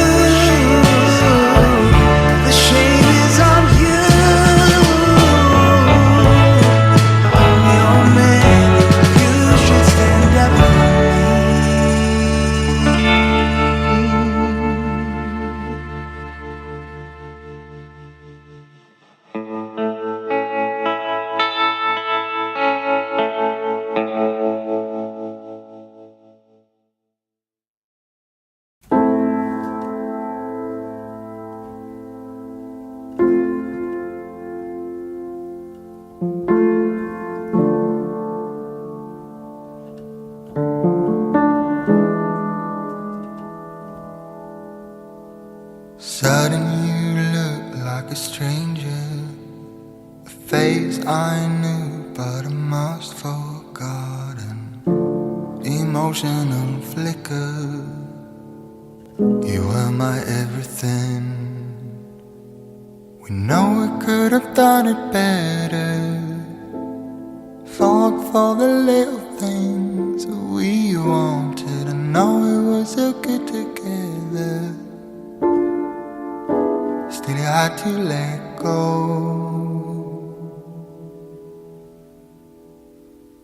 Oh, I wish that you hadn't pulled the trigger. Shut me down with my bitter heart.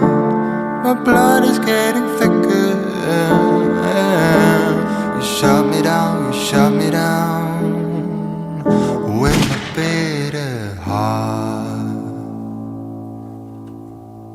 You swam so deep into my river. Your footsteps lead everywhere I go. Shame. I never was Shame. a keeper. but I'm still holding on. We know we could have done it better. Fought for the little things that we wanted. I know it was so good together. Still hard to let go. Oh, I wish that you hadn't pulled the trigger. Shut me down with my bitter heart. My blood is getting thicker. Oh, you shut me down, you shut me down. Oh, I wish that you hadn't pulled the trigger. Shut me down with my bitter heart. My blood is getting thicker. Oh, you shut me down, my bitter heart.